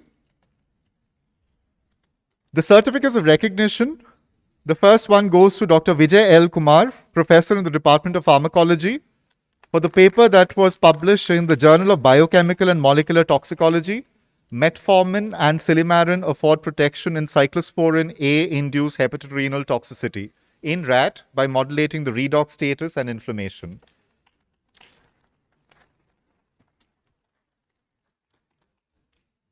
The next certificate of recognition goes to Dr. Sachin Kumar, who's scientist in the Department of Medical Oncology, for the paper that was published in the Journal of Current Problems in Cancer. Identification of differentially expressed circulating serum microRNA for the diagnosis and prognosis of Indian small cell lung cancer patients. The next certificate of recognition goes to Professor Seema Kashyap in the Department of Ocular Pathology for her paper that was published in Cancer Immunology and Immunotherapy, Clinical Relevance of Comparative Expression of Immune Checkpoint Markers with the Clinical Pathological Findings in Patients with Primary and Chemo-Reduced Retinoblastoma.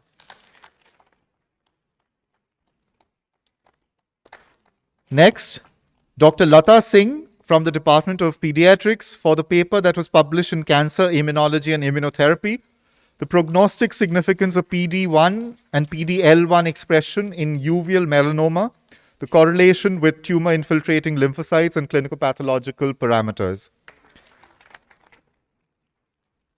The next certificate goes to Dr. Uma Sharma from the Department of NMR for the paper that was published in Journal of NMR in Biomedicine, Abnormalities in Metabolic Pathways in Celiac Disease, investigated by the metabolic profiling of small intestinal mucosa, blood, plasma, and urine by NMR spectroscopy.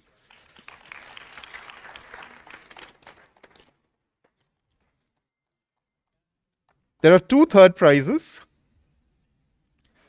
The first one goes to Dr. Bebaswata Nayak from the Department of Gastroenterology for the paper that was published in the Frontiers in Oncology, Prognostic and Therapeutic Potentials of Oncomirs Modulating the mTOR Pathways in Virus-Associated Hepatocellular Carcinoma.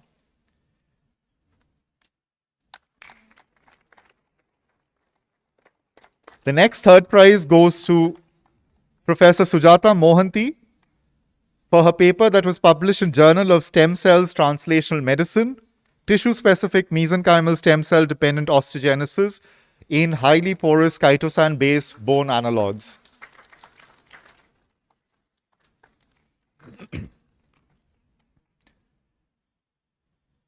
There are two second prizes as well. The first one to Professor Alpana Sharma from the Department of Biochemistry for her paper that was published in RNA Biology, Targeting of Stromal Versican by MIR-144-199 inhibits multiple myeloma by down-regulating the STAT3 signaling.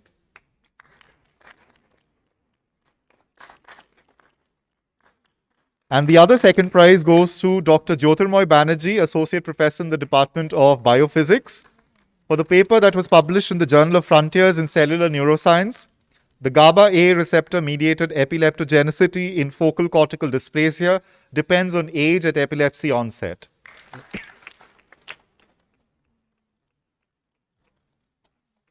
And the first prize goes to Professor Kalpana Luthra for her paper in Nature Communications, Broadly Neutralizing Plasma Antibodies Effective Against Autologous Circulating Viruses in Infants with Multivariant HIV-1 Infection.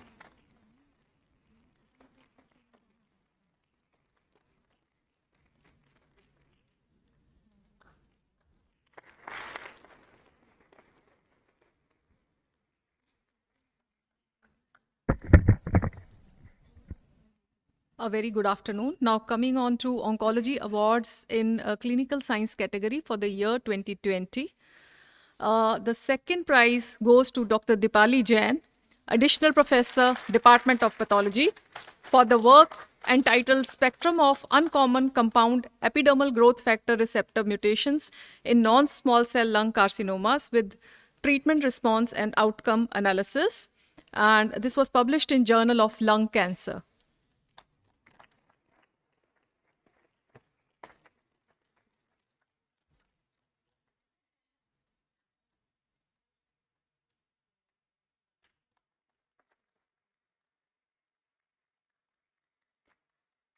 The second prize is also shared by Dr. Brusabanu Nayak, Additional Professor, Department of Urology, for the study entitled Role of Circulating Tumor Cells in Patients with Metastatic Clear Cell Renal Carcinoma. The study was published in Journal of Urologic Oncology, Seminars, and Original Investigations.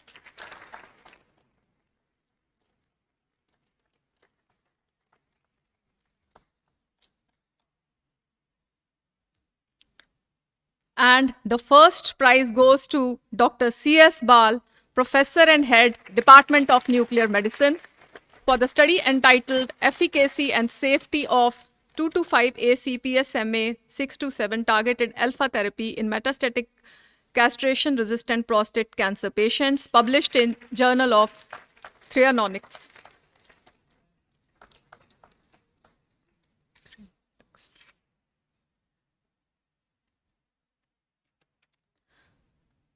Now coming on to Oncology Awards in Basic Sciences category for the year 2020. Second prize goes to Dr. Nevete Lomi, Associate Professor, RP Center, for the work entitled Prognostic Impact of HER2 protein and pink-eyed dilution protein in uveal melanoma, published in Journal of Human Cell.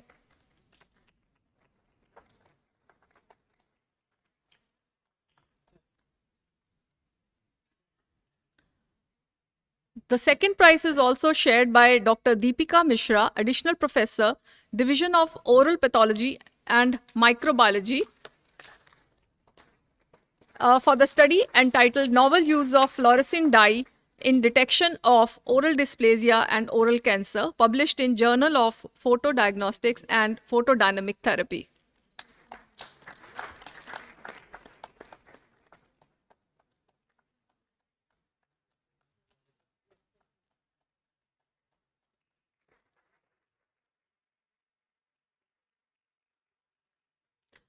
And the first prize goes to Dr. Ritu Gupta, Professor, Department of Laboratory Oncology Unit, IRCH, for the work entitled RNA Sequencing Profiling of Deregulated MicroRNAs in CLL and Their Impact on Clinical Outcome, published in Journal of Blood Cancer.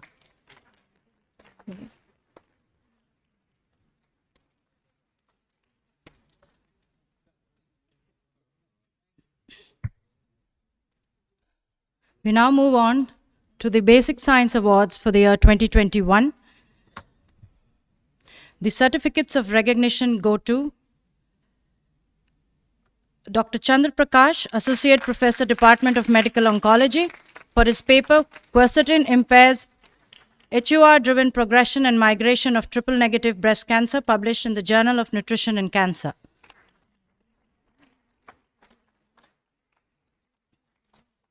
The next certificate of recognition goes to Dr. Idiatullah, Additional Professor, Department of Biophysics, for his publication in the Journal of Biochemica et Biophysica Acta in general subjects.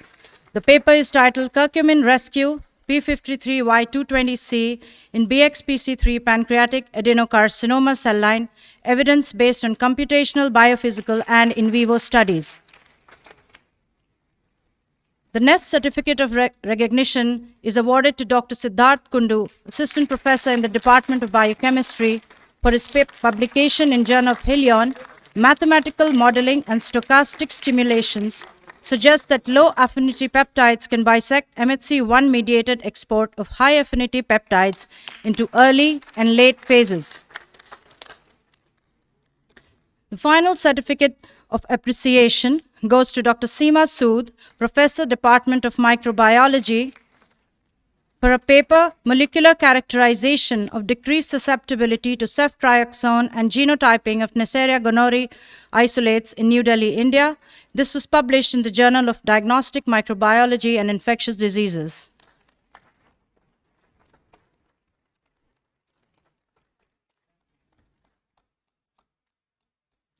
There are two third prizes.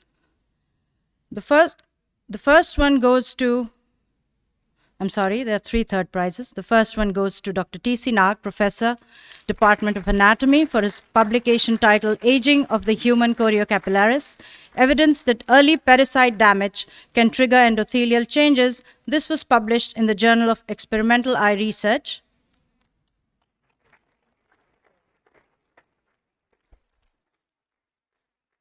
The next third prize goes to Dr. Jyotirmoy Banerjee, Associate Professor, Department of Biophysics, and to Dr. P. Sarat Chand, Professor, Department of Neurosurgery, for their paper titled Altered Hippocampal Kynurenine Pathway Metabolism Contributes to Hyperexcitability in Human Mesial Temporal Lobe Epilepsy, Hippocampal Sclerosis. This was published in the Journal of British Pharmacology. The next third prize goes to He's not here. Is Dr. Sharat Chandra here? The next third prize goes to Dr. Sujata Mohanty, Professor, Department of Stem Cell Facility, for her publication, Comparative Evaluation of Antifibrotic Effect of Tissue-Specific Mesenchymal Stem Cells Derived Extracellular Vesicles for the Amelioration of CCL4-Induced Chronic Liver Injury. This was published in the Journal of Stem Cell Reviews and Reports.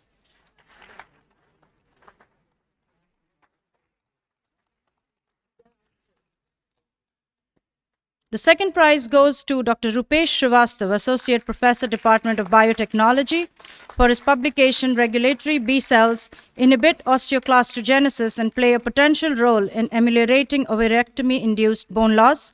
This was published in the journal Frontiers of Immunology.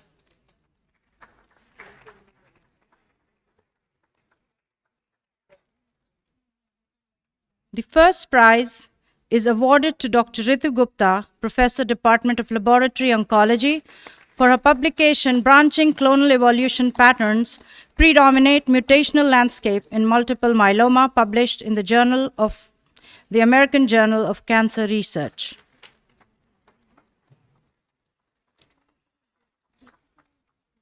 Not clinical.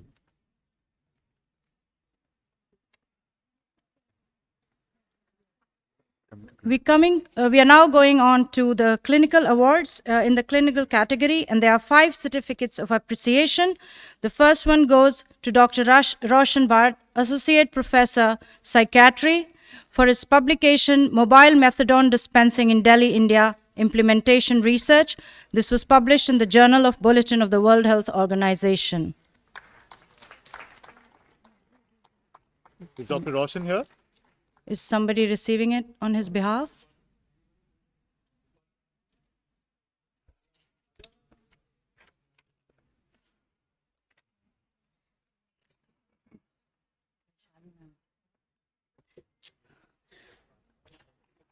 The next certificate of appreciation goes to Dr. Vaishali Suri, Professor, Neuropathology, for her paper Gene Expression-Based Profiling of Pleomorphic Xanthoastrocytoma highlights 2 prognostic subgroups, published in the American Journal of Translational Research.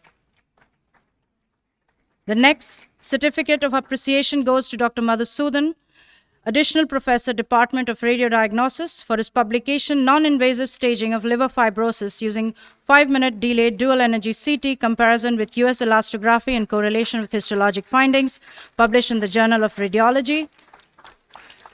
The next certificate of appreciation goes to Dr. Chandan Das, Additional Professor, Department of Radiodiagnosis and Interventional Radiology, for his publication Role of Diffusion Tensor Imaging in the Evaluation of ulnar nerve involvement in leprosy. This was published in the British Journal of Radiology.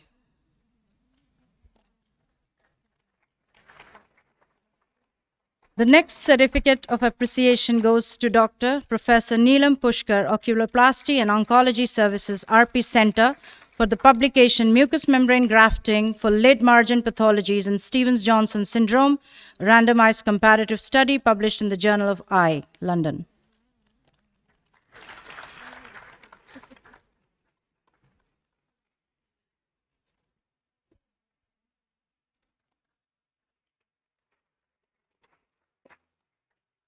There are multiple third prizes. The first third prize goes to Dr. Anita Chopra, Additional Professor, Department of Laboratory Oncology, for her publication Prognostic Relevance of the Expression of EMP1, CASP1, and NLRP3 genes in Pediatric B lineage acute lymphoblastic leukemia, published in the Journal of Frontiers in Oncology.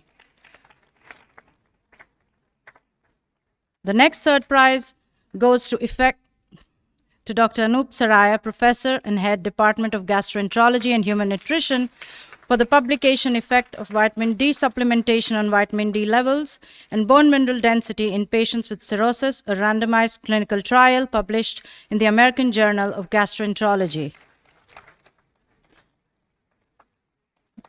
The next third prize goes to Dr. Asuri Krishna, Additional Professor, Department of Surgery, for the publication A Prospective Randomized Comparison of Sexual Function and Semen Analysis following Laparoscopic Totally Extraperitoneal and Transabdominal Preperitoneal Inguinal Hernia Repair, published in the Journal of Surgical Endoscopy.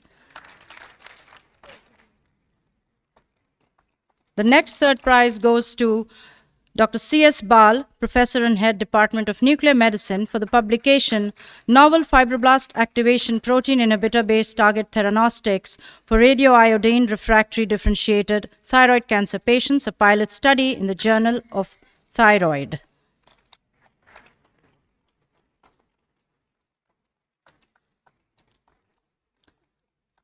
There are 2 second prizes.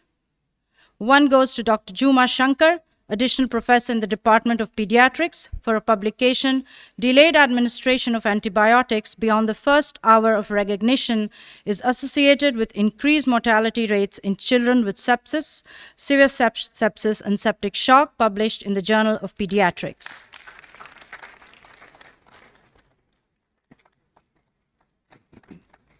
The other second prize goes to Dr. Vishal Gupta, Assistant Professor, Department of Dermatology and Venereology, for his publication, Evaluation of Platelet-Rich Plasma on Hair Regrowth and Lesional T-cell Cytokine Expression in Alopecia areata, a randomized observer-blinded placebo-controlled split-head pilot study, published in the Journal of the American Academy of Dermatology.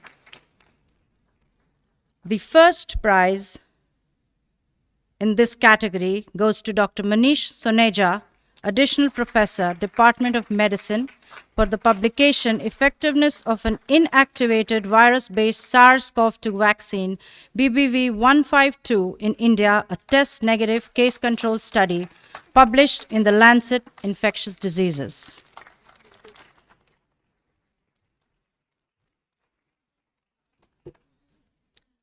Now coming on to Oncology Awards, Basic Science category for the year 2021. Third prize goes to Dr. Alpana Sharma, Professor, Department of Biochemistry, for the work entitled Inhibition of microRNA 144-199 promotes myeloma pathogenesis via upregulation of varicecan and FAC-STAT3 signaling, published in Journal of Molecular and Cellular Biochemistry.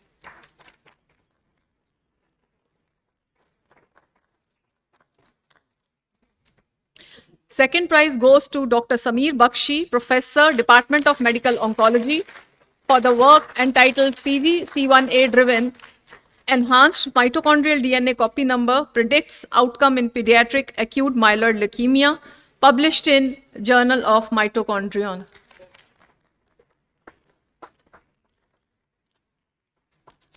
And the first prize goes to Dr. Jayant Kumar, Additional Professor, Department of Biochemistry, for the work entitled Diagnostic Utility of IGF-2 BP1 and its potential targets in ETV6 run K1 positive B-cell acute lymphoblastic leukemia, published in Journal of Frontiers in Oncology.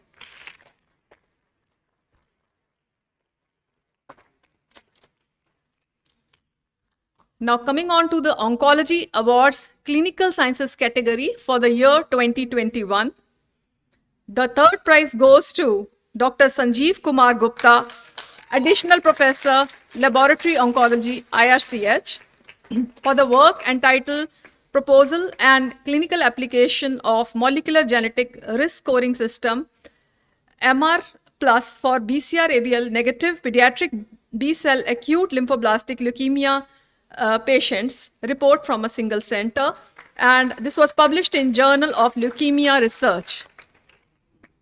Third prize is also shared by Dr. Dipali Jain, Additional Professor, Department of Pathology, for the work entitled EGFR Mutation Testing on Plasma and Urine Samples, a pilot study evaluating value of liquid biopsy in lung cancer diagnostics and management, published in Journal of Current Problems in Cancer.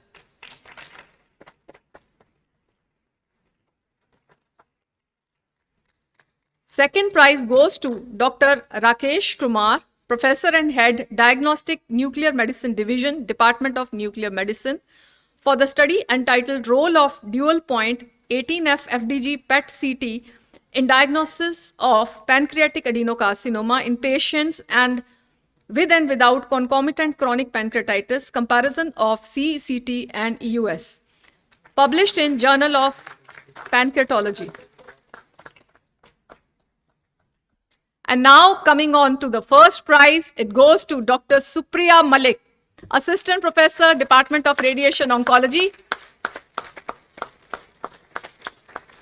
for the study entitled A Phase 3 Randomized Trial of Transabdominal Ultrasound in Improving Application Quality and Dosimetry of Intracavity cavitary brachytherapy in locally advanced cervical cancer, published in Journal of Gynecologic Oncology.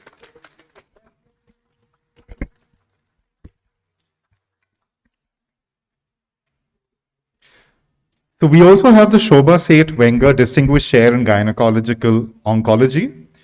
So Meera Seth Corpus Fund donated money to the AIIMS to establish a chair in the gynecological oncology. This prestigious chair is awarded to a senior faculty from AIIMS who has outstanding track record in the field of gynecological oncology. The applications were evaluated by the Scientific Advisory Committee of the AIIMS Endowment Fund, and the awardee of the chair is expected to contribute to the development of the specialty concerned.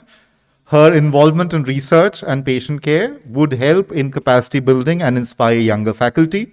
And this is also associated with a grant of approximately 6 lakh rupees, which may be utilized for consumables, minor equipment, and manpower. And for this year, it is awarded to Professor Neerja Batla, who is the head of Department of Gynecology and Obstetrics.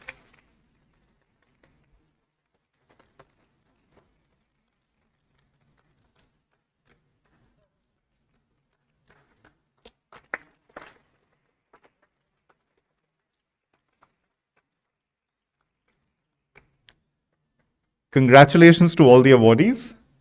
We will now be closing the inaugural function with the national anthem. But before the national anthem is played, just a reminder to everyone that we will reassemble at 2:30 for the inauguration of the posters, exhibitions, which is going to happen at 2:30 in the foyer of the auditorium.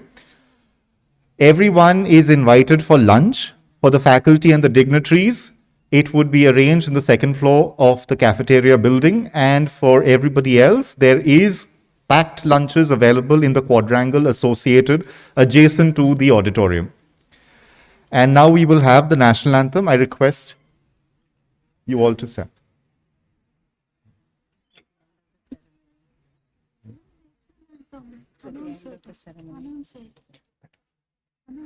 जनगण मन अधिनायक जय हे भारत भाग्य विधाता Punjab Sindh Gujarat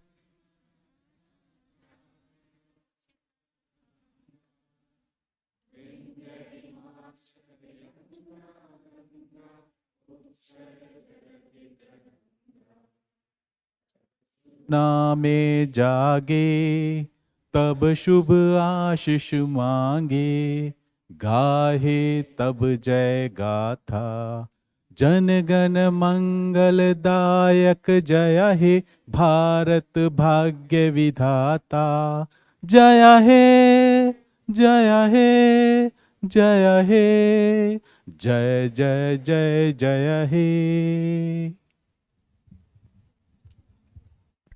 Thank you. Please assemble at 2:30.